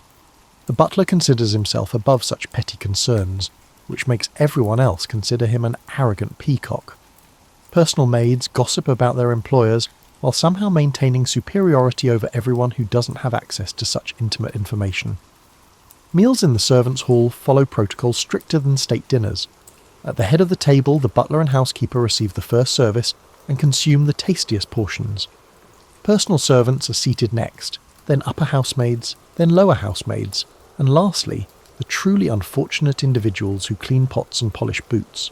Conversation follows equally rigid rules: no discussion of family business, no complaints about working conditions, and absolutely no questioning of decisions made by your superiors. Romance below stairs provides endless entertainment and occasional heartbreak. Relationships between servants face constant scrutiny from both the staff hierarchy and the family upstairs. A housemaid dating a footman might find herself reassigned to less desirable duties if the housekeeper disapproves. Marriage usually means one partner must locate employment elsewhere, since most families won't employ married couples who might prioritise each other over their duties. The contrast between your circumstances and those of the family creates its own psychological challenges. You handle their money while earning a fraction of what they spend on a single dinner party. You maintain their beautiful clothes while wearing the same grey dress day after day. You prepare their luxurious meals while eating leftovers that wouldn't satisfy a prison inmate. The irony thickens to such an extent that it could be sliced with the silver knives you meticulously polish every day. Yet within this strange system, genuine friendships develop. Sarah, your snoring roommate, becomes your closest confidant. The scullery maid, despite her lowly status, possesses a wicked sense of humour that makes even the worst days bearable. Even Mrs. Patterson, for all her stern efficiency, occasionally shows flashes of motherly concern that remind you she was once young and overwhelmed too. Information becomes currency in this closed world. Knowing which family members are travelling, which guests are expected, or which social events require extra preparation provides you leverage and protection. The servant who overhears plans for a dinner party can prepare accordingly. The one caught off guard ends up working until midnight with no warning. Nothing tests a servant's endurance quite like the social season, when wealthy families transform from merely demanding employers into social climbing tornadoes that sweep through your life, leaving chaos, exhaustion, and occasionally broken china in their wake. From November through February, your employers shed any pretense of normal living and dive headfirst into a whirlwind of dinner parties, balls, and social events that would exhaust a professional athlete. Preparing for a dinner party feels like planning a military invasion. 2 days before the event, the house erupts into controlled pandemonium. Every piece of silver must be polished until it blinds anyone foolish enough to look directly at it. Crystal glasses get washed in special solutions that cost more per bottle than you earn in a week. Mrs. Patterson meticulously scrubs, polishes, and inspects every surface in the dining room, a process typically reserved for operating theatres. The floral arrangements alone could drive you to drink if you had access to anything stronger than Cook's cooking sherry. Flowers arrive from the florist in carefully packed boxes, each bloom worth more than your monthly wages. You'll spend hours arranging roses, lilies, and exotic blooms whose names you can't pronounce, creating centerpieces that will be admired for precisely 3 hours before being relegated to the servants' hall, where they'll brighten your dreary meals for the rest of the week. Planning the menu turns into a challenging exercise in culinary mathematics, comparable to that of a university professor. The family wants to impress their guests without appearing to try too hard, serve sophisticated food without being pretentious, and accommodate dietary restrictions that change daily based on the latest medical fads. Cook transforms into a temperamental artist, creating elaborate dishes while simultaneously managing a kitchen staff that multiplies mysteriously during party preparations. Your uniform gets upgraded for special events, a slightly better dress, a crisper apron, and shoes that haven't been rosoled 3 times. You're expected to serve guests with the grace of a ballet dancer and the efficiency of a factory worker while remaining as invisible as furniture. Spill wine on a guest's gown, and you'll find yourself explaining to potential future employers why your last position ended so abruptly. The guest bedrooms become monuments to excessive hospitality. Fresh linens appear on beds that may not even be used, but the possibility that the Vanderbilt's cousin might need a place to rest between courses requires preparation worthy of visiting royalty. You'll arrange flowers, stock wash basins with the finest soaps, and ensure that chamber pots are spotless and discreetly positioned, because nothing ruins a social evening like inadequate bathroom facilities. Christmas season multiplies the insanity by roughly 10,000%. The family's gift-giving requires military-level logistics coordination. You'll spend December wrapping presents with paper that costs more than most people's winter coats, arranging elaborate displays that transform the house into something resembling a particularly expensive museum, and somehow maintaining normal daily operations while accommodating the constant stream of deliveries, social calls, and holiday preparations. Holiday entertaining reaches levels of absurdity that would impress Roman emperors. New Year's Eve parties stretch until dawn, requiring you to work shifts that would violate modern labour laws by several decades. You'll serve champagne that costs more per bottle than you earn in 3 months, clean up after revellers whose idea of fun involves considerable property damage, and somehow maintain a pleasant demeanour while running on 3 hours of sleep and pure caffeine. The laundry situation during the social season deserves its own chapter in the annals of human suffering. Evening gowns require special handling, with beading, lace, and fabric so delicate that breathing on them wrong could cause irreparable damage. Men's formal wear involves starching shirt fronts to cardboard stiffness, pressing tailcoats that must hang perfectly, and managing white tie ensembles that require the precision of a Swiss clockmaker. Guest management becomes a diplomatic challenge that would stump professional ambassadors. Wealthy visitors arrive with their servants, creating temporary hierarchies and territorial disputes that make international border negotiations look simple. Sharing already cramped quarters with ladies' maids who consider themselves your social superiors, competing for kitchen space with visiting cooks who have strong opinions about proper techniques, and navigating personality conflicts that could destabilise small governments are all common experiences. The aftermath of large parties resembles battlefield cleanup. Wine stains on Persian carpets require immediate attention, with special cleaning solutions and techniques passed down through generations of servants. Broken crystal is collected with the reverence usually reserved for gathering fragments of religious relics. Leftover food will be redistributed through a complex system that ensures nothing edible goes to waste, though the definition of edible is stretched considerably after midnight. Your social life disappears entirely during party season. Any hope of personal time evaporates under the constant demands of preparation, service, and clean-up. Letters from home pile up unread, friendships with other servants get reduced to exhausted nods in hallways, and your health becomes secondary to maintaining the family's social standing, yet somehow you develop skills that would impress modern event planners. You learn to coordinate complex logistics, manage multiple tasks simultaneously, and solve problems with creativity born from desperation. You can estimate quantities for 50 people, arrange flowers that would make professional florists weep with envy, and serve formal meals with precision that would satisfy military inspection. The strangest part is how normal it all becomes. After your first social season, you develop the stamina of a marathon runner and the organisational skills of a general staff officer. What once seemed impossible becomes merely exhausting, and what once seemed exhausting becomes just another Tuesday in the life of a Gilded Age housemaid. Finding space for your humanity within the rigid structure of domestic service requires the ingenuity of a master criminal and the stealth of a professional spy. Your personal life exists in fragments, stolen moments between duties, whispered conversations in hallways, and relationships that bloom in the shadows of other people's grand lives. Your correspondence becomes a lifeline to the world beyond the servant's door. Letters from home arrive sporadically, their contents both comforting and heartbreaking. Your mother writes about crops and weather and neighbours who've married or died, painting pictures of a life that feels simultaneously familiar and impossibly distant.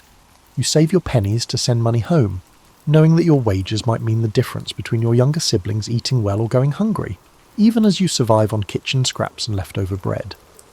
Romance in service requires navigating obstacles that would challenge a diplomat.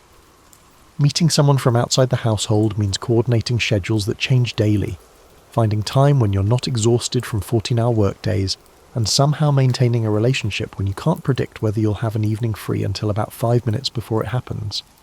Dating fellow servants creates its own complications, workplace relationships under the constant scrutiny of superiors who view any personal attachment as a potential distraction from duty. Your half-day off becomes more precious than gold and twice as rare. Every other Sunday afternoon, from 2 until 10 in the evening, you're theoretically free to live your life. In reality, you're often too exhausted to do anything more ambitious than sleeping in a real bed or taking a bath without worrying about someone needing immediate service. When you do venture outside, the world feels foreign after spending weeks in the artificial environment of wealth and privilege. Friendships among servants develop their own peculiar intensity. Shared hardship forges bonds that might not otherwise exist. The scullery maid transforms into your confidant, the boot boy provides you with comedic relief, and Sarah becomes your sister beyond blood. These relationships sustain you through the worst moments and make the best moments worth celebrating, even if celebration means sharing a stolen apple tart in the servants' hall after midnight. Reading becomes a form of rebellion and escape. You squirrel away penny novels and yesterday's newspapers, reading by candlelight until your eyes strain and your candle budget disappears. Books transport you to worlds where women have choices, where love overcomes social barriers, and where hard-working people sometimes find happiness. The family's discarded magazines provide glimpses into fashions and lifestyles that seem as exotic as tales from distant countries. Your health suffers in ways both obvious and subtle. The constant physical labour strengthens your muscles but wears down your joints. Poor nutrition leaves you vulnerable to every passing illness. The lack of sunlight and fresh air creates a pallor that marks you as any uniform. Back pain becomes your constant companion, along with hands that crack and bleed from exposure to harsh cleaning chemicals and cold water. Personal hygiene presents its challenges in an era when hot water is a luxury, and privacy is non-existent. Your weekly bath becomes a cherished ritual, even if it takes place in a tin tub in the kitchen after everyone else has finished their evening duties. Washing your hair requires planning and coordination worthy of a military operation since you need access to hot water, sufficient time for drying, and privacy that's rarer than diamonds. Your few personal possessions take on enormous significance. A locket from your mother, a pressed flower from your last walk in the countryside, or a photograph of family members becomes a treasure guarded more carefully than the family silver. These small tokens represent your identity beyond the grey uniform and white cap, reminders that you exist as more than just a pair of hands that scrub and clean. Dreams and aspirations are modified rather than abandoned. Instead of opening your shop, you dream of becoming a housekeeper with authority over your staff. Instead of marrying a prosperous farmer, you hope to locate a butler or valet, whose combined income might allow for a small apartment, and maybe even children someday. Your goals shrink to fit reality, but they don't disappear entirely. The seasonal rhythms of the household create their own calendar of anticipation and dread. Summer might bring opportunities to accompany the family to their country house, offering glimpses of different scenery and slightly modified routines. Winter social season means exhausting work, but also excitement, and the possibility of glimpsing famous guests. Spring cleaning represents weeks of back-breaking labour, but also the satisfaction of transformation and renewal. Small pleasures take on enormous importance. A compliment from Mrs. Patterson carries more weight than praise from royalty. An evening when cook shares leftover dessert feels like Christmas morning. A Sunday when you're healthy enough to walk to the park and sit under actual trees becomes a memory to sustain you through difficult weeks ahead. Your relationship with money becomes complex and contradictory. You handle more wealth daily than most people see in their entire lives, yet your own financial situation remains precarious. Every penny saved represents enormous sacrifice, less food, fewer letters home, and no small luxuries that might make your hard life slightly more bearable. Your bank account grows slowly while your hands grow rough and your back grows crooked. The strange intimacy of service creates its own emotional complications. You know details about your employers' lives that their relatives don't share, yet they remain strangers who could dismiss you without reference and barely remember your name. This one-sided intimacy breeds both affection and resentment, creating relationships that are simultaneously personal and completely impersonal. As the 1890s draw to a close, you've survived nearly a decade of service in the grand houses of America's wealthy elite, and the world around you is changing in ways both subtle and dramatic. From your perspective in the servants' quarters, these changes feel both impossibly distant and intimately personal. Technology creeps into the household like a slow-moving revolution.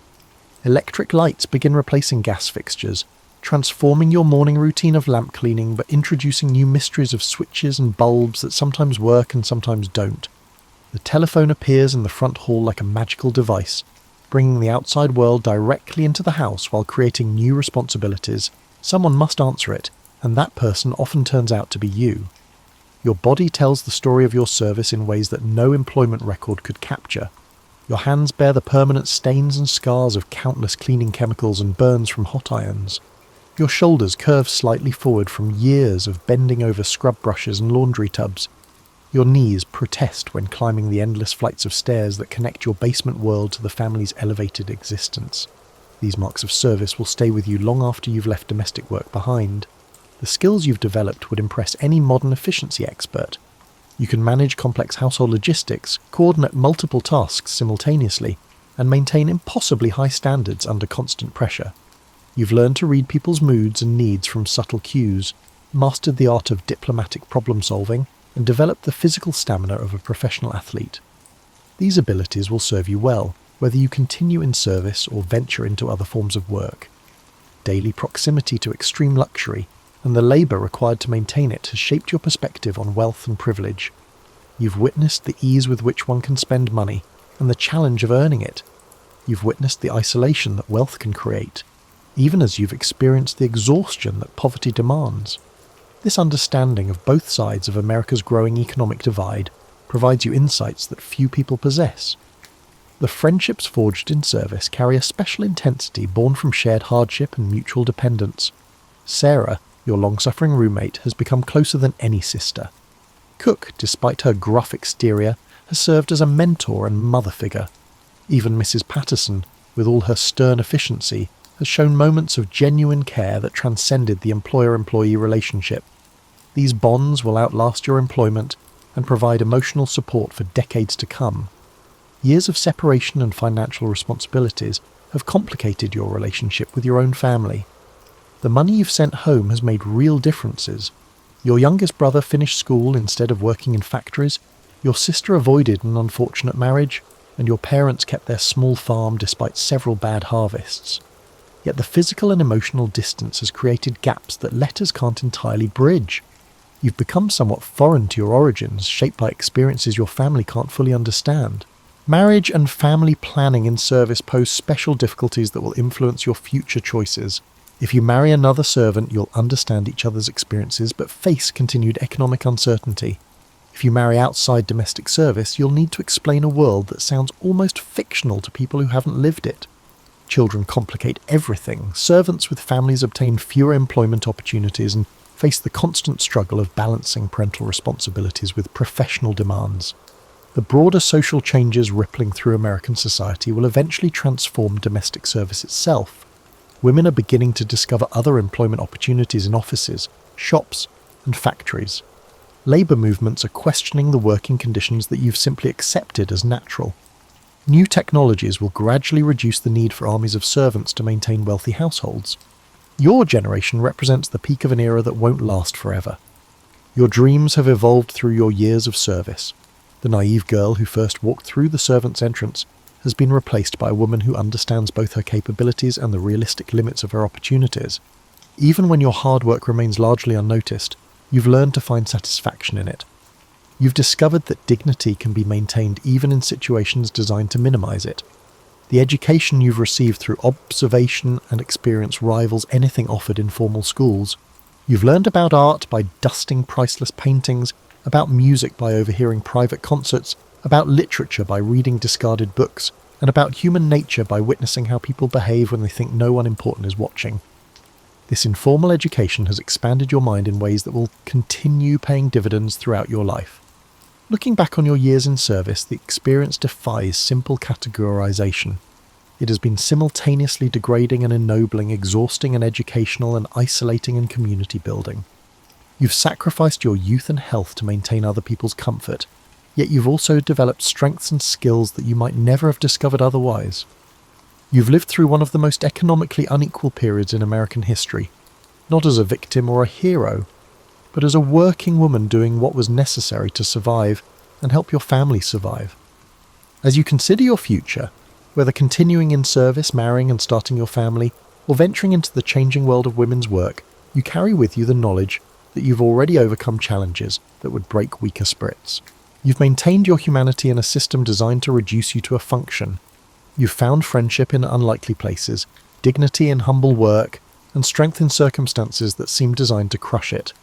The Gilded Age is ending, taking with it some of the extreme social rigid structures that defined your working life. But the lessons you've learned about resilience, community, and the true nature of both wealth and poverty will serve you well in whatever comes next. You've been invisible to the wealthy families you've served, but your story, and the stories of millions of women like you, represents the real foundation upon which America's grandest era was built.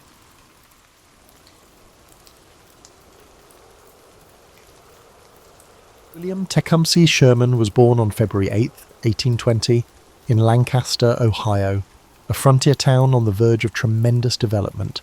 His mother dubbed him Cump, and he displayed a restless spirit from a young age, foreshadowing the vast influence he would one day wield on the nation's battlefields. Although his father, Charles Robert Sherman, was a respected Ohio Supreme Court judge, the family struggled financially. Then tragedy came when Sherman was 9 years old. His father died abruptly, leaving behind a poor household. The boy's future, while uncertain, found a guiding influence in the form of his father's close friend, Thomas Ewing, who welcomed him into his own lively home. Growing up in the Ewing household exposed Sherman to a more privileged society, but it was not carefree. Ewing was politically connected, having worked in government positions that exposed Sherman to the complexity of national policy and political squabbling. Something about those encounters prepared him to see the country as a web of dynamic forces, law, commerce, and ambition interacting in ways that altered entire neighbourhoods. Despite his academic abilities, he was never a standout student in the traditional sense. His true aptitude was in observation and the ability to translate what he saw into deep strategic insights. Sherman absorbed the action with an intensity that occasionally surprised others, whether it was a local election or a heated dinner table dispute. Sherman was 16 when he received a coveted invitation to the United States Military Academy at West Point, thanks in part to Ewing's political clout. When he arrived at West Point in 1836, he discovered that the regiment was both difficult and stimulating. Mathematics, engineering, and tactics dominated the curriculum, combining practical skills with theoretical knowledge. Although he did not excel academically, he graduated 6th in his class, he was known for being clever, pragmatic, and unromantic about his military service. Classmates noticed his frank demeanour, which would become a defining feature of his personality throughout his career. Sherman enlisted in the army as a second lieutenant in the 3rd U.S. Artillery after graduating in 1840. He served in many outposts, from Florida to the distant frontiers, dealing with the problems of a rising nation. The Florida job embroiled him in the Seminole Wars, a brutal milieu of swamp warfare and uncertain goals. Sherman quietly recorded the lessons. Combat was chaotic, objectives shifted quickly, and success required a combination of planning and sheer tenacity. He also developed a dislike for half-hearted confrontations, believing that if a battle was unavoidable, it must be pursued with utmost determination. Despite periodic promotions and the allure of new assignments, Sherman never felt completely at ease in the peacetime army. Bureaucratic red tape, restricted chances for growth, and a desire for new experiences gnawed at him. His restlessness prompted him to quit from the army in 1853. In the decade that followed, he dabbled in various endeavours, including banking in San Francisco, law practice, and company management in New York. Each position deepened his understanding of the fundamental principles of American business, the importance of risk-taking, and the vulnerability of trust in a period marked by frequent booms and busts. The banking crisis of 1857 devastated him financially, demonstrating how rapidly riches might vanish when markets crashed. During his civilian years, Sherman made friends from both the North and the South, including plantation owners and entrepreneurs. He noticed the growing conflict over slavery, state rights and economic disparities. While living in Louisiana, he was the superintendent of the Louisiana State Seminary of Learning and Military Academy, which would eventually become Louisiana State University. He was recognized for his organizational talents, but he treaded carefully when discussions became political. Despite not being a passionate abolitionist, he did not take to the concept of secession. For Sherman, unity was America's best hope for success. Nonetheless, he saw worrisome signals of discord and concluded that the country was on the verge of war. Sherman, on the verge of the Civil War, stood at a pivotal juncture. He had a family, a diverse set of experiences in both service and civilian sectors, and a perspective that grasped how badly the country was fracturing. He was concerned if war occurred, it would be unlike the small-scale battles of previous decades. The tremendous industrial potential of both parts, combined with the moral fervour around slavery, predicted a devastating clash. Despite his reluctance to enter the battle, Sherman returned to service in early 1861, motivated by a sense of responsibility to maintain the Union. In the early months of the Civil War, William Tecumseh Sherman served in several positions, looking for a secure footing in a war that appeared chaotic from the start. Initially assigned to a training facility, he disagreed with authorities when he anticipated that the fight would require at least 200,000 men in his area alone. His forthright remark that the Union was underestimating the scale of the insurrection elicited suspicion, if not derision. However, time would vindicate his misgivings. By late 1861, Sherman had arrived in Kentucky, an important border state with conflicting loyalties. He was responsible for the Cumberland Department there, but he quickly became overwhelmed. Reports of Confederate military movements, arms shortages, and conflicting orders from Washington left him tired. Some sources suggest he was on the verge of a nervous breakdown. He requested relief from command, and when he left, rumours circulated about his instability. Such suspicions threatened to wreck his career in an era when mental stress was less tolerated. Nevertheless, Sherman recovered. He gained new purpose with General Ulysses S. Grant's direct help. Their bond will form the foundation of Union success. Grant was calm, silent, and unyielding under duress, whereas Sherman was more combustible, publicly expressing concerns or complaints. Their mutual regard, however, was established through shared battlefield experiences. In early 1862, Grant's daring manoeuvres at Fort Henry and Fort Donelson secured critical Confederate outposts, and Sherman's role, though subordinate, displayed dependability in the face of fire. The Battle of Shiloh in April 1862 would be Sherman's true baptism into large-scale fighting. Confederate surprise strike near Pittsburgh upon landing in Tennessee. Waves of enemy soldiers smashed the Union defences. Sherman's division took the brunt of the early fighting. Despite being taken by surprise, he rallied his troops, riding along the front lines, ignoring personal danger and encouraging them to hold. Despite massive fatalities, the Union withstood the attack, and Grant's counterattack the following day forced the Confederates to retire. Sherman's leadership under duress gained him a promotion to Major General and, more crucially, strengthened his alliance with Grant. The two men came from Shiloh with a stronger determination to achieve total victory, acknowledging the Confederacy's tenacity. Sherman followed Shiloh with operations along the Mississippi River, ending in the Vicksburg campaign. Vicksburg, a fortress stronghold, was essential to Confederate control of the Mississippi River. Union soldiers anticipated that seizing it would split the Confederacy in two, isolating the states west of the river. Grant's siege was long, with supply lines strained and morale shaky. Sherman's involvement included skirmishes, feints, and ensuring that Confederate reinforcements could not break through the siege. Vicksburg finally fell on July 4th, 1863, marking a watershed moment in the Western theatre. Sherman's fame soared, although he frequently downplayed personal responsibility, publicly praising Grant's strategic vision. Sherman did not take command of Union forces in the West until 1864, when Grant was ordered to the Eastern Theatre to confront Robert E. Lee. His primary aim is Atlanta. The city was a Confederate hub for railroads, manufacturing and supply. Taking it could jeopardize the Southern battle effort.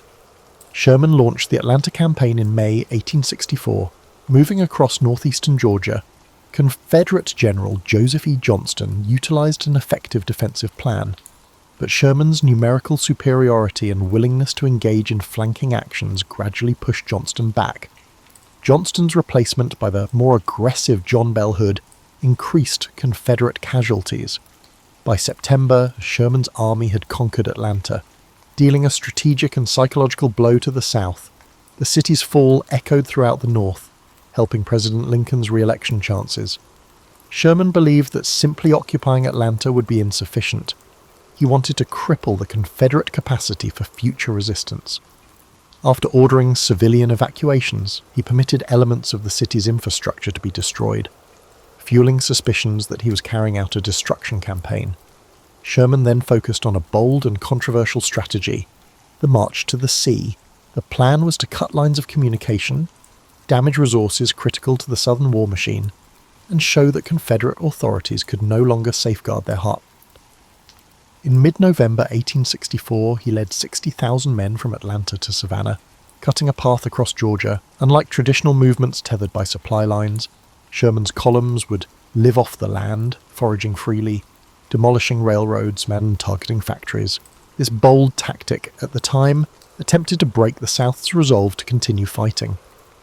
During these campaigns, Sherman's views on war solidified. He believed that the faster and harder the conflict was pursued, the sooner it would be resolved. In his letters to subordinates, he emphasized a harsh logic. If Southern people felt the effects of the war, the Confederacy's morale would plummet. While many Union leaders sought victory through pitched battles alone, Sherman embraced total war, leaving a reputation that would eclipse his other accomplishments and define his place in American military history. The March to the Sea started on November 15th, 1864, as Union troops departed from the charred remains of Atlanta. The trip to Savannah covered about 300 miles, calculating about 483 kilometers, and lasted almost a month. Contrary to popular belief, Sherman didn't order his soldiers to burn every home or farm they encountered. However, the foraging became so widespread, occasionally turning into looting, that local populations remembered the campaign with lasting bitterness. Union soldiers destroyed rail lines, twisting them into what was mockingly called Sherman's neckties. Warehouses and factories burned, cotton gins destroyed, and livestock taken. Many Southern civilians fled before the advancing columns, while others remained, witnessing gardens, barns, and personal property consumed by Union torches or opportunistic soldiers. Sherman's official position was that his troops should only target items with military or logistical significance. But in practice, those boundaries quickly became unclear. Years later, the question lingered. Were these acts justified militarily, or simply a vengeful rampage? Sherman's supporters claimed that the Confederacy's capacity to fight relied on its agricultural and industrial resources, rendering such destruction a regrettable necessity. Critics argued that the campaign violated moral boundaries by punishing innocent civilians. Sherman believed that only by breaking the South's ability and determination to fight could the war's violence be decisively ended. Sherman's forces entered Savannah on December 21st, 1864, facing minimal resistance. He sent a telegram to President Lincoln, proposing the city of Savannah as a Christmas gift. The capture of the nearly intact port offered a strategic base on the Atlantic coast, enabling Union forces to advance into the Carolinas. Northern newspapers celebrated the success, lauding Sherman as a master strategist. Southern newspapers erupted in anger, portraying him as a ruthless destroyer. Confederate civilians criticized the perceived barbarism in diaries and letters, while some Northern voices also voiced discomfort at the campaign's brutality. The Union war machine continued, and Sherman's prominence grew. In early 1865, Sherman turned north to unite with Grant. The Carolinas campaign sought to pressure Confederate resources from a new angle, potentially trapping Robert E. Lee's army between two formidable Union forces. As his men moved through South Carolina, the birthplace of secession, Sherman's tactics became even harsher. In February 1865, Columbia burned, with ongoing debate over whether Union or Confederate forces started the fire. Sherman denied starting the fire, but suspicion remains, woven into local tales that the Union intentionally set ablaze the birthplace of rebellion. Sherman advanced into North Carolina with a slightly softer approach, recognizing that the state had not been as eager to secede as South Carolina. The operational logic persisted: weaken Confederate capabilities, disrupt railroads, and harass the demoralized Southern forces. In April, it was reported that Lee's Army of Northern Virginia surrendered to Grant at Appomattox. Sherman's men sensed the war was nearing its conclusion. Hopes rose that they could finish the campaign without more major clashes. An unforeseen twist occurred when John Wilkes Booth assassinated President Lincoln on April 14, 1865, shocking the entire Union High Command. Grief and anger surged through Sherman's ranks. After Lincoln's death, talks with Confederate General Joseph E. Johnston in North Carolina became increasingly strained. Sherman, aiming for a quick reconciliation, proposed terms that many in Washington viewed as excessively generous, including political concessions that exceeded his authority. The War Department, shaken by Lincoln's assassination and favouring tougher actions, rejected Sherman's agreement. Reports suggested that Sherman was either naive or overreaching. The fiasco briefly damaged his reputation. A revised negotiation resulted in Johnston's surrender on April 26, effectively ending the war in the Carolinas. Sherman's desire to heal wounds quickly conflicted with the mood in Washington, creating misunderstandings that would persist for years. Despite the friction points, the North celebrated Sherman as a hero. His soldiers admired him, referring to him as Uncle Billy, impressed by his relentless energy and talent for boosting morale. Southerners condemned him as the cause of devastation. He rarely attempted to soften that image, stating that war was cruelty and efforts to refine it were pointless. That straightforward view shaped his strategic approach. Sherman believed that war should be pursued with full commitment, or not at all. After the war, Sherman oversaw military districts in the South, attempting to maintain order during Reconstruction's tumult. He found the political squabbling exhausting, favouring direct military leadership over the complexities of civil policy.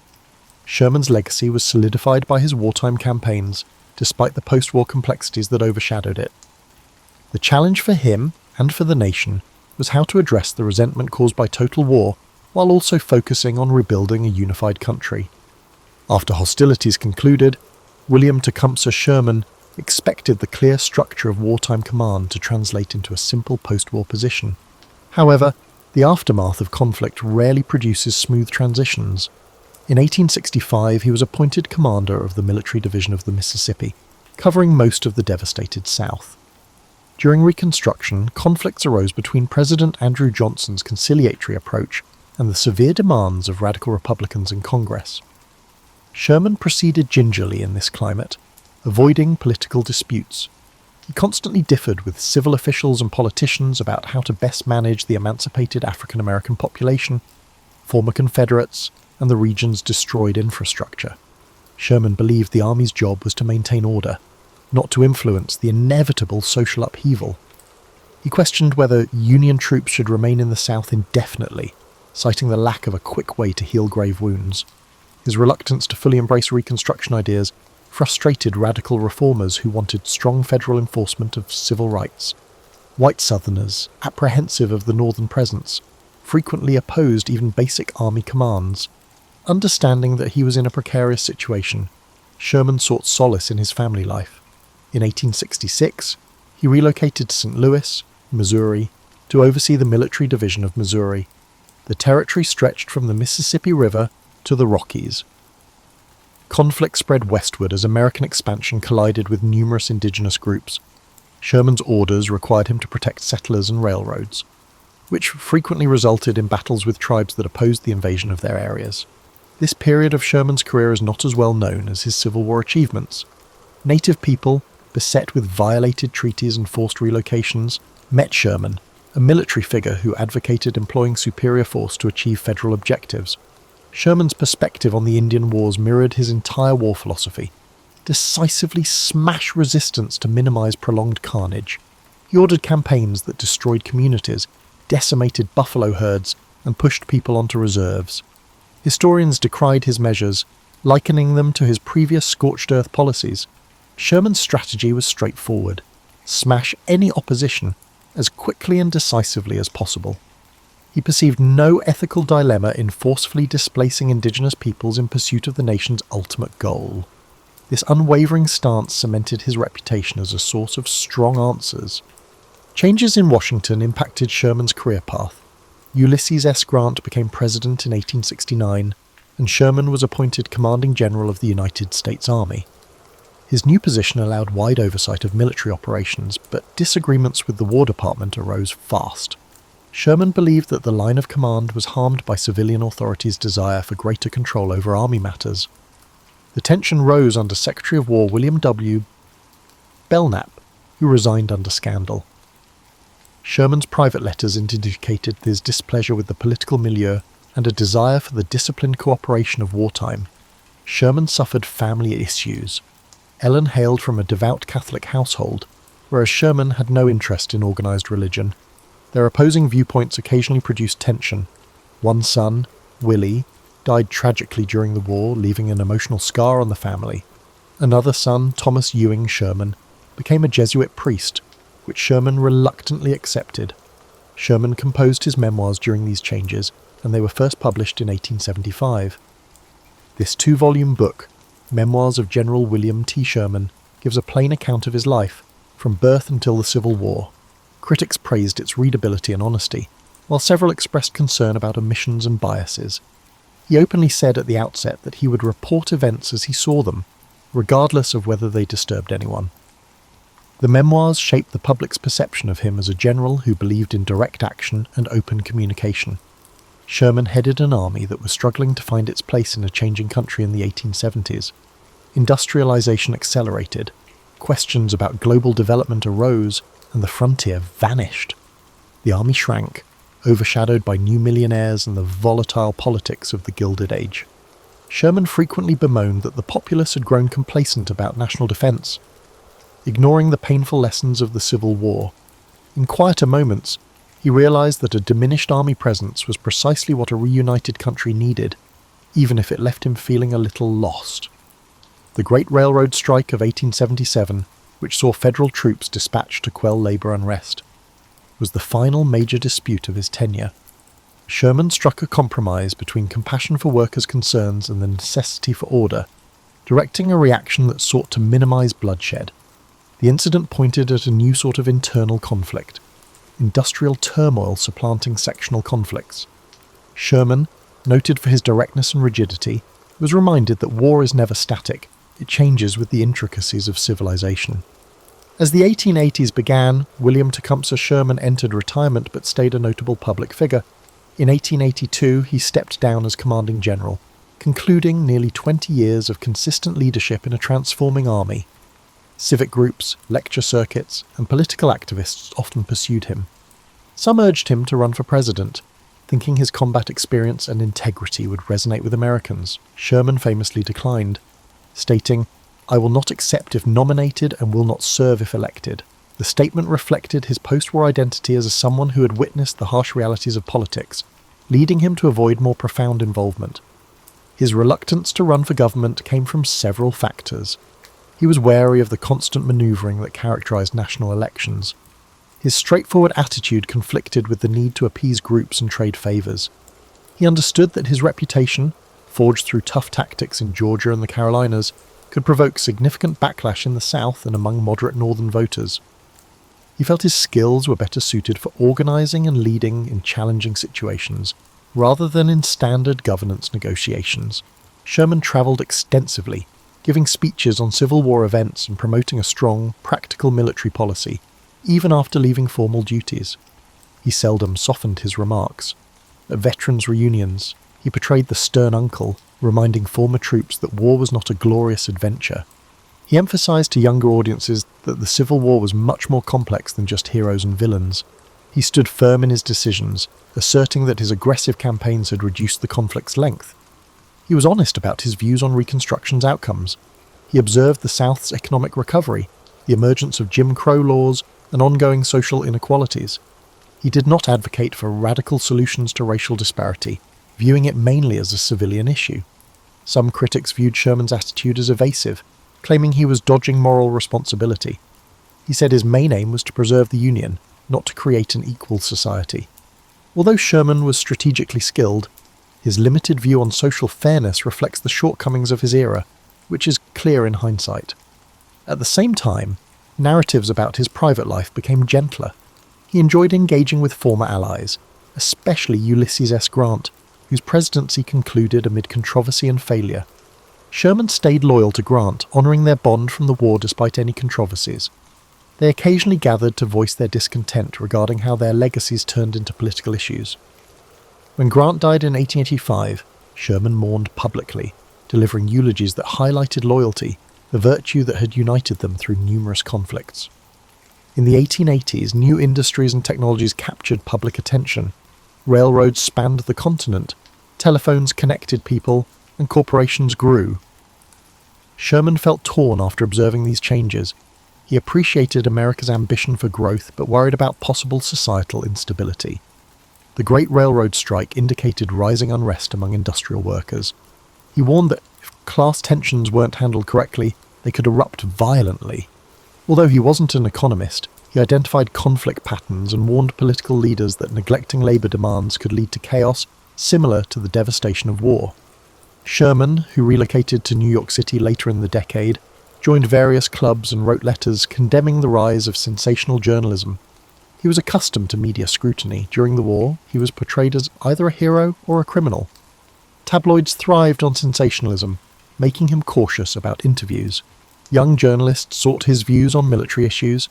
He emphasized that future wars could lead to unimaginable destruction if not quickly contained, particularly with advanced weaponry. He insisted that the only real strategy was to either fully engage in war or not at all. Sherman's health declined as he got older. Stiff joints, persistent pain, and years of fatigue in uniform consumed him. He refused to disguise himself as a weak, elderly general. He walked through the streets of Manhattan in casual clothes, tipping his hat to those who noticed his distinctive grey hair.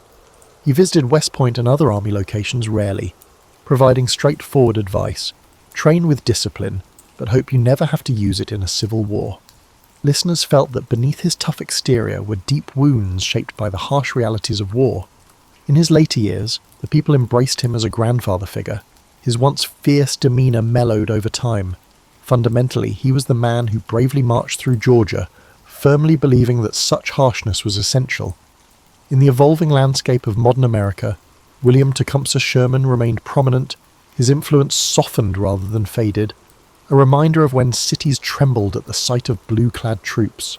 William Tecumseh Sherman spent his final months in New York surrounded by family and friends. He was stoic, yet he occasionally made sad remarks about how the Civil War ruined his reputation. He recognized that for many Southerners, his name symbolized terror, a reminder of burned houses, ruined railroads, and the unrelenting march of Union forces. To many, particularly in the North, he was the driving factor behind the Confederacy's demise, ultimately sparing many lives by ending the war. The dichotomy left him resigned. Historical assessments are rarely balanced, especially for those who shape conflict in new disputed ways. Sherman became ill with pneumonia in January 1891. Doctors tried to restore his health, but difficulties occurred. By early February, it was clear he was unlikely to recover. He faced his decline discreetly, eschewing some treatments and facing his mortality with the same candour he used in strategy. Family members watched him closely, recalling how the once unstoppable man appeared weak under the light of the bedside lamp. He died on February 14, 1891, at the age of 71. News spread across the country. Southerners reacted calmly to the announcement. Some newspapers ran brief obituaries, while others recalled the misery he caused. In the North, praises poured in, hailing him as a hero who broke the war's illusions and drove the South to its knees. Foreign commentators reflected on how the American Civil War influenced worldwide military thinking, observing that Sherman's death marked the end of an era of bold, large-scale maneuver warfare. Sherman's funeral in New York drew massive crowds to the streets. Veterans wearing uniforms saluted the casket. Young observers were captivated by the legend and listened to serious comments from generals who had served under him. The army provided full honours as a final homage to the man whose worldview was defined by his dedication to duty. Pallbearers included notable civic and military figures, emphasising his life's impact on American growth. They brought his remains to St. Louis with quiet solemnity. where he was buried alongside his wife, Ellen, who had died a few years before. Afterward, newspapers and magazines began to look back. Writers debated morality and necessity. Did Sherman's campaigns enhance combat or spark new conflicts? Some editorialists credited him with inventing the concept of modern total war, emphasizing how entire communities, not just soldiers, become involved in massive warfare. Some voiced worry about the impact on civilian life and property, claiming that his approach called into question the ethics of war. Military academies around the world evaluated his manoeuvres, adopting or criticizing his ideas. Before World War I, German officers thoroughly researched the march to the sea to establish their philosophy. Sherman's notion that war should be conducted decisively, eliminating illusions and safe havens, has far-reaching consequences beyond American borders. Many nations' romanticized notions of combat would conflict with the brutal realities he highlighted. Decades later, European nations would participate in even more devastating wars, prompting the question, was Sherman a visionary, a prophet of mechanized destruction? Personal stories about Uncle Billy were well known among aging Union veterans. Anecdotes show him pausing to speak with a terrified child or having a humble lunch with a rural household. These pieces attempted to portray the man, who was frequently despised by many Southerners. Historians who read his letters discovered that he had a comic side, frequently calming tense situations with dry humour. Contradictions abound, a kind father figure to his men, an unrelenting terror to his adversaries, and a scathing critic of half measures in combat. Sherman, along with Grant, Lee and Jackson, was recognised as pivotal figures in the Civil War over time. Statues appeared, some in the north, depicting him on horseback with a determined expression, and fewer in the south, where he was frequently overshadowed by local heroes. The older generation that lived through the conflict has died away, leaving a legacy characterised by textbooks, speeches, and battlefield tours. Sherman's historical significance was substantial but challenging for a nascent nation. Historians developed fresh perspectives over time. Some have investigated the psychological impact of the Florida wetlands on the young lieutenant. Some have suggested that his family's links to Thomas Ewing had an important impact on his early success. Many questioned his performance during the Indian Wars, questioning how a commander known for defending the Union could advocate harsh measures against indigenous tribes. These layers underscored the complexities of his life. He was neither a simple hero nor a villain, but rather a figure of a changing America, managing crises, technological developments, and expanding frontiers. Sherman's name conjures up pictures of relentless columns, flaming depots, and a war that changed the face of conflict. William Tecumseh Sherman is still regarded as a key character in the Civil War pantheon, yet views of his actions continue to shift. Over 130 years after his death, historians, military scholars, and interested amateurs revisit his wars in search of nuanced insights. Many people are talking about his hard war theory, which holds that to terminate a struggle, a nation must attack the opponent's ability to sustain itself rather than simply defeating forces in open battle. His effectiveness in this area is widely attributed to hastening the Confederacy's demise. Sherman's techniques are sometimes compared to those used in 20th century total conflicts, in which entire economies and civilian populations are targeted. Critics question if the practice establishes a troubling precedent that moral barriers can be crossed for the sake of expediency. Others argue that Sherman's tough attitude undoubtedly shortened the war's duration, preventing thousands of further battlefield casualties. When military doctrines develop beyond frontline engagements, the tension between practicality and morality becomes increasingly essential. In the South, memories of Sherman are still shaped by generational stories. Families carry down stories about ancestors who lost houses, animals, or enterprises along his path. Museums in Georgia, South Carolina, and other states periodically display exhibitions about the march to the sea's local influence. Some historians work to differentiate myth from reality. Not every fire was started by a Union soldier, nor was every structure torched. However, the psychological toll of an unstoppable army marching across the countryside was evident. Meanwhile, northern cities that formally supported him attempt to analyse his full legacy. War memorials in areas like New York and Ohio depict him as a pivotal figure in the Union's deliverance. School textbooks stress his devotion to Grant, his operational genius, and the conclusion he helped to bring to a war that threatened to fracture the country irrevocably.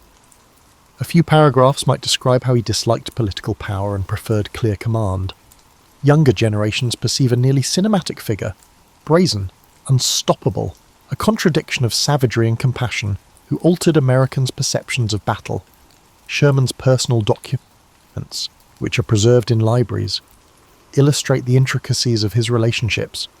Letters to his wife Ellen express love and parental care, particularly when they lost their son Willie in Memphis. Correspondence with fellow officers illustrates the stress that weighed on him, particularly in the dark nights preceding important operations.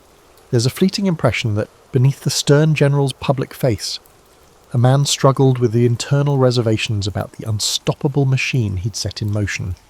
In scholarly areas, studies of Reconstruction address his post-war deeds. Some argue that, despite his ability to effect Southern reintegration, he mostly deferred to civil authorities and focused on limited army duties. Did he demonstrate smart statesmanship, or did he allow systemic injustices to continue? The discussion continues.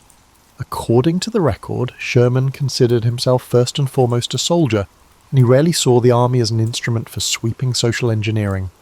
This perspective, aligning with his pragmatic approach, significantly shaped the course of Reconstruction, both positively and negatively. Sherman's image appears in novels, documentaries, and historical dramas that aim to capture the passion of the Civil War. Filmmakers show him poised on horseback, watching a horizon tinged orange by fires, or in frenetic staff meetings with maps strewn out over rickety tables. These portrayals frequently exaggerate for dramatic effect, but they reflect a long-standing fascination with the man who accepted the brutal facts of war and forced the South to taste the bitter fruit of defeat. The conflict between actuality and myth is rarely fully resolved, expressing the essence of a character who thrived on contradiction. Finally, Sherman's story is a microcosm of American history in the mid-19th century, a country stumbling from compromise to confrontation, debating whether to remain a single political unit or split irreparably. Sherman's life followed that trajectory, from frontier boyhood to the pinnacle of military leadership, from the sorrow of personal loss to the moulding of an unwavering approach in the crucible of battle. His traces are still visible not only on Georgian territory, but also in how America deals with the duties and costs of military conflict. For those looking for simple labels, hero or villain, visionary or brute, Sherman defies them all, reminding us that history is woven from the threads of both success and the tragedy, sculpted by the steely will of individuals who once marched across the stage of an evolving national drama.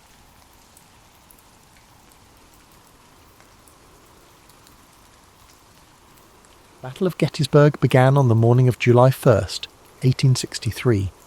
It was a warm summer day, the kind where the golden light of dawn touched the fields and forests with a serene glow.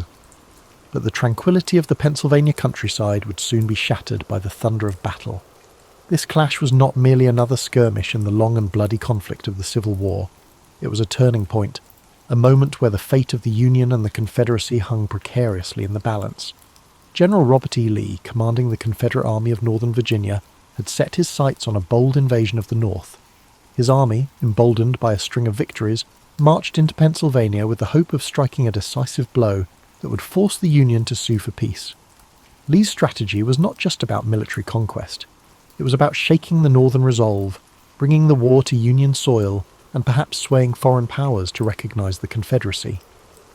On the Union side, General George G. Meade had recently taken command of the Army of the Potomac. His task was daunting: to stop Lee's advance and protect the Union's heartland. The soldiers under his command were weary from years of conflict, but their resolve to defend their homeland and preserve the Union burned brightly. The two armies converged near the small town of Gettysburg, a place of rolling hills, fertile farmland, and winding roads. It was an unlikely setting for one of the most significant battles in American history. On the first day, the fighting began west of the town, as Confederate forces encountered Union cavalry. The clash was fierce and chaotic, with both sides scrambling to gain the upper hand.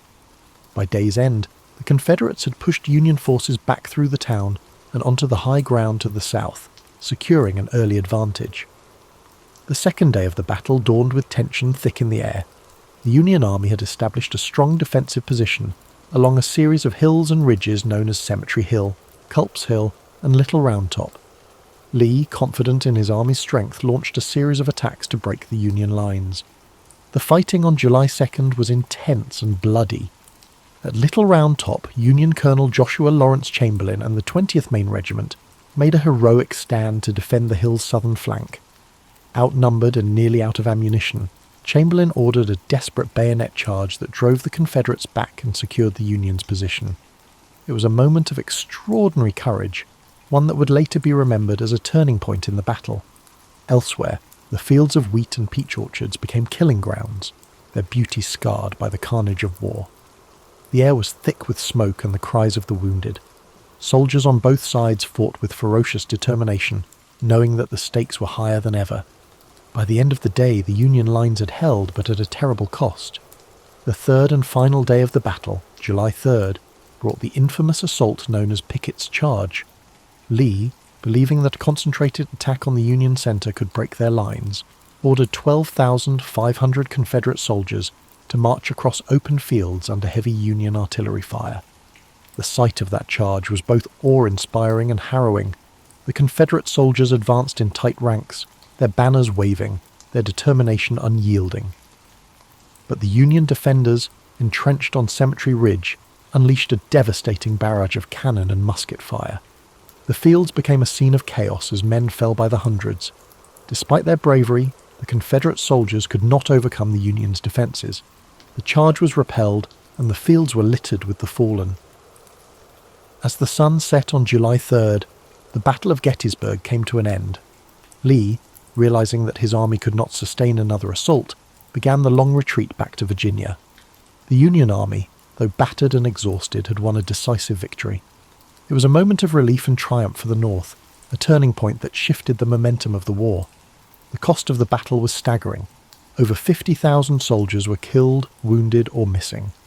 The fields of Gettysburg, once peaceful and lush, were now marked by the scars of war. Families in both the North and the South mourned the loss of loved ones, their lives forever changed by the conflict. In the months that followed, Gettysburg became a symbol of sacrifice and resilience.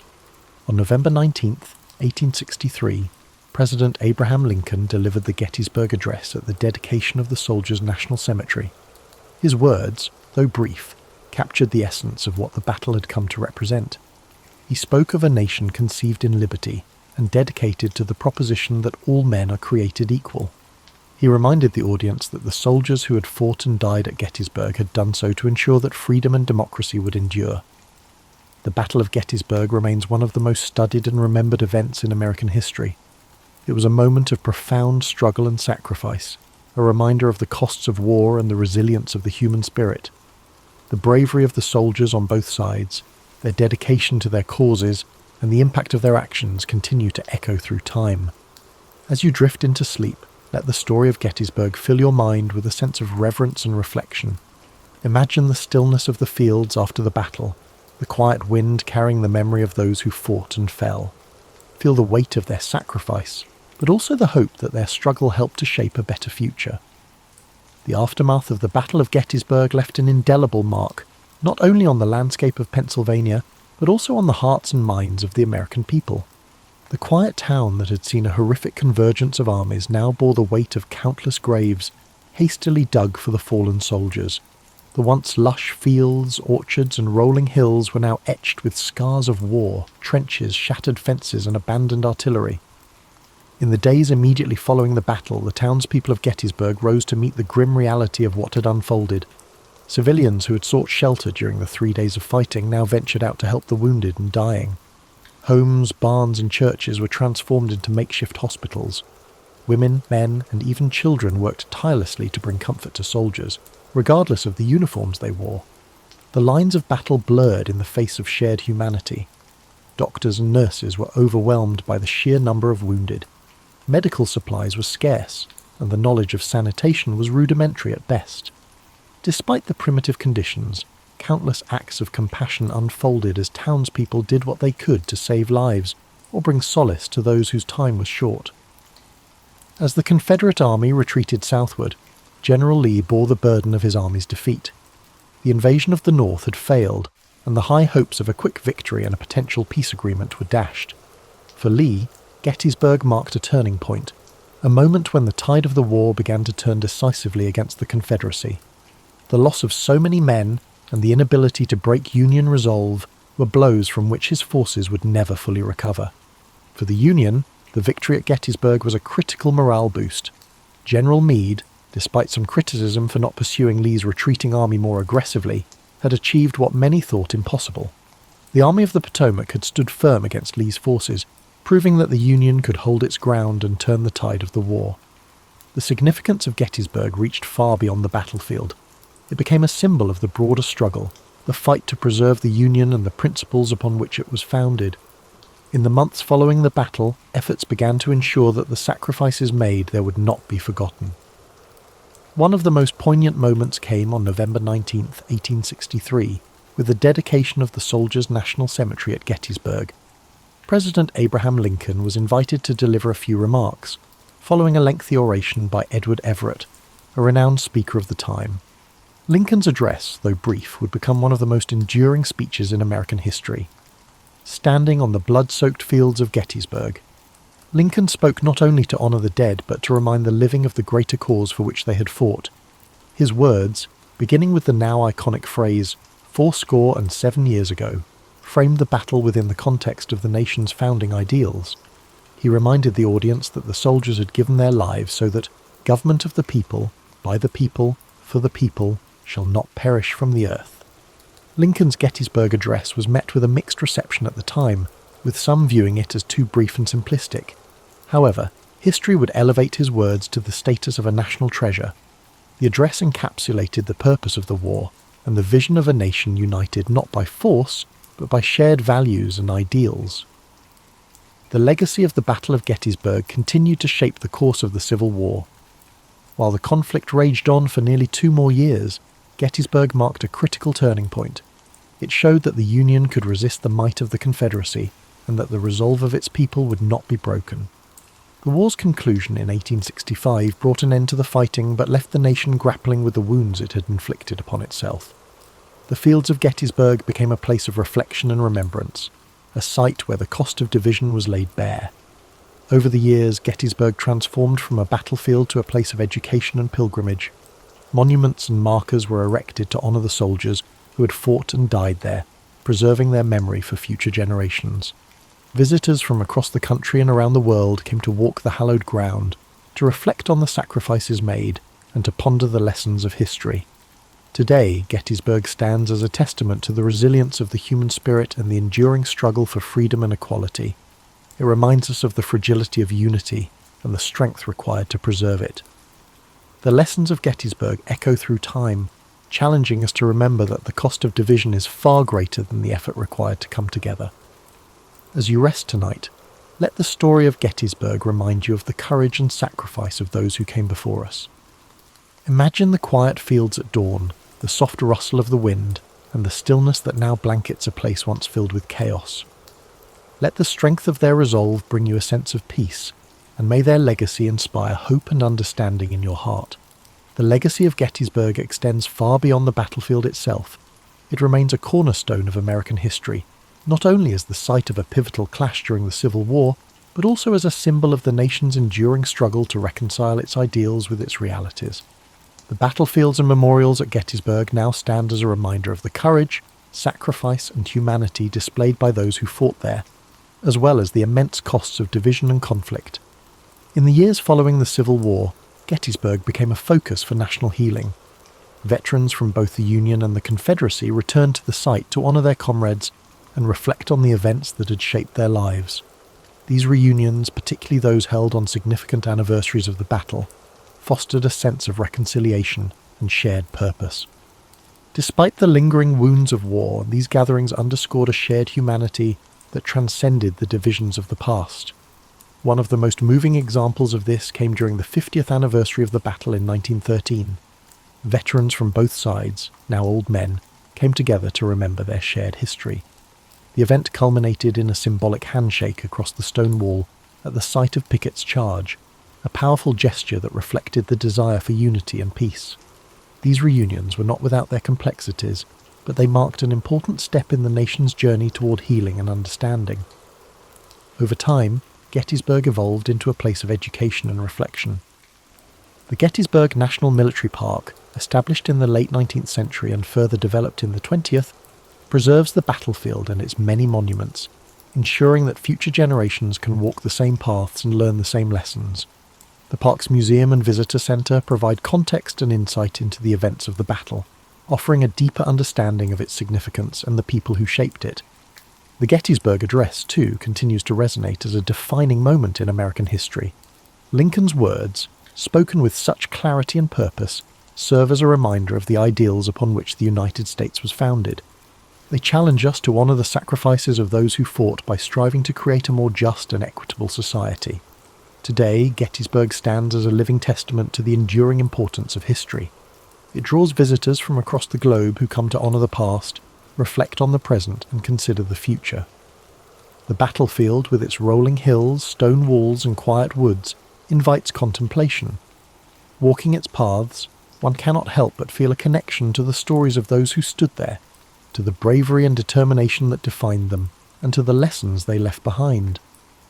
The Battle of Gettysburg teaches us that even in the darkest times, there is hope for redemption, for reconciliation, and for a brighter tomorrow. It reminds us of the costs of division and the strength required to build unity. It challenges us to live up to the ideals of liberty and equality, to honour the sacrifices of those who came before us by working to create a better world. As you settle into rest tonight, let the story of Gettysburg fill your heart with a sense of reflection and gratitude. Picture the fields bathed in the soft light of the setting sun, the gentle rustle of leaves in the breeze, and the quiet peace that now blankets the land. Let the echoes of courage and sacrifice guide your thoughts, and may their legacy inspire hope and understanding in your dreams. The story of Gettysburg is not only about the battle itself, but also about the enduring lessons it offers. It is a story of courage under fire, of ordinary people facing extraordinary challenges, and of a nation striving to find its way through the darkness of conflict. Gettysburg reminds us that history is not just a series of dates and events, but a tapestry of human experience, woven with threads of sacrifice, resilience, and hope. As we reflect on Gettysburg, we are reminded of the power of unity and the dangers of division.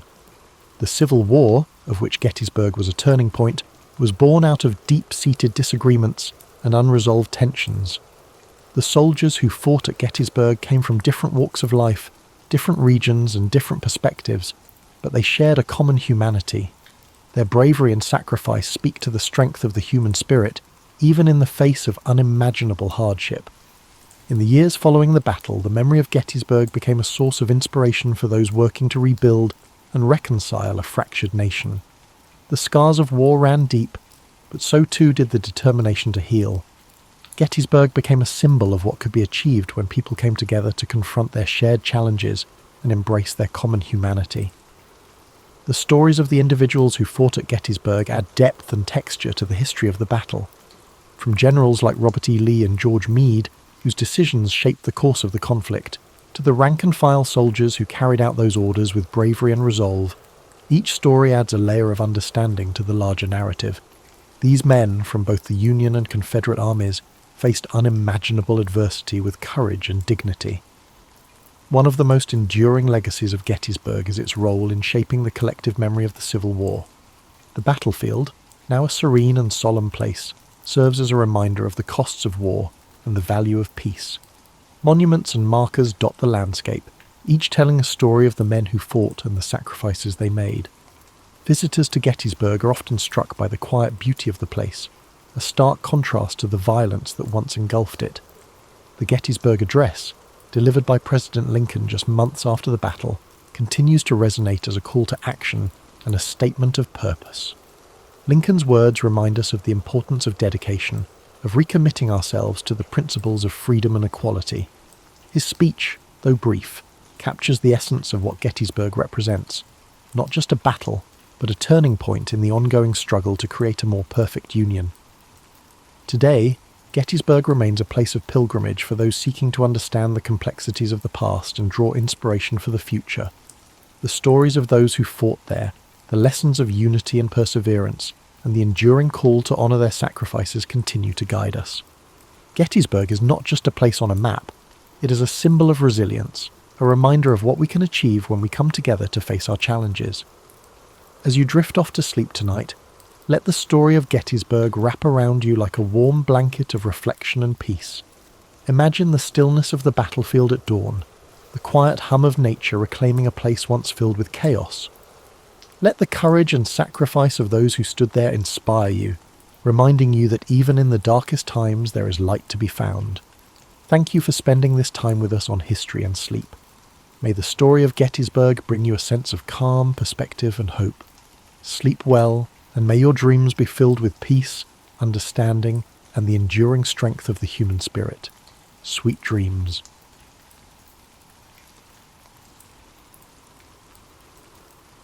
Now, if you will, imagine that your great-great-great times 1,000 grandmother is sitting around a fire some 40,000 years ago, and she has just created the most groundbreaking technology of her era.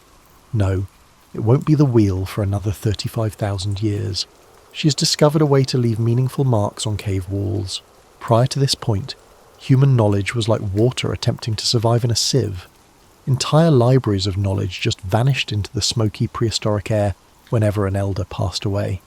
Imagine having no other way to transmit that knowledge than through the delicate telephone game of human memory. Imagine being the one who knew exactly which berries wouldn't kill you, which animal tracks meant dinner versus which meant you were about to become dinner, or how to track mammoth migration patterns across seasons.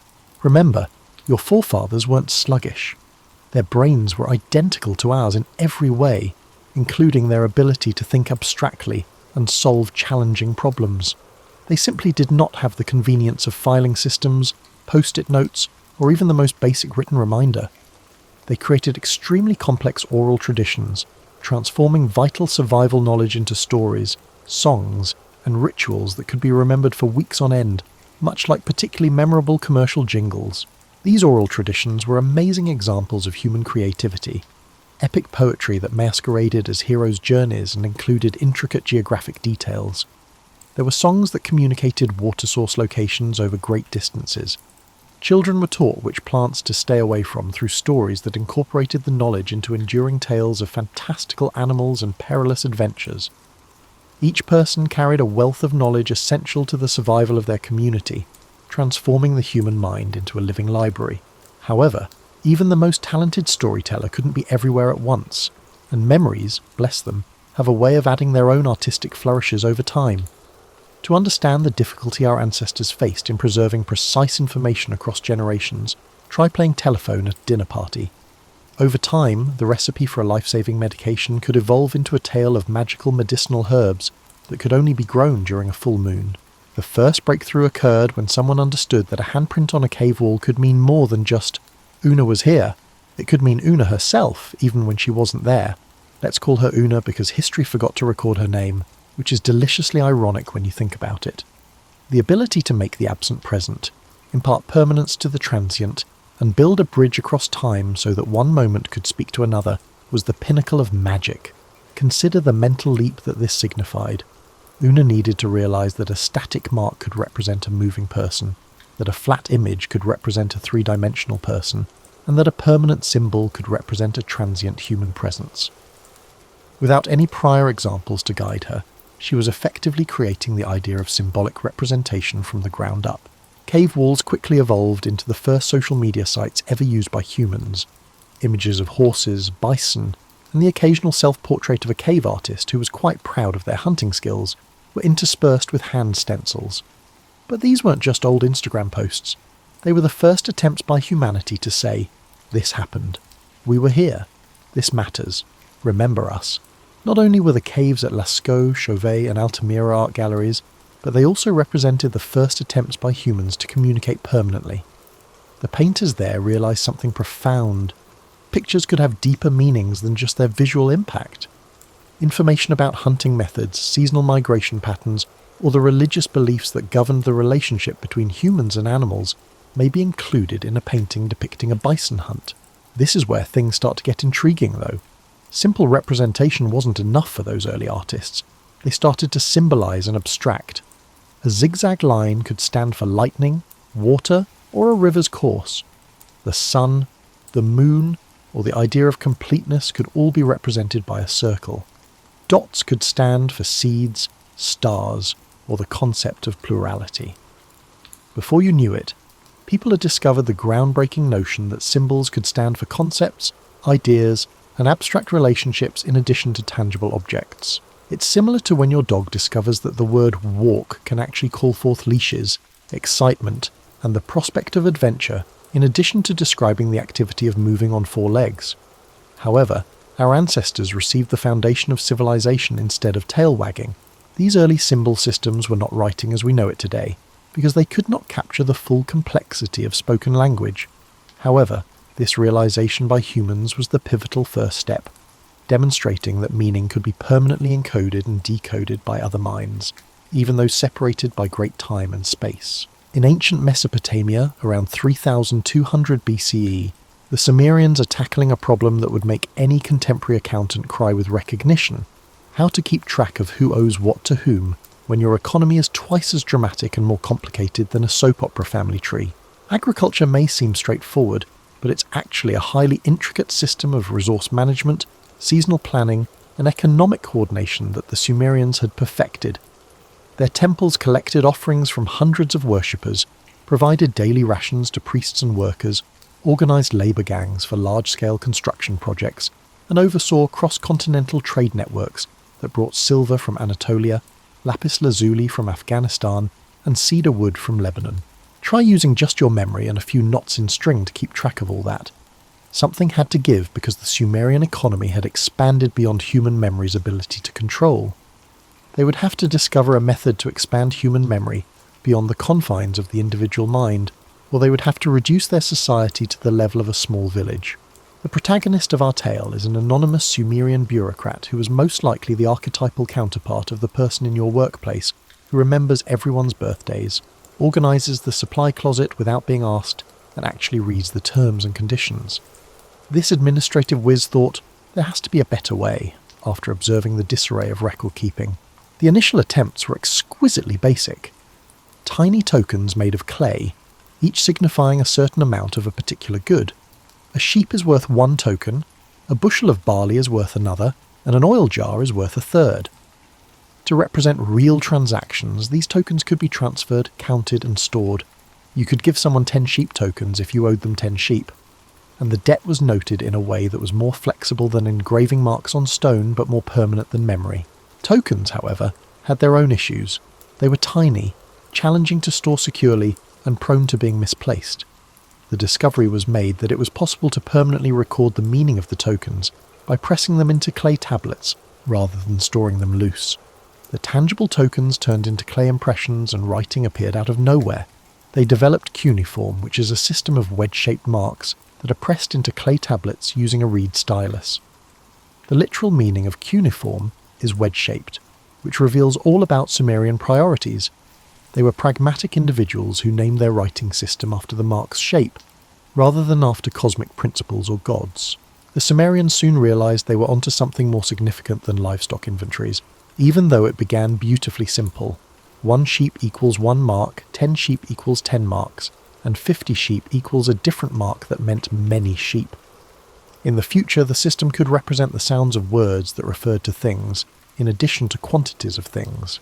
Imagine the moment when a scribe, likely working through the night with flickering lamplight, discovered that the symbol for barley could also stand for the sound she, because that was how barley was pronounced in Sumerian. It was like learning that Lego blocks could create not just spaceships and castles, but whole worlds of emotion, abstract thought, and imagination. All of a sudden, you could write abstract concepts like shepherd by fusing the symbol for barley, for the sound she, with the symbol for man. After this phonetic discovery, cuneiform evolved from a basic accounting system to a complete writing system that could represent any spoken idea. The ramifications were astounding. You could write not just 10 sheep, but the shepherd who tends 10 sheep is my brother, and he lives beyond the hill where the barley grows tall, in the spring rains, for the first time in human history. At first look, the clay tablets that emerge from this discovery are delightfully ordinary. These old spreadsheets conceal the seeds of literature, law, and human expression, but the majority of them read like the most dull email inbox in the world. Received 3 bushels of barley from Enlil Bani. Due 2 sheep by the new moon. Witnessed by Ur-Nammu. One of the most prestigious occupations in human history was that of the scribes who produced these tablets. Acquiring knowledge of cuneiform was akin to mastering an ancient language, accounting software and artistic technique all at once. There were intricate grammatical rules to learn, hundreds of symbols to commit to memory, and professional standards to uphold. These individuals knew they were engaging in magic because they were the first to actually solidify thoughts and turn spoken words into permanent objects. Is it understandable that they developed a sense of professional pride that bordered on overconfidence? They were the defenders of civilization itself. Contracts, laws, literature, and history would all be impossible without scribes. They served as a tangible link between their society's memory and eternity. Young men spent years copying classical texts, honing their handwriting, and acquiring the sophisticated legal and mathematical knowledge necessary for professional administration at Sumerian scribe schools, which resembled medieval monasteries. They preserved this tale of friendship, mortality, and the pursuit of meaning for future generations by copying the Epic of Gilgamesh, humanity's first monumental literary masterpiece, thousands of times. The ancient Egyptians were creating their own method of permanent communication, while the Sumerians were busy refining their wedge-shaped filing system. And because they were Egyptians, they decided to make it utterly beautiful.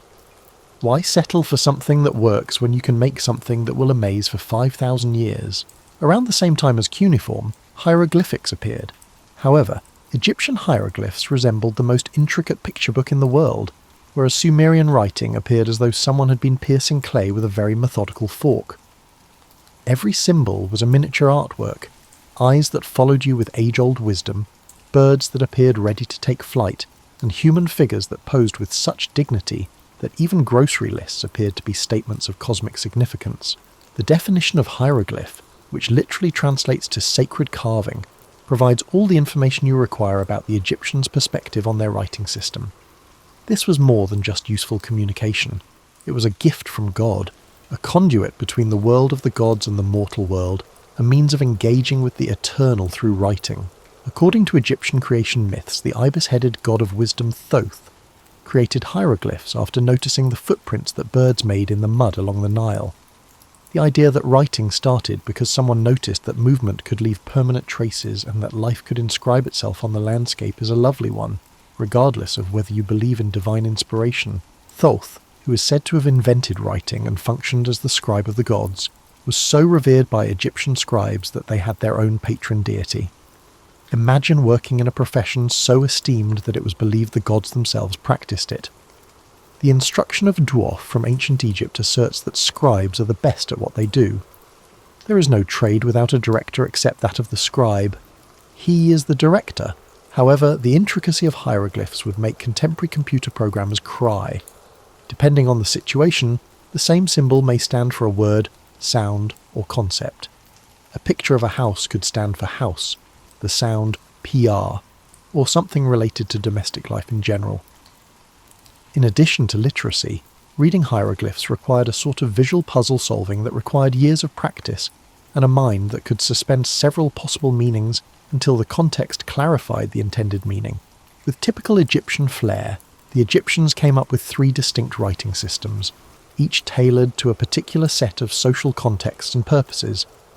In order to impress the gods and future generations, Egyptians used hieroglyphs for important, religious or monumental texts. For common religious and administrative documents, hieratic, which means priestly, refers to hieroglyphs written in cursive, which are quicker to write while still retaining the dignity required for official business. Later, Egyptian writing adopted demotic, which means of the people, for both personal and professional correspondence. It's similar to using different writing systems for grocery lists, office memos, and wedding invitations. Realistic? Maybe not in terms of effectiveness. Classy? Of course. The Egyptians realised that different forms of communication required varying degrees of aesthetic appeal, that the medium was an integral part of the message, and that writing was about honouring information rather than merely preserving it.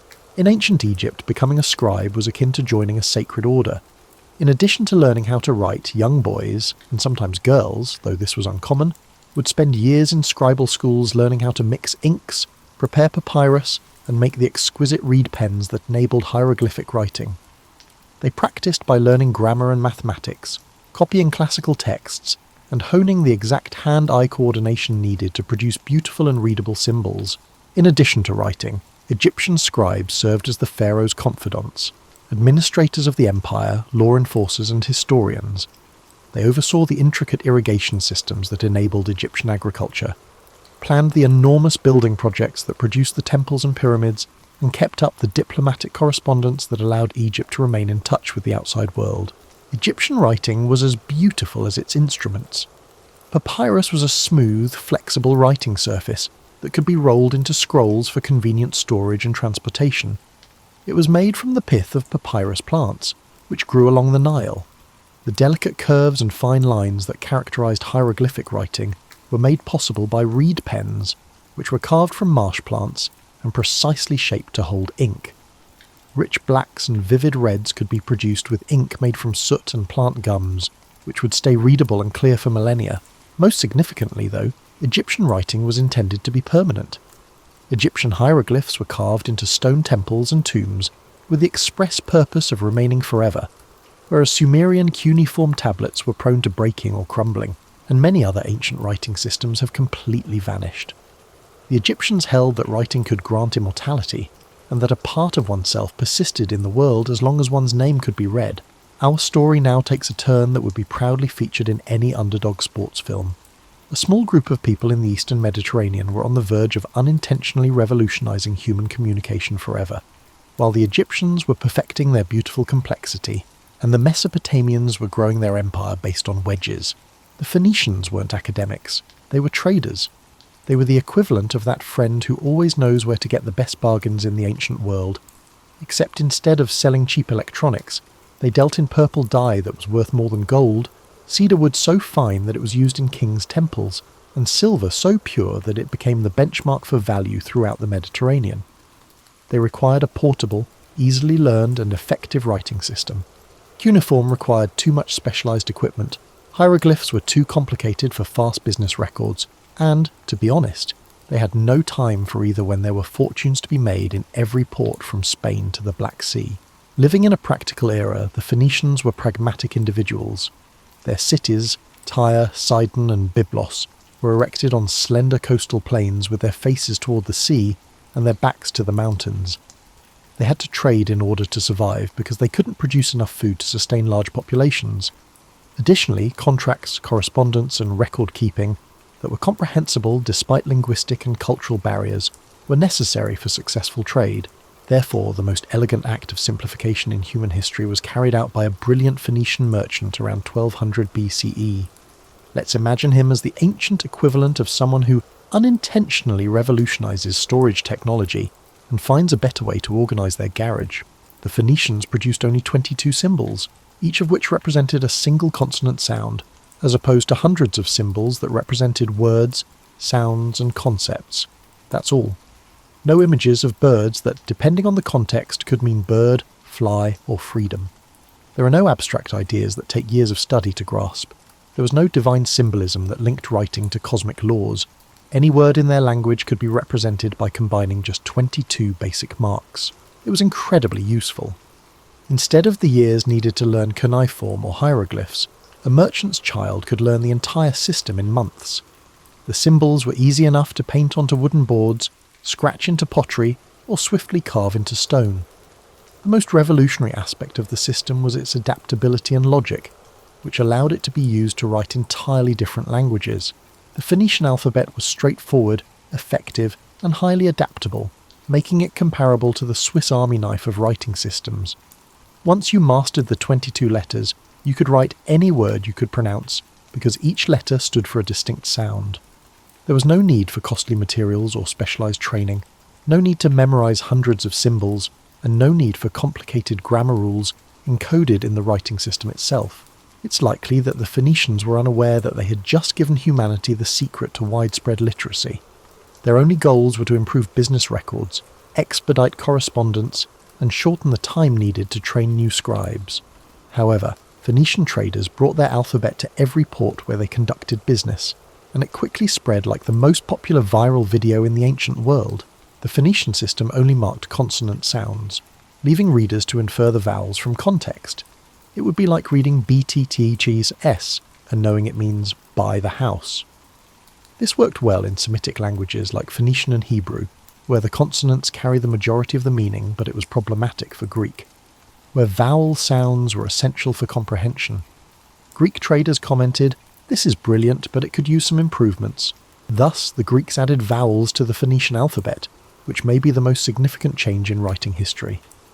The Greeks used those letters to stand in for vowel sounds, because some Phoenician consonants were not present in Greek. The Greek alpha, and our letter A, was derived from the Phoenician aleph, the Greek beta, and our letter B, and so forth. Vowels were added to the alphabet, making it much more accurate and simpler to learn. Readers could see the precise pronunciation of words rather than having to guess the missing vowel sounds. Because of its accuracy, the Greek alphabet was ideal for recording not only business transactions but also intricate literary works like poetry and philosophy, where precise wording was crucial. Through their interactions with Greek colonies in southern Italy, the Romans came into contact with the Greek alphabet and recognised its potential for use in law and administration right away. By standardising the alphabet throughout their empire and using it to produce the administrative and legal documents that bound their enormous territories together, Roman efficiency transformed the alphabet into an instrument of empire. And that Latin script, perfected and refined by Roman scribes and bureaucrats, it is currently being read by you. The 26 letters that you see on your keyboard are direct descendants of those 22 Phoenician consonants. They were altered by Greek creativity and Roman pragmatism, and were passed down through centuries and continents to reach the page or screen in front of you.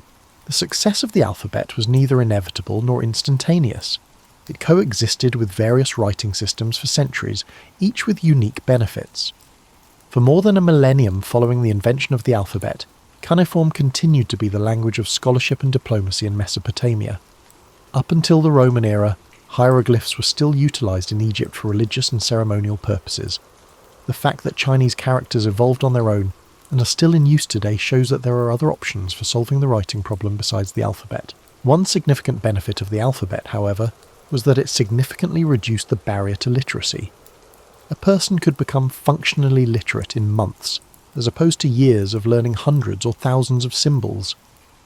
As a result, writing was no longer the sole domain of affluent elites and professional scribes. Soldiers, artisans, merchants, and eventually common people could all learn to read and write. Writing remained the domain of specialists for approximately a millennium following the adoption of the alphabet. But these specialists were far more numerous than in the past. Books were rare, expensive, and handwritten.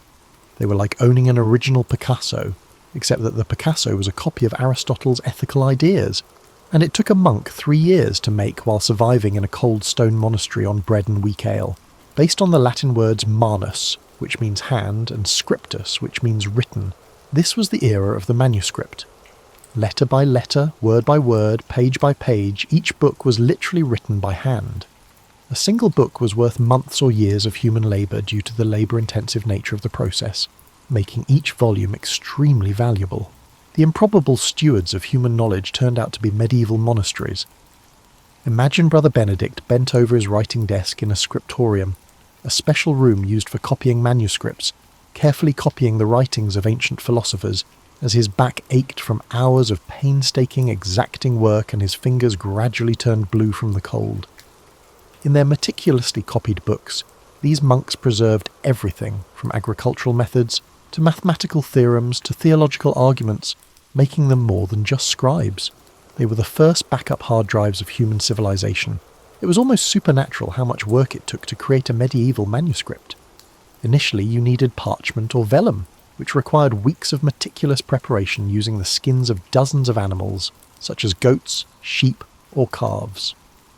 To produce a smooth, long-lasting writing surface, the skins needed to be soaked, scraped, stretched, and lime-treated.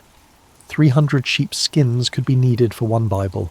The creation of inks followed, some of which called for substances more unusual than anything found in a contemporary chemistry set.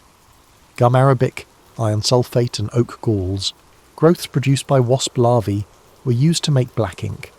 Cinnabar or red ochre were used to make the red ink that was used for chapter headings and significant passages. Real gold leaf was ground with gum and honey to create gold ink, which was saved for the most valuable writing. The writing itself necessitated specific instruments and methods. To hold ink and create accurate marks, quill pens, which were fashioned from the flight feathers of geese or swans, had to be precisely cut and shaped. Sand was used to blot excess ink and speed drying, and the scribe's desk was angled to avoid ink pooling. However, the illumination, the addition of ornamental elements that transformed every page into a work of art, was where the true artistry was found.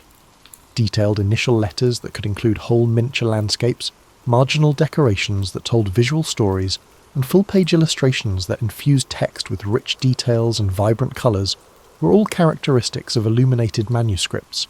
Among the most exquisite items ever made by human hands are the most well-known illuminated manuscripts, such as the Book of Kells or the Très Riche Heures du Duc de Berry. Hundreds of hours of labour by talented artists employing methods that took decades to perfect are represented on each page. The pigments were made from vellum so fine it was almost translucent, gold leaf applied with brushes made from single hairs, and lapis lazuli imported from Afghanistan. It sounds romantic to say that each book was unique, but it also means that each one cost enough to wipe out a small kingdom. A complete collection of Aristotle's writings could cost more than a small farm, a single Bible could cost as much as a house, and even basic prayer books were luxury items only the wealthy could afford. Because of this scarcity, the majority of people continued to rely on memory, oral tradition, and the occasional helpful neighbour who could read, while the wealthy and the clergy continued to enjoy the privilege of literacy.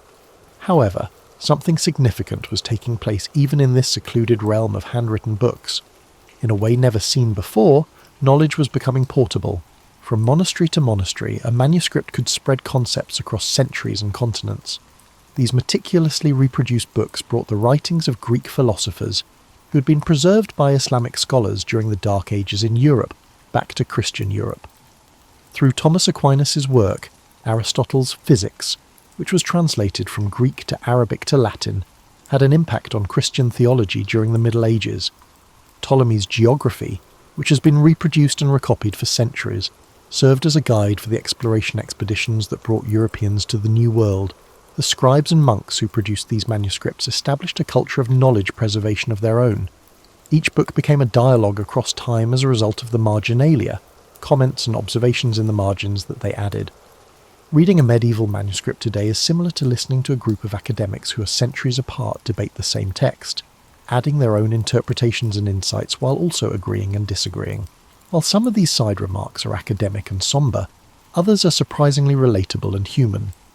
The weather, it's raining heavily outside the scriptorium, complaints about the cold, my hand is numb from writing, and even drawings of cats, which it seems medieval monks found just as adorable as we do today, can all be found in medieval manuscripts. New types of books with distinct functions also emerged during the manuscript era. Both clergy and lay people adopted the Psalter as their go-to prayer book because it contained the 150 biblical psalms. Among the most popular manuscripts for affluent people were books of hours, which contained prayers for various times of the day. Through their descriptions of mythical and real animals, bestiaries blended natural history with moral teaching in ways that were both entertaining and instructive. When universities first appeared in the 12th century, they brought with them new production techniques and demands for books. Multiple copies of the same text could be produced more quickly thanks to the picia system, which divided text into sections that could be copied by multiple scribes at once. Although it still took months to produce a single book, this was the medieval equivalent of mass production. China had been subtly transforming the very medium of writing, while Europe continued to treat books as priceless artifacts that needed the sacrifice of whole herds of sheep.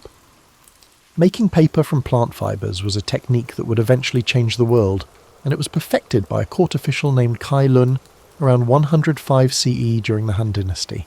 When you take into account the alternatives that dominated writing surfaces for centuries, this invention may not seem like a game changer. Imagine attempting to transport a library of clay tablets on a journey. They were both heavy and brittle. Although stone was permanent, it was not practical for inscriptions other than the most significant ones. Papyrus was costly to make and transport, and it required particular plants that only thrived in particular climates. Parchment was extremely costly and required animal skins. A single book could require hundreds of animal skins. Rags, bark, bamboo, mulberry trees, and pretty much any other plant fibre could be used to make paper. This made it possible to produce writing materials in large quantities, locally, and at a low cost. The cost of the information written on the writing surface became insignificant for the first time in human history. Plant fibres were soaked, beaten into pulp combined with water, and then lifted out on screens to form thin sheets that eventually dried into paper. Kailun's method was elegantly straightforward. The method became so widespread in China that paper was used for more than just writing. It was also used for packaging, decoration, and even clothing. Paper served as a medium for art, decoration, and even money for the Chinese, who used it for more than just writing. Centuries before the rest of the world realised that you could use something other than pieces of metal to represent value, they created paper money. Chinese traders were using exquisitely designed paper notes backed by imperial authority to pay for goods, while European merchants continued to carry bags of gold and silver coins. Additionally, new forms of artistic expression were made possible by Chinese papermaking. Writing itself was regarded as a visual art form when calligraphy, the art of beautiful writing, advanced to new heights. Chinese poets produced verses that were as exquisite to look at as they were to read, with the ink flow and brushwork adding to the poem's meaning. This type of creative experimentation was made feasible and affordable by paper. Along trade routes, the technology gradually spread thanks to traders, diplomats, and tourists who saw its potential.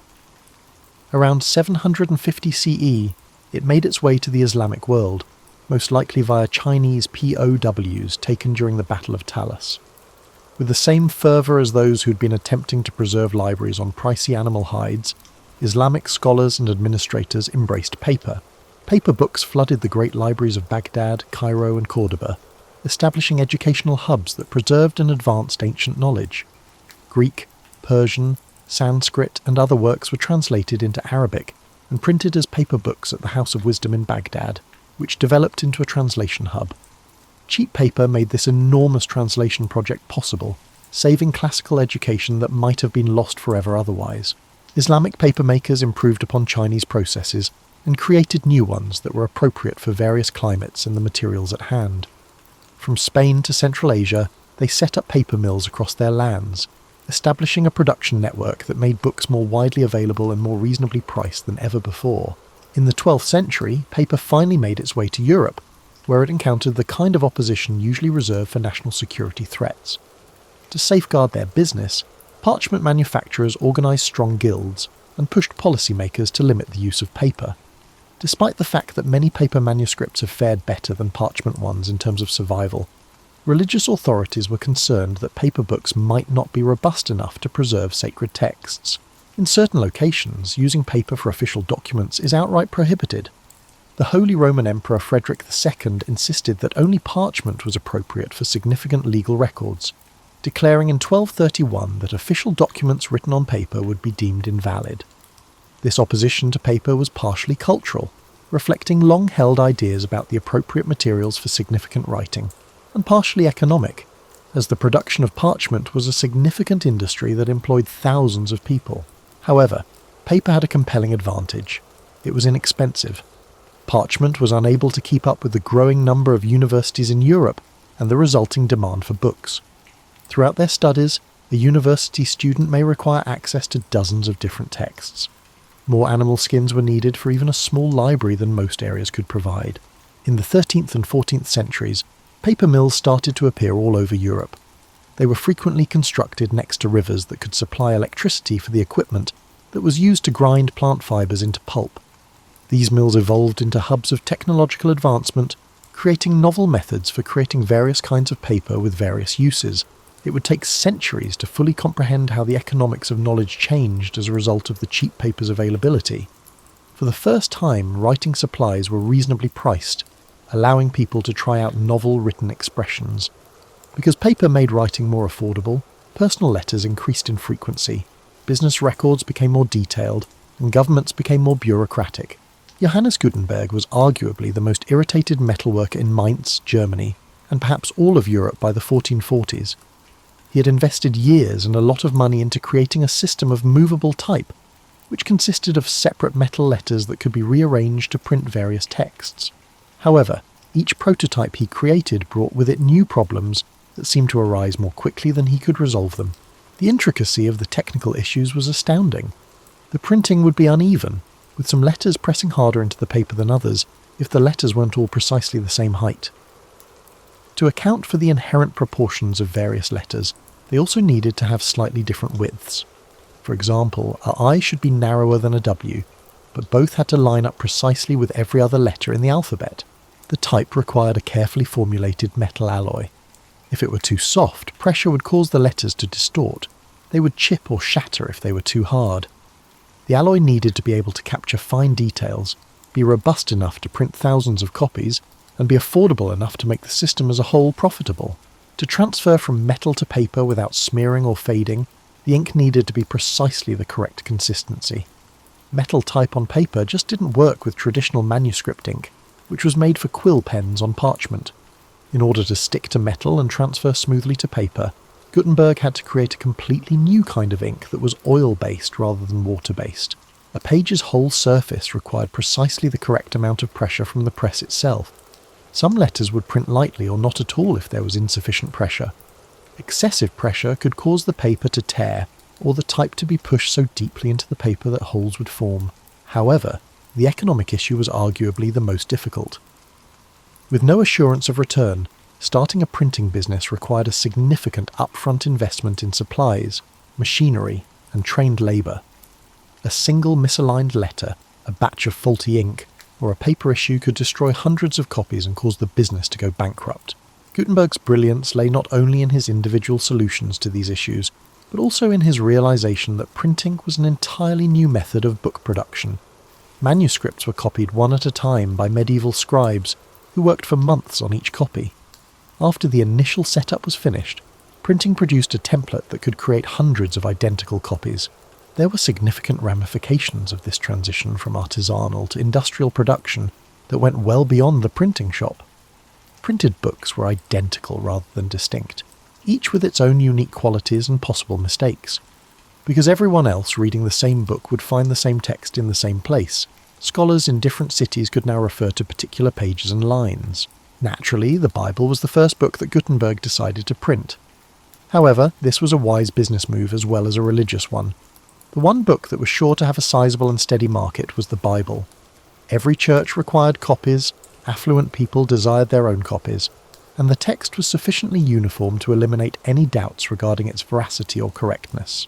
The Gutenberg Bible, which was finished around 1455 and is still regarded as one of the most exquisite books ever created, demonstrated that hand illumination could compete with mechanical reproduction in terms of artistic quality. Gutenberg created books that fused the elegance of traditional manuscript art with the accuracy of printing, by hiring talented artists to add decorative elements to each copy. More significantly, though, the Gutenberg Bible proved that books could be produced in large quantities without compromising their quality. With hand-added decorations, each of the 180 copies was unique, despite having the same text and layout, resulting in a hybrid form that connected medieval craftsmanship and contemporary industry. With the rapidity of a particularly potent plague, but with far greater advantages, the printing press spread throughout Europe. By 1500, more than 250 cities, ranging from Stockholm to Naples and Lisbon to Moscow, had printing presses. Millions of books were being produced by these presses every year, changing Europe from a place where books were rare and valuable to one where printed materials were becoming widely available. The ramifications for society were profound. The simultaneous existence of identical copies of the same text in several locations was unprecedented in human history. With the assurance that their peers would be reading the same words, academics could now participate in authentic intellectual discourse by citing particular passages and page numbers. Scholarly discourse became more cumulative, more collaborative, and more precise.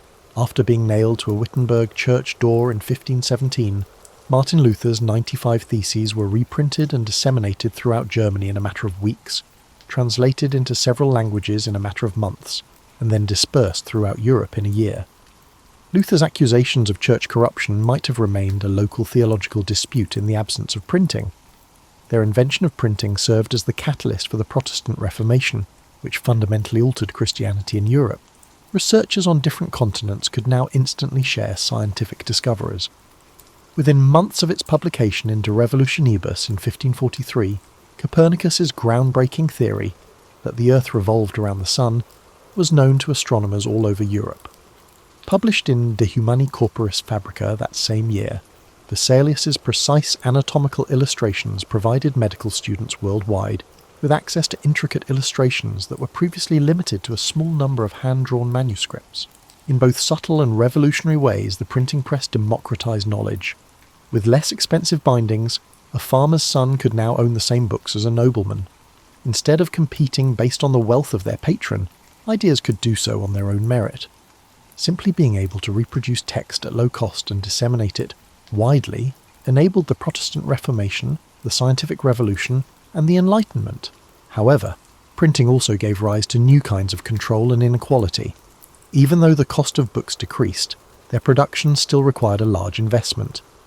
By determining which texts were worthy of being printed and which concepts merited widespread dissemination, publishers took on the role of new information gatekeepers.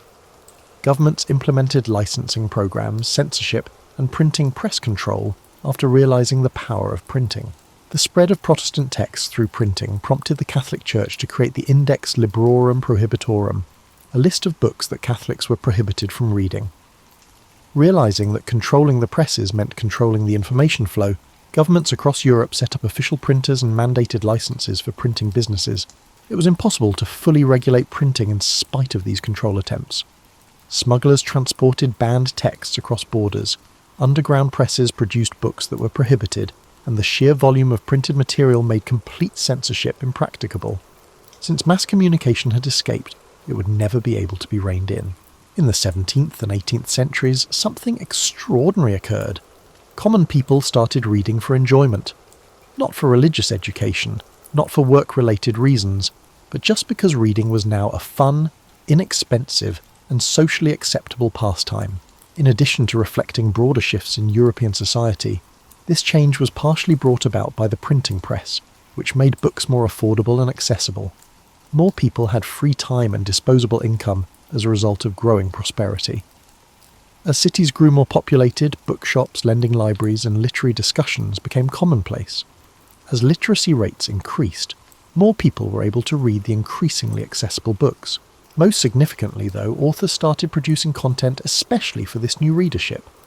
Published in 1719, Daniel Defoe's Robinson Crusoe was adventure fiction for merchants, shopkeepers, artisans, and anybody else with a few free hours and the cost of a book. It was not written for academics or aristocrats. Written in simple terms that anyone could understand and appreciate, the book told the tale of an average man dealing with extraordinary circumstances. The 18th century's social media platforms were coffee shops. More than 3,000 coffee shops in London functioned as gathering spots where people congregated to read newspapers, talk about pamphlets, and debate the concepts that were being discussed in print. These were places where common people could engage in the intellectual life of their era, debating politics, science, literature, and philosophy over coffee cups and clay tobacco pipes. They were not official educational institutions. Every coffee shop had its own personality and customer base. After becoming the epicenter of maritime insurance, Lloyd's Coffee House changed its name to Lloyd's of London. Publishers and booksellers came to the Chapter Coffee House. Jonathan's Coffee House developed into a hub for stock trading, while Will's was well known for its literary discussions. The coffee shop served as a hub for social networks, business transactions, and the formation of public opinion. A literary genre that was ideal for this new reading culture was the novel. Novels told stories about people like the readers themselves, in contrast to philosophical treatises or epic poems, which required specialized knowledge or classical education to fully appreciate. They looked at the moral dilemmas of daily life, the social dynamics of modern society, and the inner lives of regular people. The popularity of Samuel Richardson's 1740 novel Pamela was so great that readers wrote fan letters to the fictional heroine, sent the author ideas for new plot points, and convened in groups to debate the moral decisions and motivations of the characters. Individuals were developing emotional bonds with fictional characters in ways that any contemporary fiction reader would recognise. Pamela became a literary phenomenon as a result of its success. The 18th century equivalent of appointment television was created by Richardson's subsequent publication of Clarissa, an even longer novel that was released in instalments over a year. As each new book came out, readers scheduled their months in advance, congregating in coffee shops and private residences to talk about the most recent events in Clarissa's heartbreaking tale. In previously unheard-of numbers, women began to produce and consume this new literary culture. because the novel was regarded as a new literary form devoid of long-standing masculine traditions, and because women were acknowledged for their unique understanding of the emotional and domestic themes that novels addressed. It was one of the few literary genres in which female authors could compete on an equal footing with men. In the late 17th century, Aphra Behn, often regarded as the first professional English woman writer, proved that women could produce fiction that was profitable. Eliza Haywood, Fanny Burney, Anne Radcliffe, and Jane Austen, who mastered the craft of social comedy and produced some of the most enduring characters in English literature, were among the many female novelists who flourished in the 18th century. These female writers acknowledged the social challenges, emotional complexity, and intelligence of women while writing for female readers. Their novels directly addressed the issues of their female readership by examining marriage, finances, family dynamics, and social expectations. Instead of being passive objects of male attention, they crafted heroines who were active agents in their own stories. Knowledge and entertainment spread more quickly as a result of feedback loops produced by the growth of literacy and reading culture. Larger book markets resulted from an increase in readers. There were more specialised publications in larger markets. More specialised publications allowed for more accurate targeting of particular communities and interests. Magazines started to appear with the purpose of providing specific audiences with frequent doses of opinion, information, and entertainment. One of the first popular general interest magazines, the Gentleman's Magazine, was established in 1731 and combined news, literature, science, and commentary in a monthly format. Soon after came magazines for women, kids, and people with particular interests or occupations. Reading became even more accessible and communal with the circulation of libraries. Readers could check out books from the library, return them when they were done, and choose new ones from the collection for a subscription fee. Through the creation of reader communities that exchanged recommendations and discussed what they had read, this system made pricey novels accessible to those who couldn't afford to buy them. Reading had become so widespread by the end of the 18th century that social critics began to worry that it might jeopardize moral order and social stability. Young people were accused of reading too much fiction and ignoring their practical obligations, especially young women. Novels were accused of fostering dangerous notions of social equality, fostering female independence, and generating irrational expectations about romance. Later panics about radio, television, video games, and social media bore striking similarities to these fears about the consequences of reading fiction. Every new mass entertainment medium has been charged with destroying traditional values, corrupting young people, and eroding social ties. Perhaps the first instance of moral panic over mass media was the reading panic of the 18th century, which established trends that would be replicated with every new communication technology. Writing and reading became industrial processes in the 19th century, and information, once a limited resource accessible only to the elite, became a mass-produced good that was accessible to all societal levels. The same steam engines and mechanical advancements that were transforming transportation, manufacturing, and every other facet of economic life also drove this change. Books and newspapers could be produced more quickly than anyone had thought possible thanks to steam-powered printing presses. With skilled operators putting in long hours, the old-fashioned hand-operated printing press, which had hardly changed since Gutenberg's day, could possibly produce 300 pages every day. With little assistance from humans, steam-powered presses could generate 3,000 pages per hour. The same need for inexpensive materials that was revolutionizing textile production also drove the mechanization and efficiency of papermaking. The handmade sheets that had restricted paper production for centuries could be replaced by continuous rolls of paper of consistent quality and thickness thanks to the Fourdrinier machine, which was created in the early 1800s. Rags started to give way to wood pulp as the main raw material for paper, which increased its affordability and availability. For the first time in human history, the dissemination of knowledge was not hampered by the physical creation of reading materials. At prices low enough for working-class families to afford books and newspapers, publishers could print as many copies as the market would demand. The first real mass media was thus produced. Newspapers evolved from pricey weekly indulgences that were mostly read by professionals and merchants to inexpensive everyday essentials that were accessible to all societal classes. By the 1830s, America's penny press was printing 1-cent newspapers that were jam-packed with local news, sensational stories, and advertisements meant to reach as many people as possible. Compared to the commercial and political newspapers of the previous century, the content of these penny papers was very different. The penny press reported on crime, accidents, human interest stories, and entertainment rather than politics, international trade, and topics of interest to affluent readers. They were the forerunners of contemporary tabloid journalism, which was created to be interesting, readable, and accessible to those with little free time or education. When ships arrived with the newest edition of the old Curiosity Shop or Great Expectations, readers on both sides of the Atlantic lined up at docks, making Charles Dickens possibly the first true media celebrity. His novels were serialised in magazines, which created the 19th century equivalent of appointment television. People devoted their entire month to learning the fates of their favourite fictional characters, and Dickens' earnings from writing allowed him to live like a king. Novels published in serial form gave rise to new kinds of authorial response and reader interaction. Dickens is renowned for altering plot points in response to reader responses to previous chapters. Dickens changed his plans for other characters in the old Curiosity Shop after readers expressed dissatisfaction with Little Nell's fate. A more responsive and democratic form of literature was produced by this direct feedback loop between writers and readers. As education grew, basic literacy ceased to be an elite achievement and instead became a practical necessity.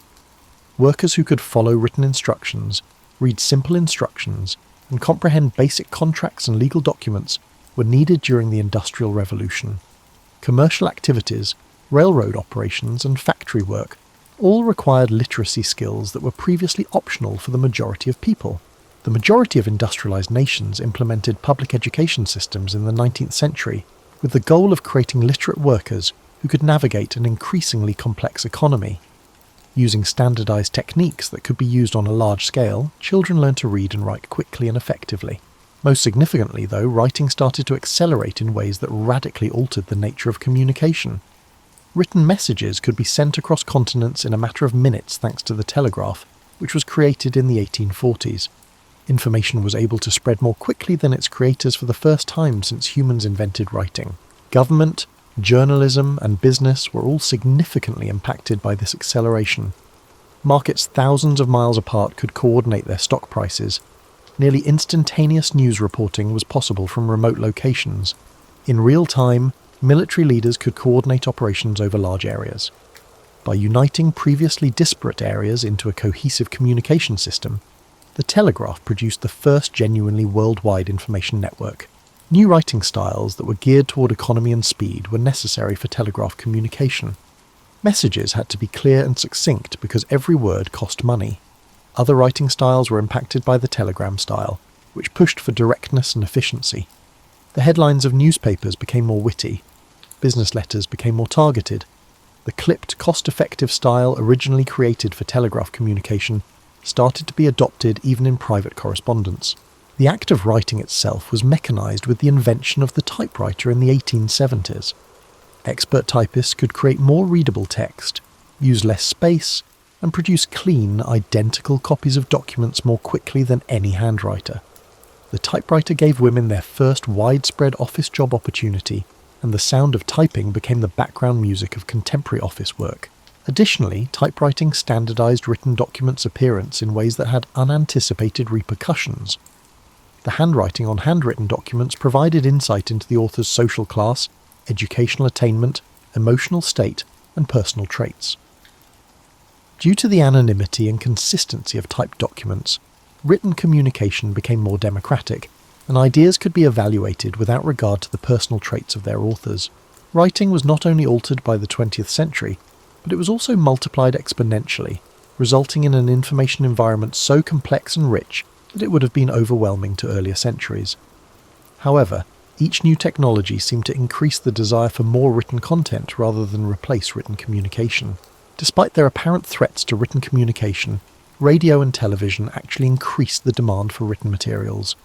People wanted to read more in-depth articles in newspapers and magazines after hearing fascinating news on the radio.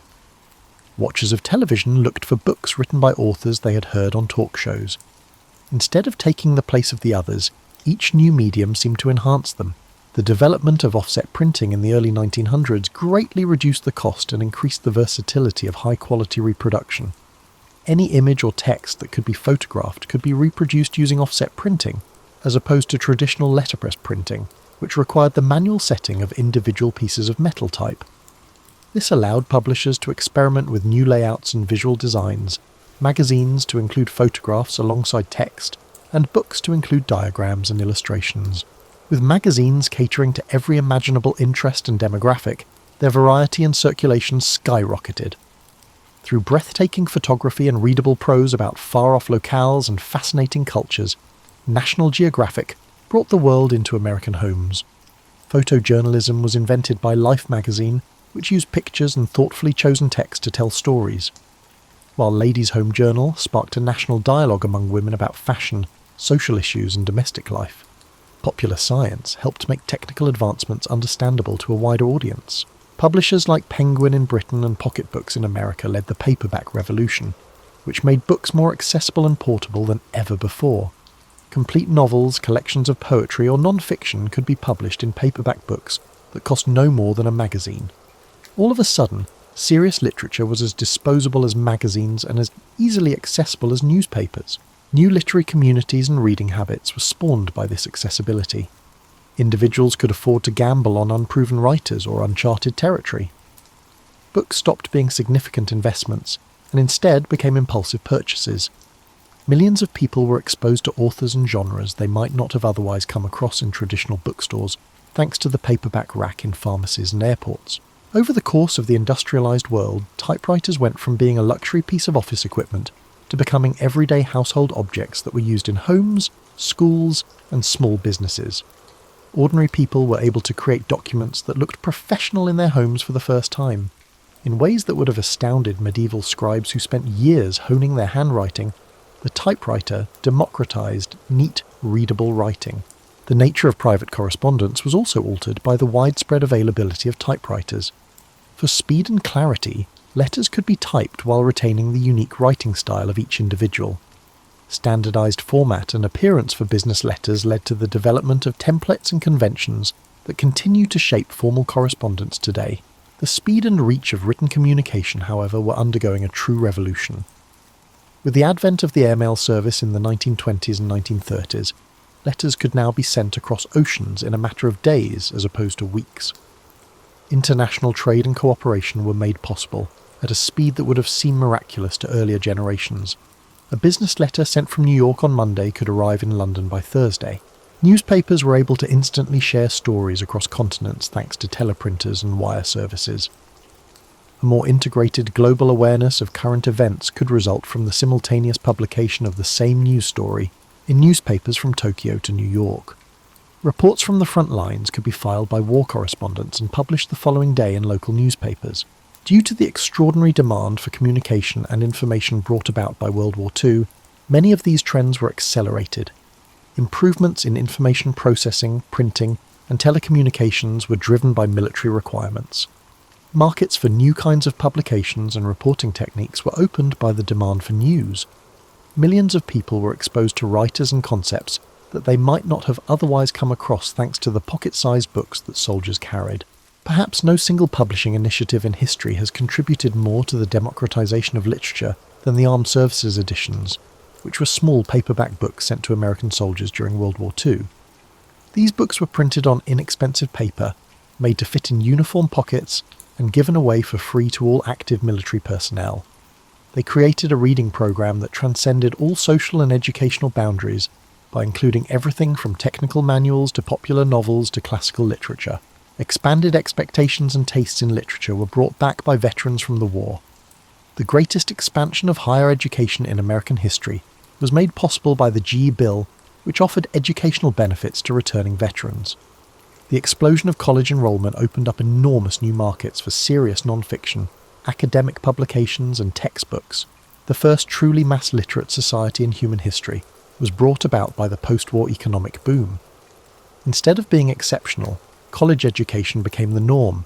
Everyone could now afford literature thanks to paperback books. Public libraries developed into community hubs where anyone seeking information from any social or economic background could obtain it for free. New reading and writing habits were brought about by suburban development.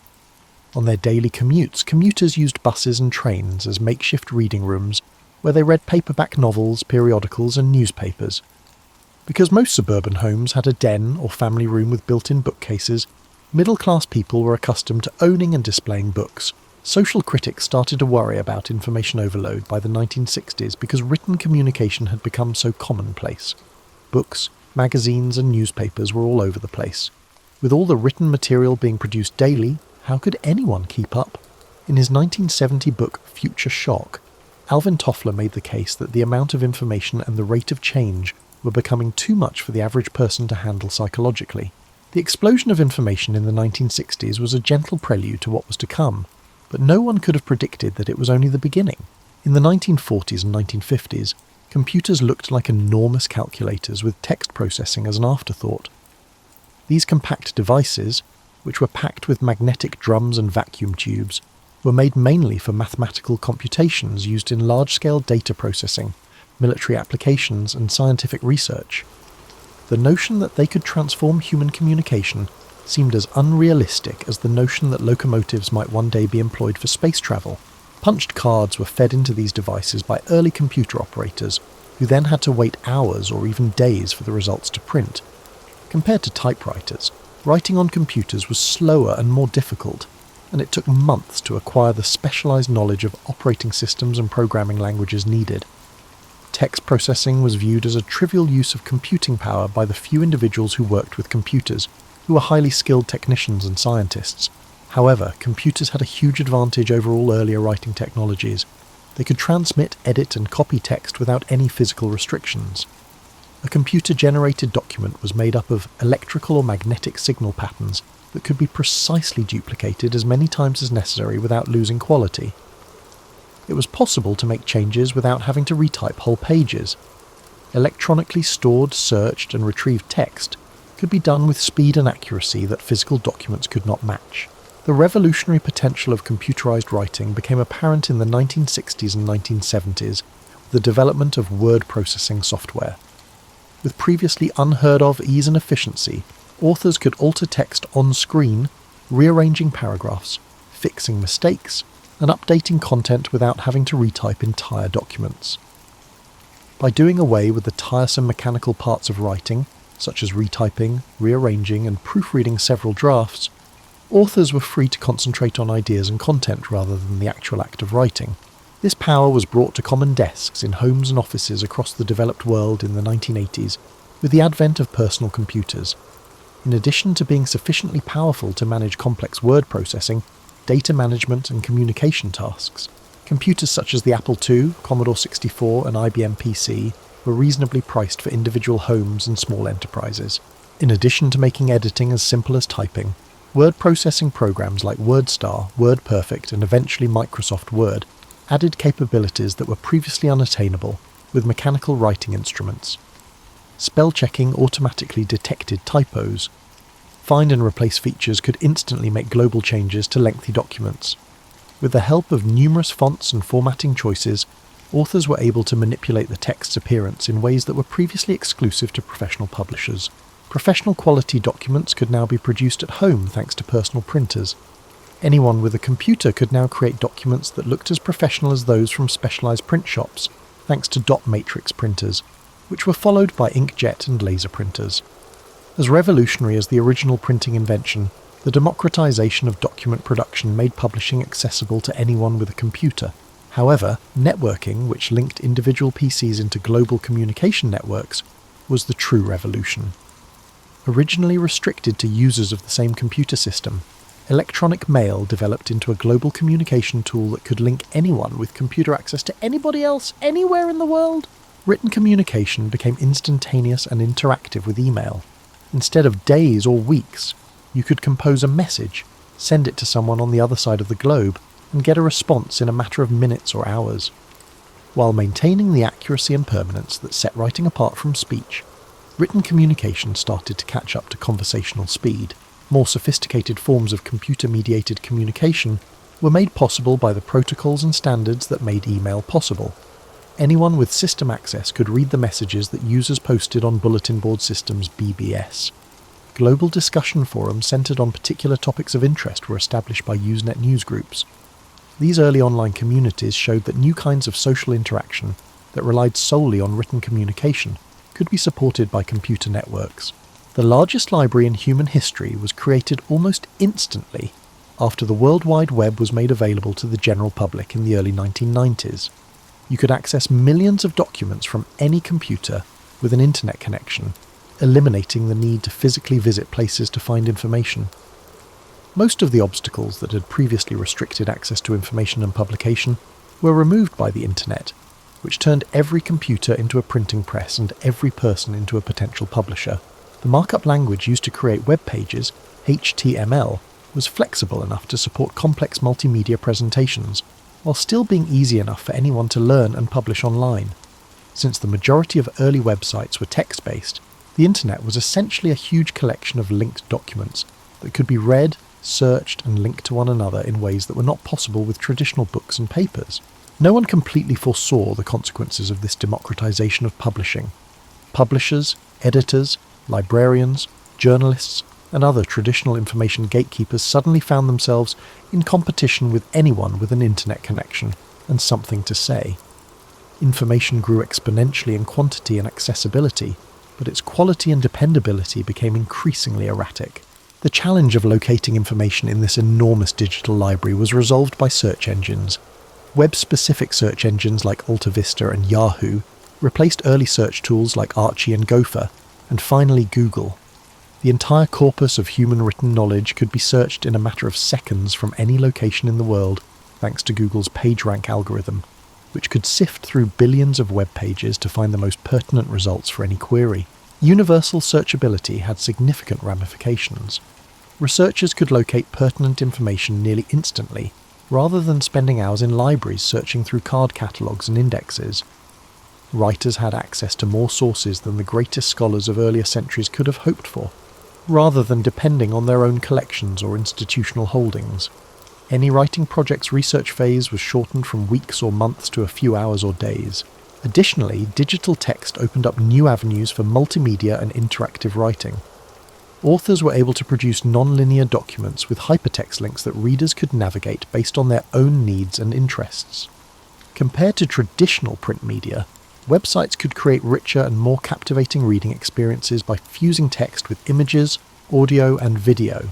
Websites, email, and forums that mirrored traditional publishing models were transplanted to digital platforms, and the early internet was largely used for publishing and consuming relatively formal written content. However, the emergence of a new generation of online platforms at the turn of the 21st century drastically altered the nature of digital communication. Unexpectedly, social media sites like Friendster, MySpace, and eventually Facebook restored writing as a means of communication. People started writing quick, concise answers to each other's posts, comments, and updates, in place of formal documents or well-written letters. Instead of publishing information, these platforms were made to promote social interaction, and they were successful in developing new written communication formats that resembled speech more than conventional writing. People's use of written language was significantly impacted by this return to conversational writing. Emotional connection and instantaneous expression took precedence over formal grammar. In ways that traditional text could not, emoticons and acronyms evolved into a new type of written shorthand that could express emotion and tone. As people started writing as they spoke, using slang, informal constructions, and interruptions that would not have been appropriate in more formal written settings, the line between spoken and written language started to blur. When Facebook's timeline feature was launched in 2011, it gave rise to a new genre of autobiographical writing, in which users shared brief posts with photos of their everyday activities. This was a more immediate and impromptu form of self-documentation that captured everyday moments and casual thoughts in ways that earlier generations would have deemed too insignificant for written record, rather than the meticulously planned self-presentation of traditional autobiography. By restricting posts to 140 characters, later increased to 280, Twitter, which was launched in 2006, took conversational writing to the next level. Extreme concision was required by this restriction, which prompted the creation of new, brevity-optimized forms of writing. Twitter users developed a poetic form that prioritized wit, insight, and emotional impact over conventional literary elaboration by learning to convey the most meaning in the least amount of space. Additionally, the character limit altered the cadence of written correspondence. Twitter users posted short updates throughout the day rather than writing long messages that were sent occasionally, resulting in a constant flow of written content that was more akin to ongoing conversation than traditional correspondence. Millions of users were able to engage in simultaneous conversations about current affairs, individual experiences, and cultural phenomena on the platform, which evolved into a global chat room. Beginning as a straightforward method of sending quick messages between mobile phones in the 1990s, text messaging rose to prominence as a written communication method in the early 2000s. Similar to Twitter, SMS messages were restricted to 160 characters and emphasized private communication over public broadcasting. There are linguistic conventions, abbreviations, and cultural norms specific to texting. The terms LOL, laugh aloud, BRB, be right back, and TTYL, talk to you later, became widely used. The way people formed written thoughts was altered by predictive text and autocorrect features, which occasionally resulted in misunderstandings but also made composition faster. Mobile technology also changed the physical act of writing.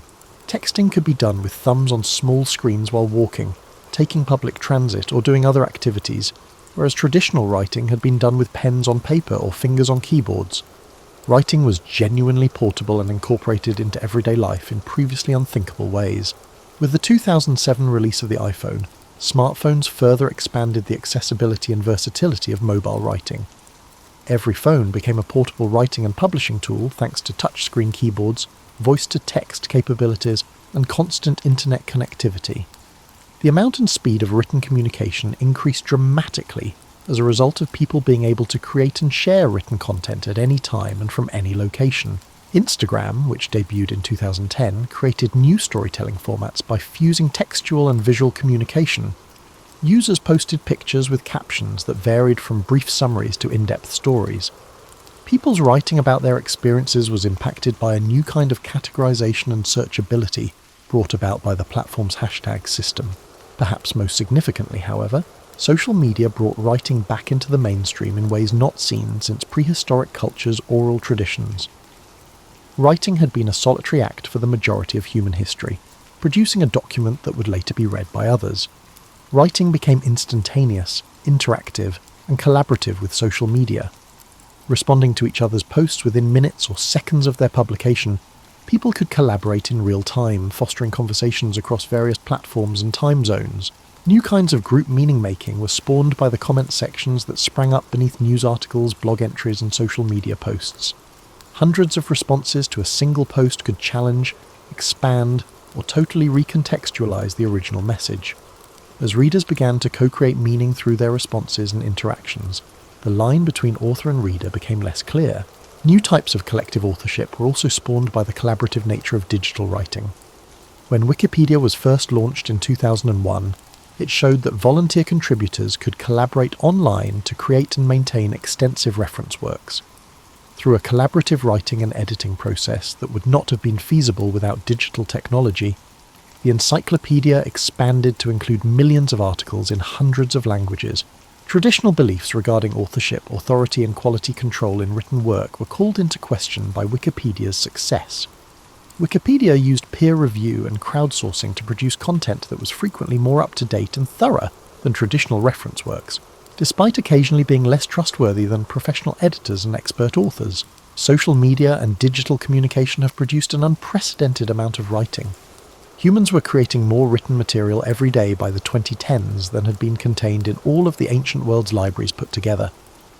Although the majority of this writing was conversational, transient, and informal, status updates, comments, text messages, tweets, it marked a significant change in the way people used written language. You are living through the most significant change in writing since the creation of the alphabet, so keep this in mind as you curl up with your blankets and feel your eyelids getting heavier. What is taking place in your immediate surroundings is as revolutionary as anything that took place in Gutenberg's printing shop, medieval monasteries, or ancient Phoenicia. These days, artificial intelligence can produce text that looks human and is frequently identical to content written by humans. Poetry, business letters, technical documentation, and even intricate conversations are all possible with large language models like GPT and its offspring, which show an awareness of context, subtlety, and emotional nuances. The distinction between machine and human writing is becoming more and more hazy. People can now write by speaking instead of typing thanks to advancements in voice recognition software that can now convert speech to text with astounding accuracy. While walking, driving, or doing other tasks, writers can compose text at the speed of speech with Dragon Naturally Speaking, Siri Dictation, and Google Voice Typing. Writing, which involves moving a pen across paper or fingers across a keyboard, is becoming a less necessary activity. Text can be instantly translated between languages using real-time translation algorithms, removing the barriers that have divided human communities for millennia. One can write in their native tongue and have it instantly understood by readers anywhere in the world thanks to Google Translate and similar services, which can handle dozens of languages with increasing sophistication. New types of spatial writing, in which text is embedded in three-dimensional environments, are starting to be made possible by augmented reality and virtual reality technologies. Future authors may create text that floats in space, reacts to movement, and changes depending on the reader's perspective and interaction, as an alternative to writing on flat surfaces.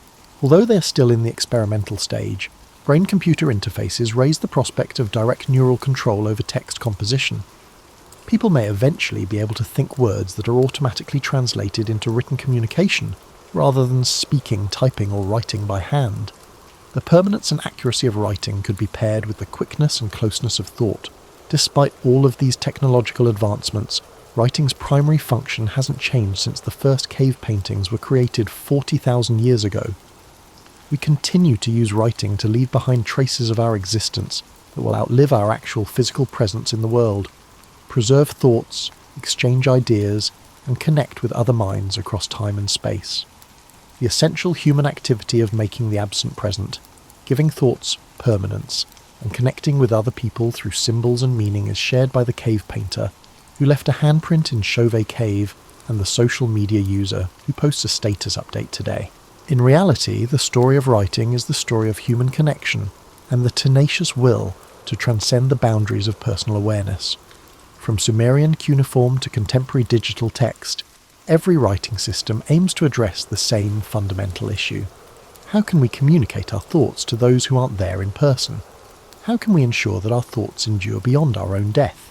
From those initial symbolic inscriptions on cave walls, we have come a long way. The greatest scholars of antiquity could not have predicted the amount of written knowledge available to a child learning to read today. Professional scribes in medieval monasteries are not as quick at writing as the teen texting friends. Compared to the most powerful rulers of previous centuries, the office worker writing an email has greater access to information and communication tools. However, the magic is essentially unchanged. The same miracle that astounded our ancestors and still astounds us, when we pause to consider it, is happening to you as you read these words right now. Ideas generated in one mind are being replicated in another mind, across time and space, using only marks on a surface, be it a printed page, a digital screen, a papyrus scroll, a cave wall, or a clay tablet. The wonder endures despite changes in technology. Although the particular tools change over time, the basic human desire to connect, communicate, and share consciousness never changes. From ancient pictographs to contemporary emoji, writing in all its forms symbolizes humanity's continuous effort to go beyond the confines of personal experience and establish a common meaning across the enormous gaps that divide different minds. Every text message, email, and comment you send contributes to the extensive dialogue that people have been having via writing for more than 5,000 years. Not only are you utilizing technology, but you are also engaging in one of the oldest and most fundamental human endeavors, which has been updated with contemporary instruments while maintaining its timeless objectives.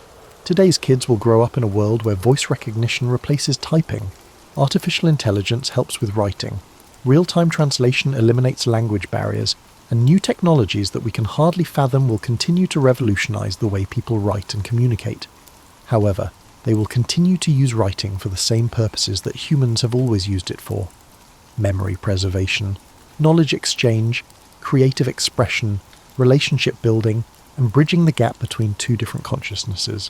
One word at a time, billions of people worldwide are writing the future of writing today.